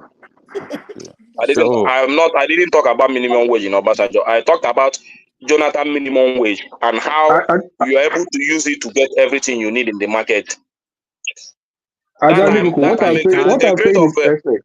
during Jonathan period, the crate of egg is about 400 or 300 and something naira. I was surprised today. The other day, the government, I don't know whether it's Lagos State government that was selling a crate of egg in my area with this one kind motor like that. I thought the thing would be cheap. When I go there, the half crate of it is about 2,000 something. There was a way they can package it. I just leave them and go. Just half crate to about how 2,000 much? something. How There's a way much? they package it. 2,000 something. Half crate. They just package it small with one design something. The thing look very nice. And the thing is like it's from the Lagos State government with one of these open And you pay vehicles. for packaging now. You see the packaging look nice. 2,000 naira. I just look the thing. Now packaging I want to. I just leave them go. But I was just telling you that during the time of good luck, Jonathan, just full crate is about 3 something or 400 something naira. Today you are buying a half crate for 2,000 naira, 2,000 something. You understand? So just check it now. Just check the purchasing power of the people. The way, even the electricity you are talking about, before, even during Buhari period, let me not lie to you, Buhari period, at least every night from 11 to 4 a.m. in the morning, we used to have electricity. But today, we don't see it again. If we manage to have 2 hours. Hold on. So the Baba thing is getting, Ajanleko, please, the thing is going, hold on. I want to ask the Ajanleko thing this is one. going down instead of getting Ajanleko, better. hold on, please. So during this, Ajanleko, please during answer me. Obasanjo, during Buhari period, during Why are you always no, attack? let me finish. I want to give my submission so that you know what you are trying to defend. During No, Buhari I'm not period, defending it. I just I want think you continue. You will continue. the Greece collapsed for some time, but during only 1 year of this administration, it collapses every month. We The know all Greeks that. collapse We know all every that. month. We The thing know. Yeah, you continue are to right. increase to collapse. You are correct. You are So, correct. and we are not Ajanleko. doing anything about it. Oh, please. We know. Nǹkan tí mo fẹ́ bèrè ni pé, and Ekene, you can hear this. During all this regime from Obasanjo, what improvement have they done to that power sector? That is the point. That will make this not collapse. The improvement it did, at least There it was no, built Baba, there was no how many improvement. There was no improvement. generating. And I that think no before he improvement is came what in, we are seeing I today. think we have only two. There was no How improvement, many Baba. generation plants are being Plan. Yeah, I generating feel plant? like two then, yeah. I think it was two that we had. I think increased it to like, is it 6 or 8? A bit more generating plants than any other person in the history of that country. So he built it, and Jonathan's supposed to continue build to improve on that, on the transmission and other things. But Jonathan went to privatize this thing to crooked friends and all this, and they couldn't manage it well. And Buhari, throughout his own year, that one was just playing a nonsense game. Yeah, thank you. That is the point I'm going. And Ekene said Tinubu should fix everything in with less than 1 year. You see, you mentioned how it was deteriorating after Obasanjo, Yes, and now was and deteriorating and now. Ekene said he should build all those things within I didn't say 1 it year. was deteriorating. As under Obasanjo, there No, was Obasanjo improved. improvement. The other guys didn't improve. Subsequent government did not do anything They like did that. not So improve, it's their and failure the that stuff we are are seeing. they are getting the stuff are getting old. They are using it, Yes, it's and the they are not failure that we are improving. seeing that is collapsing That's Don't the thing that we they? are seeing. Sorry, play some man. Didn't they cancel that Siemens deal or OBJ made before he left under Yaradua? You know, he had it with Siemens that Yaradua withdrew, right? Yeah, well, he even talking about the 16 billion deal with Atiku. For the gas. It was supposed to be a gas plant, Gas powered. and after almost 20 years, we are back to that gas plant again. Like we should have done 20 years ago. Mm-hmm. That's just exactly what I'm talking about. And they want somebody that came just yesterday to come and skyrocket it. No, it doesn't work like that. It's as part of the 16 billion scandal that Atiku is still hanging on Atiku's neck. Even it's about an Atiku anyway.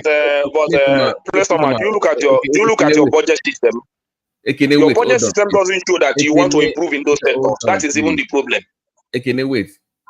Now, because of the need for our gas supply, so the German government is willing to even help you because you have leverage now to make it, to speed it up the process of getting this thing done quicker compared to the OBJ days, because they need your gas because of the war in Russia. You all know that. Look, Babati. Hopefully they can do it, is my point. Hold on, Babati. Okay. You see, we have to discourage this centralized system. If I you agree. really want to have electricity, that's one part. They have to break it down. Yeah, we must do everything. Gas, solar, everything. Bring everything. Just don't do any one. Just do everything. Everything you have, bring it. Any region. No, what they need to do now, they need to encourage, the state and even, if possible, local government to start generating them. They have the power to do so now. They already gave them the power to do so now. They have the power already to do so. Look, decentralized this thing will never work. Nigeria is bigger than ever. No, they have the power now. They have the power. Which power? No, The no, they have the Nigerian power. Let yeah, me say one Which thing. power? by Which law. power? When the power grid is breaking down every time. No, Which the power? issue is no, Enisuru, the issue that they have now is that Even Nigeria is in transmission. darkness now. The power grid No, we is down agree with already. you. No, I'm saying that compared to before, now they have the power to do so. The issue is that the financing, which I believe that they should come together, maybe for Lagos or some city that they have the money, but like Ogun now, talk to Oyo and Lagos. Let's come together and do these things because that would be more cost effective for three states. You can't have one state doing it by themselves. Like it will be more expensive, like for transmission. But if you have states, maybe in a region, saying like, let's come together as a region and do this thing, it will be more cost effective for them to come together and do like a transmission line together. Then you can do your own individual distribution and generation. That would be more. Babati, Yeah. Babati, there's something else I see in it. You see, this government, see, people are just underestimating them. There is something I'm seeing about this Tinubu, and especially with this Adedibu, the guy in power sector. The reason why he chose him, I later understand. Later understand why he chose this guy. The guy only understands the finances of business. That's why he chose him. Do you guys think? Do you know why this guy raised alarm that even Aso Rock were owing bills like a month ago? The man is it needs a stronger, better PR team. It should not be No, talking. what they want to use him for is to make that department monetize so that the value of the reason why Hey, people private why sector can't they just give up transmission for God's sake? That's the issue. Just give it up. Why is federal government holding on to transmission by force? There they go. well, if you say let That it go, no, hold on, please, hold on, please. Right now, we can actually generate up to above 20,000. Right now, we can yeah. generate. You can actually distribute, but the issue is transmission. So why is the federal government holding on to it for security reasons? I mean, that's the excuse. No, they are still going to release it, but they want to make the sector viable. No, please. No, no. When are they going to release Oh, I don't know. I don't know, but very soon it? I'm sure they will release it. But what I'm saying is, do you want to, Babati, understand what I'm trying to say? I listened to some of their spokesperson, and the guy explained very well. See, if the price, that's why they remove. Okay, that's the purpose, the reason why they remove the subsidy in it. And now, serious business people will come for it. If they didn't remove that, if they didn't remove the subsidy, no state will generate electricity with the old bill because they will be stuck in charging the old bill. Now that they've created some band A, so people who want electricity, private sector can come and be generating it and be selling it at that band A price. And you'll see to I'm telling you, that is what they are doing. Think about it very well. That is why they remove the subsidy. Now the price is attractable for any investor. I am not disagreeing with you, bro. I'm saying that if you still want to keep what you have right now on transmission, like everybody would say, encourage the use of regional lines. In addition to that, when it comes to transmission, is my point. But you can't have one transmission for the whole country. That has to stop. Yeah, they have to break it. Yeah, there has to be multiple transmission lines. Maybe transmission line. That's the only way. You can't just have one line and say you want to improve on that. No. And that's what is killing the present generation. Because when they generate, they can't transmit, and it collapsed. And we don't even have a deadline. We don't know when we are going to have this electricity, man. Oh, wow. We are just they will playing send politics. email to you. They will send email to you. Senate will send email to you. So these guys will come to TV and talk, and they say one thing, and they go to the back and be doing another thing. But can I ask you guys a question, please? I know it's okay. Go ahead. Hello, can I ask you all a question? Go ahead. Yes, we are listening. I know it's a little bit unrelated, but I want to know what would you guys say is the best way to send money to Nigeria now, since Western Union and that one is not working now. Well, like From I'm where? hearing From about where? Boss Revolution and Flutterwave. Which one is the best now? From which country? Where are you sending from?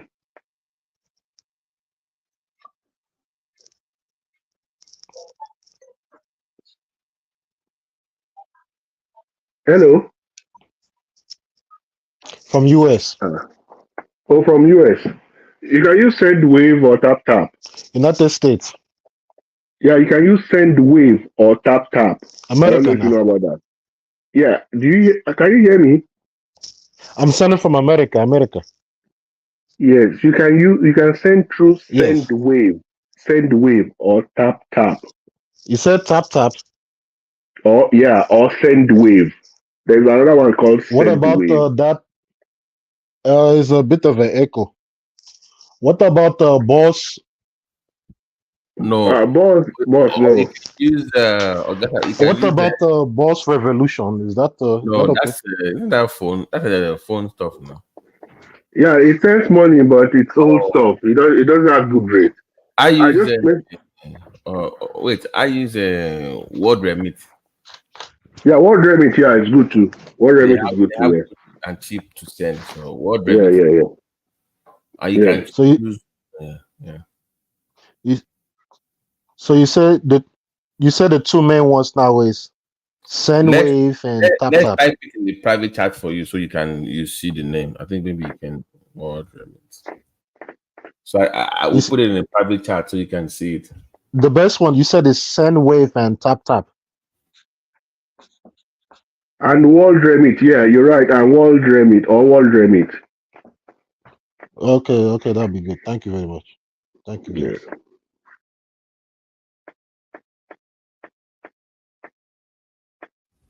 Yeah, you guys don't send all your money to Nigeria. Enjoy your money. Almost. Almost I want it almost in there. I want it. Yeah, no, okay. But if you know how much is going to Nigeria in my pocket, you will pity my life. It's just some people I regretted giving them my number. Nah, they don't even ask your family, ask your children. First thing is money. Nigerians, they are so. Oh God, I don't want. Let me see what is in my mouth. It will not empower one, Thomas. Empowerment in me. Try how it, many, my how brother. many empower? Baba T, how many empower? You No, empower tire. No, empower tire. no. Let me tell you something, please. I do it all the time. I still send money to buy Okada for some people. Let me tell you something. So you know me, money was lost in nursing school. Lost tombe. I did find out most in Thomas in Kokoni. Thomas, I see asked you how many weeks ago about this Australia thing. Oh yeah, yes. That's me. Once you that way, if you fly over there, you're your own. You won't ask me again, Abi. Not in you see my point. You're your own now. So that's it. That's empowerment. But we can my fun every month without doing anything here. Like well. That's if the visa is certain, but if the visa is not there, also allow well. No, even for Nigeria, you should be dear ni kò ní jọ pé kò jókòó síbi kan ò sì nǹkan kan náà. That's different. But pé ẹ fún ló mo fẹ́ ra fóònù tèmi gan lò nígbà ló fẹ́ lò. I'm telling you. They will even tell you a phone. Títí mi ò gbọ́ rí, màá ní èwo tún lè lè báyìí. And this is Apple too. On the Apple not to ní. Mi ò gbé lè o. Èlò ni. My own, it is funny pé they want to celebrate Good Friday and Easter Monday, and me I'm working on that both 2 days. So I can begin to imagine that if you go want to be sharing before Good Friday, you want to celebrate Good Friday, you want to celebrate Easter Monday, and I'm at work. What kind of thing is this? It can be annoying. I am at work. And you're telling me, please, we need to buy chicken on Monday. And I'm still going to work on Monday. I'm just shaking my head. No, you should help as much as Tobale help. Even if you know that they don't, if it's disposable, something that Toba need that much. But if you really want to help people to point, is to help them to be independent of and if leaving the country or doing something like that is their own thing. So be it. Oh. But I mean, if you find you know how station to buy notice, I don't come to buy for money. Let's say for money $100 low shoe you go for one. What for money in next month? They want so you're $100 in here. What the month them that's their monthly pay now. The thing that you owe them every month now. Yeah, that's why sometimes Nigerian people here, man, I get tired. But no. To buy be elder to mo pe àwọn yẹn yàtọ̀. No, of course, elder, their own is separate now. Their own is separate. It is where Colon Shano and the pressure is high. Ẹlòmíà bí ẹni owó wà dé Naija wà dé bẹ́ẹ̀ gan wà rí pé ó ṣe ìkan mẹ́sàn-án kí n tiẹ̀ sọ̀rọ̀ ń tà nísìnyí. I got to Naija bọ̀bọ̀ yìí ó ṣe parí third house ẹni Thomas. Àti mọ̀tà débẹ̀ ó lọ gba rent sorry I went to the second house mo mọ̀ tó kọ́ ń gbà yẹn àti mo máa dé ó ti move sí mi ó lọ gba rent ní ibẹ̀ yẹn ni mo bá ń bẹ̀. Owó ògbóbí mọ̀ tó ta lé nínú òun ti move lọ sí new house ó lè ti ń bí mí lówó. That's the reason why we're telling you, okay, all this complaint. People are buying house now, even if rent is 30,000 naira. People they are making money. So you should leave their cocoon that nothing is going on. And tó ń bí mi pé ṣé ẹlòmíì apẹ ẹ̀pọ̀ á ní láptọ̀pù yẹn òun lè lò Nàìjíríà pé kò bá táwọn ẹgbẹ́ òun lò ń bẹ̀. Wọ́n fẹ́ lo láptọ̀pù $2,000. Àbí kó tó máa bèrè fóònù kó máa bèrè iPhone 15 iPhone kìíní kan wọ́n á kó ṣe ilẹ̀ náà láti mú Amẹ́ríkà yìí.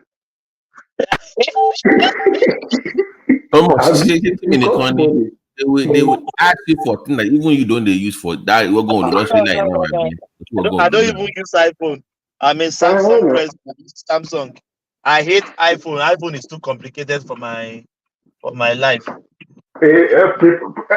Particularly me is a phone freak. So my Android phone is like 2 years ago, and you come and be asking me. I'm an Android, but me only choice because of Fisher. He said, call on calling. It's all up. It's all and so. Babati, I use a Samsung Ultra 22. Yes, my wife gave me as a gift on my birthday. That's what I've been using. 23 came out. I didn't change it. 24 is out. I didn't change it. 2 weeks ago, it developed some fault. I sent it back to Samsung. They gave me another brand new 22 because it's still under warranty. It's under 2 years warranty. Thomas, hold on. This culture of I know who's the party. I broke the party. Why do we do that in Nigeria? I don't understand. I broke the No. Why did you spend all this money on? Some people thought about the gift. Do you know some people arrange party because they are expecting gifts from people? They are so gullible and fool to that extent that people will give me more money. Let me organize a party. So at the long run, nobody will gift them. So they will be running the party. Sometimes it's like an investment in Nigeria. But sometimes they just want to show off that because my neighbor did a big party, I have to do a big party. Don't please my oral meal here. Can you wà nílé orogun ní can you ẹnìkan kú bẹ́ẹ̀ ni ti tó jẹ́ ọ̀nkọ́ bíkíni nǹkan tó fẹ́ àpòpọ̀. Wọ́n á ṣe canopy àbí. Nínú canopy yẹn, there is party inside the party. Section by section. Nínú the same family náà, àwọn kan wọ blue. In the same family náà. Àwọn kan rí high table wọn ló glitter jù different drinks àwọn kan pure water ni wọ́n há. Hello, I'm telling you. I think that is our lifestyle. It's hey Babati. Yeah. Since I came in this country, I take life much simpler.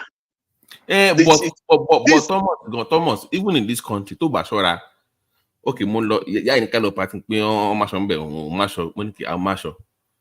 then it be a month later, immediately, I want to go and ká lọ bẹ̀ ọ́.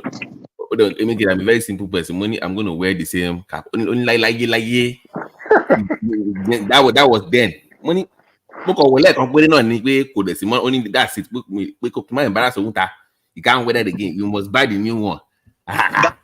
Babati. Mi ò lọ mọ́ mi ò lọ mọ́ ìyẹn tún kọ́ mi ò débẹ̀. Nigerian community here, if as they are so myopic, so aṣọ ẹbí every week. Babati, if Nigerian community here, if you don't have your own house, they don't want to associate with you. Before they come to your house, they will send one delegate to go and check maybe your house is fine before they come to your house. So as I'm speaking to you, I don't have any Nigerian friends. I even hide myself. I'm not Nigeria, but you know, Why are they doing that? It's not Nigerians in Australia. Okay. Don't want to associate with Nigeria, my brother. Yeah, no. I prefer to associate with other Africans and the white. White is the best one because they will not lie to you. They don't have fake life. The whites they don't have fake life. Whites can have truth. They don't care. They'll be wearing that. Thomas, in this country, ẹlòmíì gba àwọn lórí aṣọ ẹbí nílùú. I'm telling you, because every week they are going to different parties and they can't wear the same thing. They have to buy the different every week. No, my if I go there, I must spend at least $500 or $700 in bed. Could you watch it in bed? So I don't know. My brother, I don't follow the multitude. One day my wife said there is one party. I said I don't have money. He said really, and he has access to my phone. He has access to my account. She checked my account. Say you have enough. You even have more than enough with more than me. I said that's fine. You know, I'm not a party person. I don't care about your party. If I don't come to your party, don't come to my party. I'm not going to have one. I'm not a party person. I want Blizzard. I want Blizzard to at least you are neutral. You are neutral. Blizzard mo wọ lórí yóò dá. I to cook like one leg. So Nigerian community here, they will buy big cars. They want to show off. If Mr. A buy Lexus, the next day Mr. B will go and buy Range Rover, the latest one. I don't care about you. You don't know my assets. You don't know what I want. It's not about what I'm driving. That's one thing I first learned when I came to this US. That's one thing I first learned. I was living I lived in UAE for like 15 years before I came to the US. I had like two good cars here, maybe one for business, a pickup truck. And UAE is not the credit state. You have to buy cash just like Nigeria. So when I came to US, I understand people are using big cars, everything, and at the end of the day, it's a car loan. So I didn't call him party only. Mo mọ̀ yín kẹ́ ẹ̀ level yín ti ju gbogbo tẹ̀ ń gbìn lọ. That is what they will be telling you. Wọ́n ló ń bá mi gùn ni àbí wọ́n ló ń bá mi gùn. Wọ́n yà mí lẹ́nu. Wọ́n máa tell me I am like 6.2 feet tall. When I came to the US, I started using Corolla like 2011 Corolla. They were telling me for like 2 years driving, my people around our chairman never I had the money to buy bigger one. But at that time I don't need it, especially my job. When I was lucky I got a job. I use company car all the time, and at the end of the day my wife only drives children to school and come. Me don't need the kini. But later I changed it. The reason why I used it for 2 years was to be able to save the money to buy the car of my choice, the SUV, and I bought it cash because for me, after paying mortgage or something, there is nothing else I owe in the US, so I can decide to travel back home for 2 months and I'll come so I have these bills, I have these bills. So I studied the system and I saw everything, many loan, mortgage loan, everything loan, phone gone loan, loan. So the matter go loan is at the end of the month, they $100 no mark. I said Some no, me I people won't go. some people buy loan clothes here.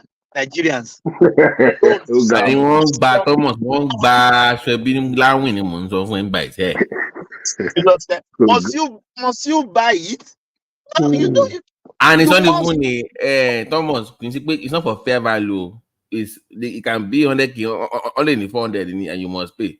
It's based on what the person said the value is. Feeling you what in content and something. You know, they make money. Wọ́n fi make owó ni. Àwọn aṣẹ́bí yẹn, àwọn tó ṣe pàtí ẹ̀ wọ́n fi make owó ni. Wọ́n fi make owó ni. No. My wife, she know me very. Said sometimes she will even offer me. They say somebody is having party. I said, God bless them. God bless them. He has written the handwriting on the wall. I said, God bless you. Okay. Bá mú envelope bẹ́ẹ̀ yẹn kó o lè snap mú fún wọn bẹ́ẹ̀ bá mi kí wọn pé mo lè wà mo busy o. That's enough in it. Good morning. Bí because ṣe máa ń ṣe nìyẹn o, ẹ máa fi ránṣẹ́ o. Ẹ máa fi ránṣẹ́ o. Ẹ máa fi ránṣẹ́ sí wọn o. Good morning. Good morning. How are you? Ẹ káàárọ̀. Káàárọ̀. Mo ṣe ṣetán mi ṣe mo ń gbọ́ gbogbo nǹkan tí ẹ sọ látàárọ̀ kan yóò kan ní mo kàn fẹ́ sọ. English. Yes. There's only one thing that I just want to say. Like, you see these obedient people, yeah? There's nothing. You are an obedient. Apart from sort of party or sort of obedient. Yeah, that's my own problem. That's my own problem. You see, maybe 3 days ago, when they are talking about Awolowo, rational mind open his stupid, dirty mouth to call Awolowo myopic. Me, Glorilaye, I was, although Baba Jame Koko Jalong, you understand? He called the visionary myopic. A visionary. Yes. Wow. Awolowo, he never could Nnamdi Azikiwe ṣe as a bad. We are betray. He never see it that way. He saw that it's Awolowo that is myopic. See, when I keep on saying this to everybody on this platform, never you call rational man a Yoruba or you say rational man is from Ilaje or something. It's a lie. This guy, he has shown the kind of person he is. And I'm saying this with my whole heart. I'm a man of short words. I like it. Yeah, I like it so much. Because how could rational mind to máa lanu ẹ̀ tó pawó lọ́wọ́ myopic táwọn èèyàn wá dẹ̀ wá ń bẹ̀ àwọn ọmọ ìlàjẹ́ ni ẹyẹ máa pampa ẹ̀. Gani rí nǹkan tó tilẹ̀ ní mo wo Arise láàárọ̀ ẹ̀ kí n tó lọ ibi iṣẹ́ ìgbà táwọn ó mọ̀ pé former governor state kan ní East tó ní àwọn create Èkó àwọn làwọn create Abuja àwọn làwọn create wọ́n ti move from develop to create now. Even Rufai gan had to defend that's too much, that's a lie. I saw the interview. Guess what happened to him on Twitter? Uncle Tini, the obedience, right? Love when now. When once start speaking that, they will be Yoruba. Now it's not a Yoruba thing now. No, to back up Ganiu, I see your sentiment about rational mind though, but I don't want to talk about him too much because he's not here. But for the fact, I will lie to you. If he has never called anybody from southeast or south stupid or idiot, as he used to say, that brother is not a Yoruba man. I didn't want to talk about. I used to listen to everything they say. I don't come up often, but I am so convinced that that guy and this guy called him out and the war peace that he's from Ishan or somewhere, and I agree totally. That guy is just because, and even he mentioned 3 years ago that it was his mom that taught him how to speak Yoruba. Maybe his mom is Yoruba. If pop is something, so he's just covering up like he's a Yoruba to attack Yoruba. So It's from the east, I I believe. give Sorry, it. Yeah, it's from the east. you do. He's from Let South me South. talk, He's Omo. from Edo State or Let me tell you something. something. Yeah. You mean what would the raw piece or national mind? Rational mind is from Edo or something. No, no, Yes. no. It's a full. Really? Kì í ṣe Yes. Edo, Igbo gangan ni. Honestly, No. I'm telling you this. No, It's One a Piece called him out now. He couldn't defend himself. No, no, no, no. I called him out several times. You see, ẹ mọ Thomas, nǹkan tí mo ṣe Thomas, ń sọ báyìí. ṣé I ẹ̀ ń don't club know. nù mọ́tò ẹ̀ ni? Èwo tí ni gbogbo náà clubbing báyìí? Because you know why? Nítorí pé there are some Yoruba people that is listening to this platform. Tell them they are gullible. Ṣé kò yé yín? Nǹkan tí irú rational mind yẹn bá sọ, wọ́n máa gbé sọ́pọlọ. They don't know it's not part of us. Okay, yẹn wo irú Mrs. Onitiri, ó kó àwọn ọmọ tiẹ̀ sí Amẹ́ríkà. Ó sọ fún àwọn ọmọ kan wípé kán lọ declaration. Wọ́n dẹ̀ lọ. These are the people àwọn èèyàn tó ń sọ yìí rèé. Please, Thomas, Yeah. please check the Yeah. private chat. Nǹkan tí mo type Okay. síbẹ̀. Má sọ. I will not. Number one, I'm not going to sọ pé kéèyàn kó má sọ opinion ẹ o, kó má sọ but don't ẹyẹ máa support ẹ pé ìfọ̀m ìlàjẹ kì í ṣe ìlàjẹ Yorùbá Ìgbò ni wọ́n bí sẹ́kọ̀ọ́ ẹ bá gbọ́ ibi tó lòun gbé ń kékeré ẹ ti mọ̀ pé Ìgbò ni you understand Bádíyà àwọn àbí ìjọra bí nǹkan kan yẹn àwọn Please, ọmọ Thomas, Ìgbò ló ó ti yé àbí? Ó ti yé. Ó Kò fẹ́ sí yí wa. mi parí. Ẹ̀hẹ̀. Ó fẹ́ yí mi.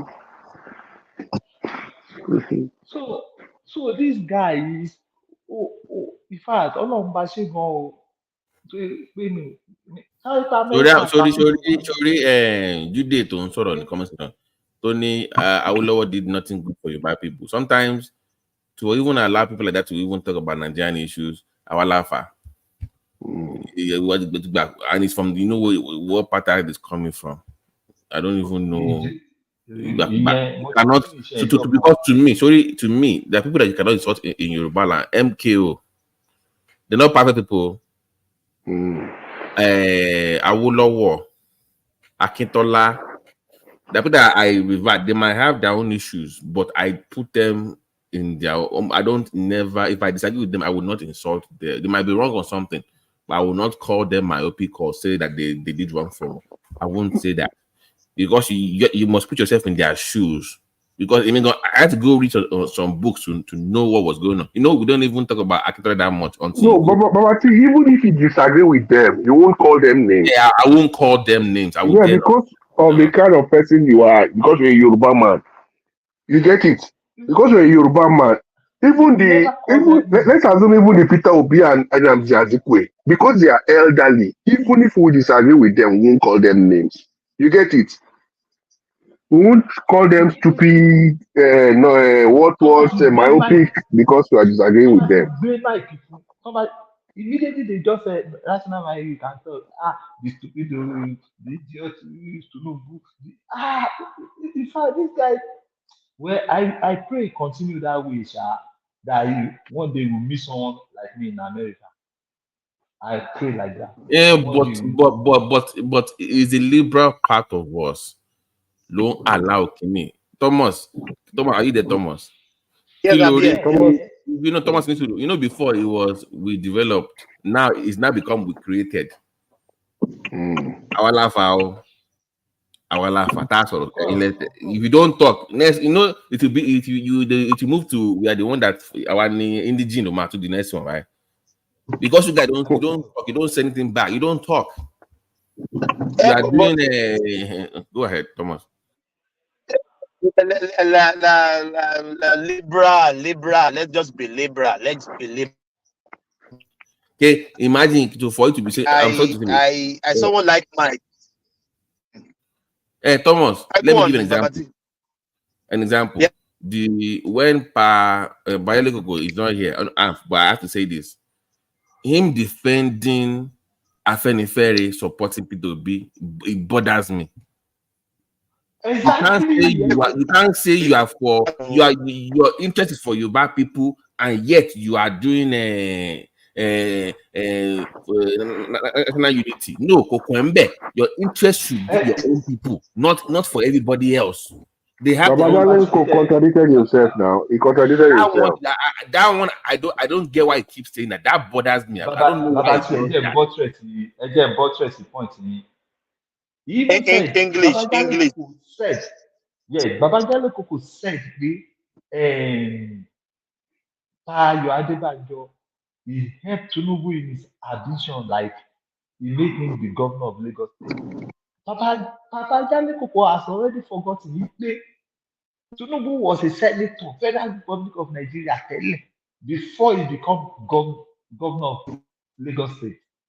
Say, is it Tayo Adebayo put him as a senator? So this our elderly people, these are the people that we thought they are older than us, and they will stay like to guide us right, even we the young one when we are making mistakes. You understand what I mean? But you see, Papa Jale Koko open his mouth and be saying all these things. Yesterday, Papa Jale Koko was even defending what's his name? Oshibanjo. Oshibanjo himself that can never defend himself. Because what I did to Tinubu, he will cry by himself. If he judge himself, he will be crying inside. And why should I do this to him? And Babangida Koko is defending him. Look at Peter Obi. When Peter Obi knew that he can never contest in PDP, he left. He can never contest with Atiku. He left PDP and go to Labour Party. That's what Oshibajo would have done if he, like he wanted to run for the president. He would have left APC and went to another party. Yeah, that one too, Koyemi, but that guy was the Judas Iscariot. Everybody knows that. There is no truth about it. You can't use somebody to get somewhere when it's not ready to repay your debt to them. You're not saying you want to now get the same thing that they wanted. That you've known for. Kini Bobo, so the former governor of Ogun State. He said Tinubu has been nursing this ambition since 2007. Do you remember? So for almost 17 years, this guy has been nursing this ambition, and you knew about it. Babangida Koko even said something that it was so funny to me that Oshibajo is a professor of law. He won all the cases. When Oshibajo knew that this case, all this governor that he won back, that is over, he went to Tinubu that we can't win this case. Tinubu told him we are going to do forensic. He said, how could that be possible? Tinubu said, go to this place, go and look for people, and then we'll do the forensic for everybody. That's the way they won all the election. If Nigeria people don't know this, see, See, Oshibajo make me a little bit, and it's not good when I say it. I have some bad feelings for pastors because this guy is a pastor. He's a technocrat. He was a technocrat, and you could betray somebody that put you up that way. Man, I've not seen that kind of thing before. Even this guy, this Onifila Ogoro Ogun State, what's his name again? No? Amosu. Former governor of Ogun State. Amosu are the peak. They were not agreeing with Tinubu in the earlier stage, but later he stepped down. Fayemi stepped down. Even the Senate president, concurrent Senate president, Even this guy, Akpabio. play some this guy from my city. Bankole. Bankole stepped down. He was there now. He stepped down. He stepped down. Akpabio stepped down. You, this man has never helped all these people as much as you. He gave. That is the only slot Tinubu had in that APC Buhari government. Is only Osibajo. The only thing he gave Buhari was Osibajo in that government, and you still turn out to treat him that way. Oh boy. That day I fear pastors. I fear pastors. Anyway, they were not even the Tunde Bakare too. There were two pastors there. That's why I fear pastor a lot too. There were only two pastors If from you remember, Southwest. if Tunde you Bakare. remember, they almost removed the budget after the scandal of the money. Of the money, take that money, yeah. That was when this guy was abusing him, FFK, that they turned him to ass boy. Remember? Who saved him? It was Tinubu now, the same guy that saved covered for you. Come on now. This guy, and it's from my state though. It's from my state. Sadly, it's from my state. He's the reason why that Emilio Call slogan came out. It was because of Osibajo. His pin on his body. It was from his. That was him. That was him. Anymore, you know why it's so painful?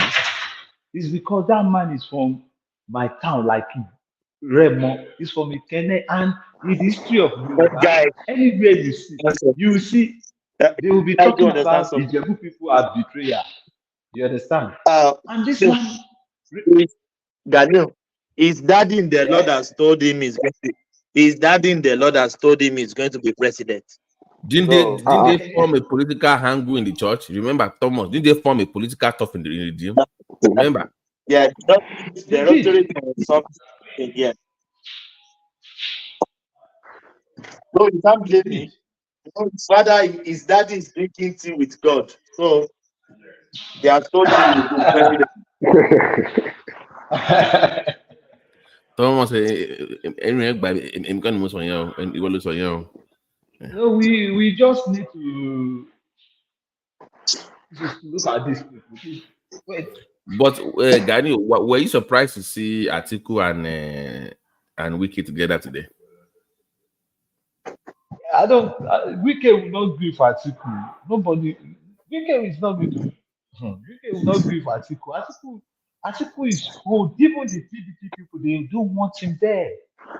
They don't want him. Atiku is killing the party, and I'm happy with it. And why can't they just kick him out then? If he's talking to the party, it's because of the money. They need the money. They need this money. And you see this PDP, the most elite there, they don't want to spend their money, and Atiku is ready to spend the money. You see, like your Gino boy, your Gino Milaye, that one took all the money for campaign, and he went to go and buy another limousine jeep. That one is a very clever man. He didn't even campaign a bit. So, are you talking about Gino Milaye to put his money in it, PDP? Never, he will not do that. He rather do Ogasa for them to bring money. He's a clever man. Anybody that know him from Abu will know it. That's the way he is from the beginning. So he doesn't care about other people. So PDP is gone already. I even like Labour Party the way they are doing their things now. I love it. How are they doing their thing? What do you mean you love the party? And the way they are doing it, they should continue. And Tinubu is is doing more, better. You see, when Cardoso talk, they say it's lying. So who are they going to believe? But They will Labour, believe their own Labour, propaganda. And Labour Union says that they want their party back.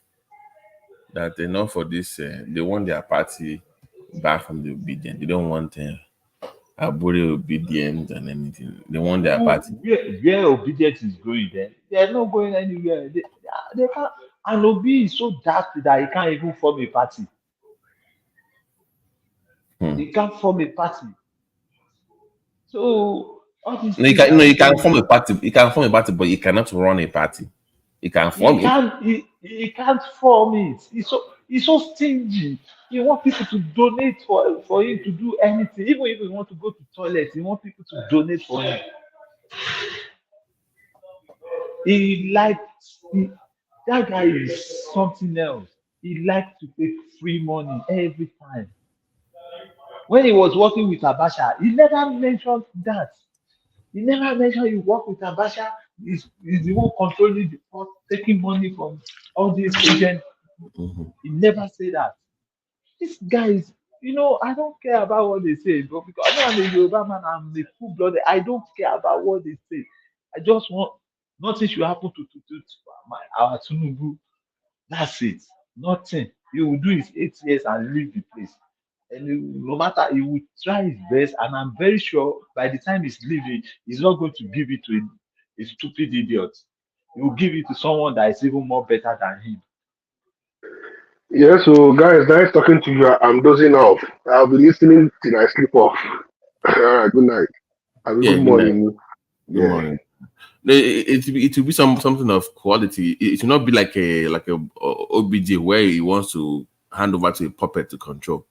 At least if it's someone that has something upstairs that will continue whatever he started right now. So Tinubu, I mean, you see the accident in Lagos, so you will hand over to somebody better or capable enough to continue whatever he started. So on that one, it's not going to be an OBJ where he's looking for a puppet to control. So I think that. By the way, let me be petty. Yeah, there's a live feed I've been watching. I didn't want to bring it out. Oh, gbogbo landmark yẹn once I feed the live or then on live stream more inside feed go on to turn on sí gan. No, gbogbo bẹ̀yẹn wọ́n ti parí gbogbo ọ̀nà yẹn wọ́n ti fi street light gbogbo ẹ̀ o. Bọ̀ mo rò bẹ́ẹ̀ sọ pé wọ́n máa fi train kìíní sí àárín méjì yẹn náà. Jákàndé ló wá ti bẹ̀rẹ̀. Okay.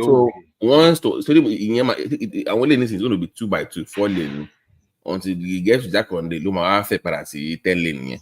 A gbé train yẹn. Okay. Wọ́n fún bọ̀bọ̀ yẹn ní wọ́n fún nílẹ̀ gan-an they gave him 50 meters and kó lè tún kọ́ ọ̀tọ̀ tó fẹ́ kọ́ síbẹ̀. Àwọn di ọ̀sìn láàárọ̀ yẹn ọlọ́run protest bẹ́ẹ̀. Mo ní kí lè lọ́n gbé placard fún kí n gbé lè bá lọ. Ìwọ̀wọ̀ yìí. We know them. They are 100% bitter. When National Man is talking, you see the bitterness in our tone, in his tone and in the way he talks. You see, this guy is bitter. Play. So my thing is this: you can play politics, but when you play politics with everything, that's what I don't understand. I can disagree with you on some things, but everything doesn't have to be political. You can see evidence of something like the people are doing to that. But don't just go after everything just because you don't like the person. Exactly. That one I don't understand the politics of that. I don't. Yeah. Exactly, you are right. That guy is too funny, honestly. Oh my god. Because even they've convinced a lot of Yoruba youth. Like ṣé kò tẹ ẹ̀yìn àyìnlẹ̀ tí n bá kàn wo àwọn onítìrí yẹn máa ń ẹ̀rín máa ń pa mí ni. Báwo ló ṣe sọ fún wọn rán pé kán lọ proclaim and they wọ uniform fún wọn. Ọ̀yọ́ state government wọ́n ti lọ wó ilé ẹ̀ yẹn ṣé kò yé yín.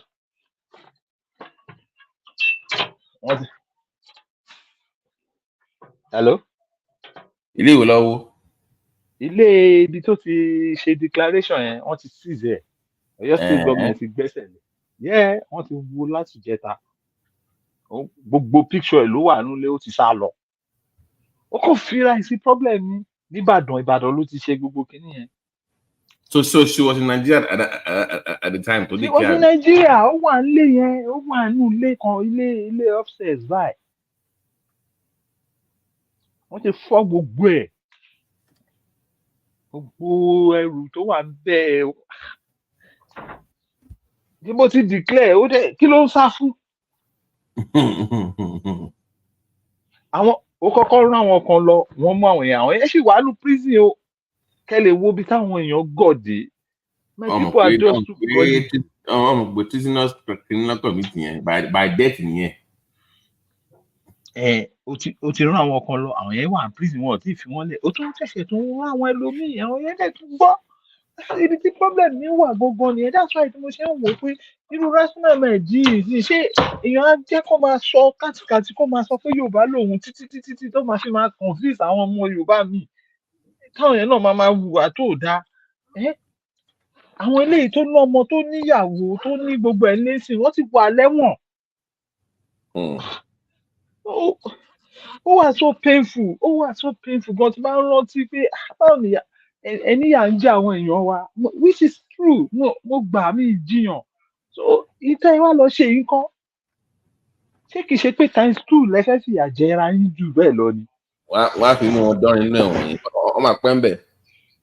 Àwọn èkéné ṣẹ́rí èèyàn tó bá ń bá èkéné argue kàn máa I think pé these people don't kò sí nǹkan tẹ́ lè ṣe and finally I sọ pé you come to Nigeria mo kàn máa ń kú pé you are so daft. Come to Nigeria. Am I living in Nigeria? Do you know how long kéèyàn ti fìlú lẹ̀? So ṣé ti máa wá máa fitting kí tó fitting sí system ní I know what it's still going to take me some years. Ẹlòmíì ò lè sorry Daniel ẹlòmíì ò lè cope on gan. Once you live 10 years abroad, it's very hard to adjust to. Àwọn gangan ló lè jẹ́ pé àwọn téèyàn lọ bá ń bẹ̀ ló ní jẹ́ kí bẹ́ẹ̀ wá conducive fún yàn. That's my point. Bó ṣe máa mí ìkẹ́pa náà máa wá. Jẹun ni before you know the system wọ́n ti gbó lọ́wọ́ ẹ̀kẹ́ kó tó lajú wọ́n ti gbá ẹ lọ. Àwọn normal things ẹni wọ́n dẹ̀ máa rò pé nǹkan tó normal rẹ̀ àwọn èèyàn mi. Even before you get somewhere to buy something, they will have called that person to triple the price.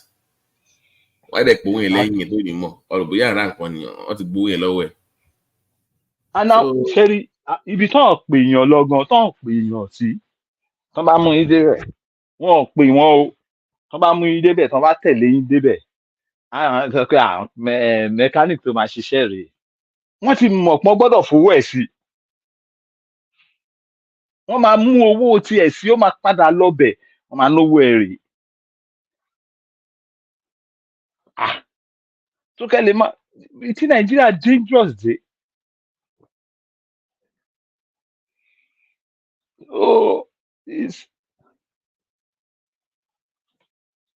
These are in fact àwọn people yìí ti corrupt wọ́n ti báyé àwọn èèyàn wa jẹ́ gan.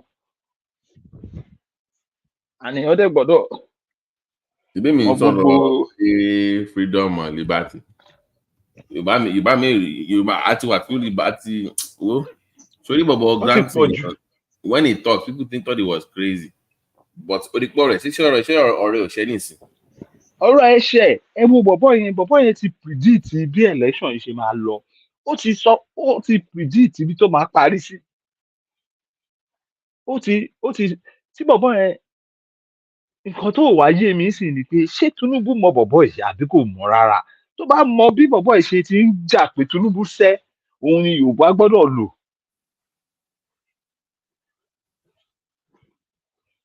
Tó ti ń sọ. Àwọn ará bílí ni wọ́n ro kéèsì ẹ̀ ní London tán ti mẹ́wọ̀n àwọn lọ. Wọ́n ti filẹ̀. But he has restrictions. Kò lè sọ̀rọ̀ like before. Kò lè sọ̀rọ̀ kò lè sọ̀rọ̀.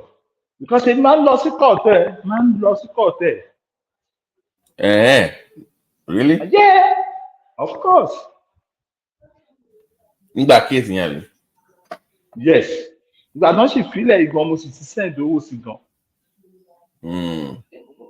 Bọ́ yẹn ṣe true Yorùbá ni.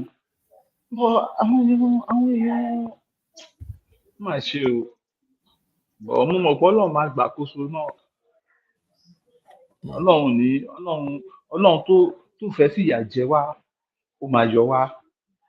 Àwọn ọmọ làwọn yẹn ń jà pé Tinubu ó lu gbogbo Yorùbá tán.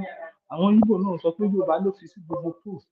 Ìyẹn àwọn ọmọ Yorùbá kan náà dẹ̀ jáde wọ́n náà ń fẹ́ gba Yorùbá nation. Ṣé sẹ́ǹsì wà nínú ọ̀rọ̀ yìí? In fact. Going down. Doors closing. Kò yé ó fọ́nì gan.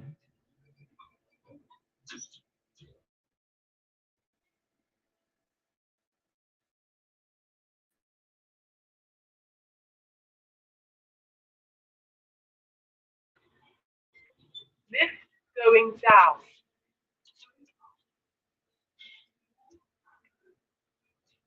Doors closing.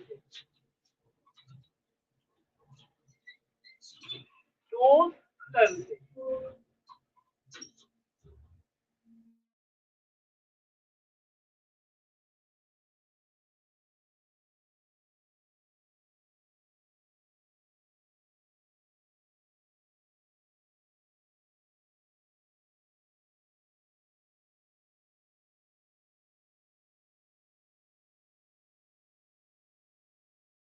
Ṣé ṣì wà bẹ́ẹ̀ àbẹ̀ sí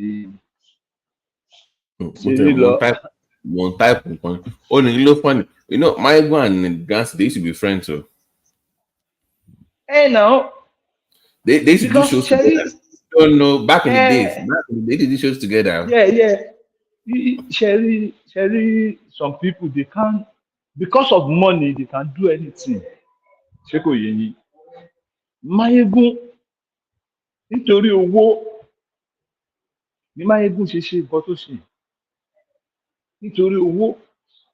The day I saw Mayegun in London,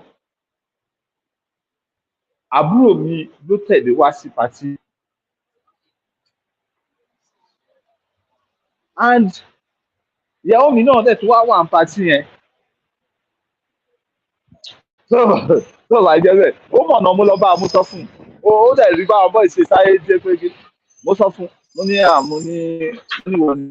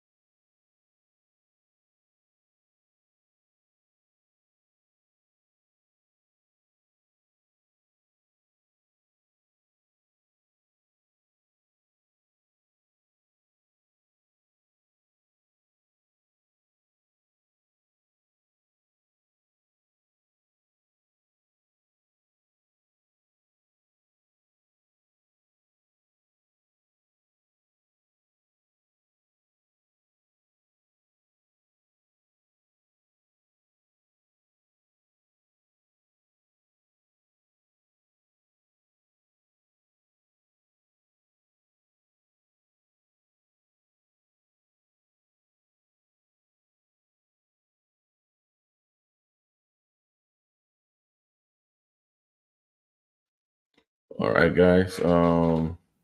It's 3:37 in the morning from Boston. I think Thomas is not here, and I have some work to do. So I came in. I didn't really listen to a lot of people a lot tonight, so I'm gonna be off for a while. I'm gonna try to listen back to what they had to say today. But Judah is crazy as ever. AB is cool. I know AB is cool for the most part. Judah sometimes I don't even know. It's I don't know. Yeah, I am coming to Cameroon. I'm coming. Yeah, so I'm in Cameroon. God willing. Yeah, Judah, you are crazy. You know you are crazy. You got issues. I personally think Judith's brain needs oil change, to be honest with you. Is that bad? Seriously, I mean, I honestly think so. Um, yeah.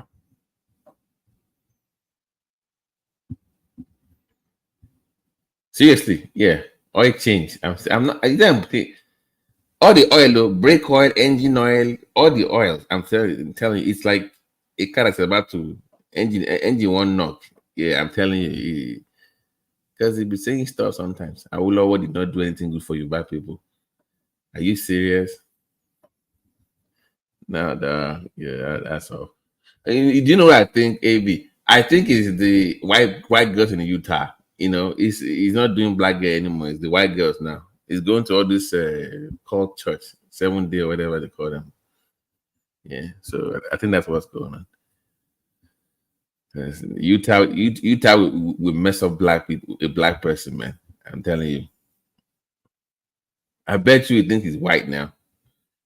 Jude, Jude Anderson. He don't change his name. Don't turn Anderson now. Jude Empire Anderson. Man, don't turn white man. Shit. Don't they bleach his skin self. I don't know. Oscar, I don't know about him. I don't know about him being smarter. He's just more. He's a very corny individual. I wouldn't use the word smarter because he can adjust to. He studies the environment and the wave, and he kind of flows with the wave that would benefit his own brand. So I've been watching it for a long time, like for almost what? Almost it's been around for almost more than 13 years, more than 15 years. People don't know. He used to blog. He used to be a blogger. Yeah, so it's been around for a long time. So, but I don't think I won't use the word smart. So yeah, I wouldn't say he's a smarter person than him. I wouldn't. Jude, get out of Utah, man, bro. You need to leave Utah and leave the white women alone. Okay, yeah, enough of that, man. AB, shouldn't Jude marry a Cameroonian or something? It's gonna come up with one girl named Caitlin or something. Yeah, Caitlin. Yeah, come on, man. Jude marries Caitlin. Better not invite me to that wedding. Shit.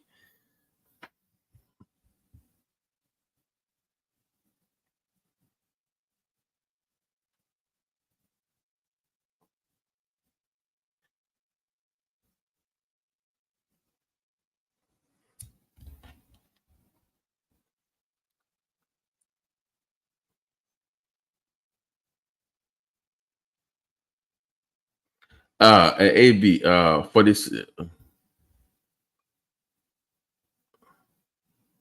uh, AB, for the sake of that sister, don't give him to Jude. Jude will just chop and clean out though. AB, don't go and give any Cameroonian babe to Jude. Now, it could just chop the babe. Uh-huh. You know, see, na heartbreaker. The sample this women like DJ all up and down. Yeah, yes. Now everybody knows Jude is a player now.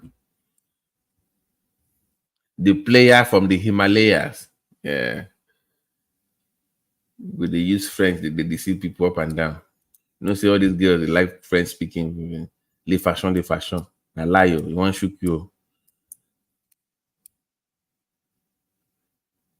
So now, so you want to give crazy person, give crazy person. AB, wait a minute. So you want to give crazy person, give crazy person. If they don't bump a king, AB, you can't give person with a crazy, one person with crazy. If they can't bump a king, why you go give crazy person to crazy person now? AB, why?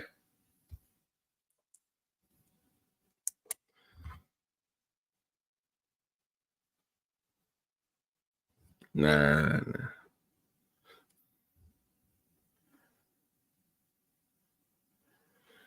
Jude, stop lying. You're not 6'4". I'm 16 and a half. You are not 6'4". You are barely 5'5" now. Because you did wear high heels. Shit. Oh, she's all this bio. Okay. You know what? Or AB, on second thought, you should join them together. They will be a perfect match. Chris, don't join Chris, Abby. You go see what Chris pack for that house. And then a big bottle for your head. You know, say this one is Chris. They call police.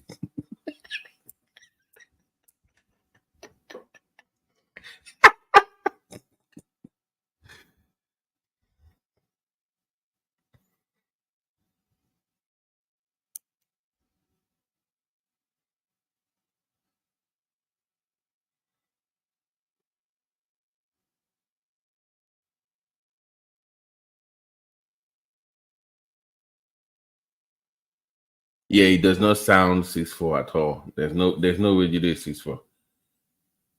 He has that Napoleon complex then, It's for like short midgets or something like that. Oh, you know it's done with African women. They broke your heart, Abby. They don't steal your money. I know. They don't steal you the money. Oh.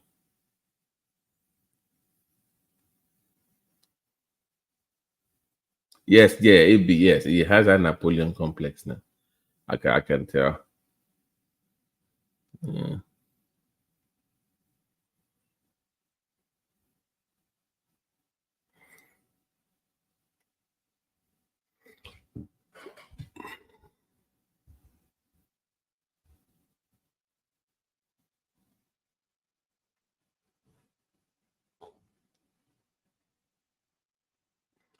All right. All right. So did they do EKG on him? Yeah, just send it to my phone. I can see. I'll send it. Just send it to my phone. I'll check it and just just titrate it. And what's that? What's the blood pressure and pulse? Did they have him on? Okay, just keep him on that and just.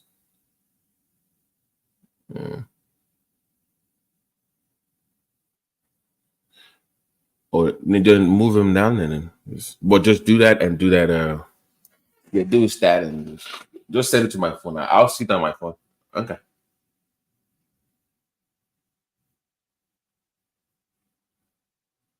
Oh.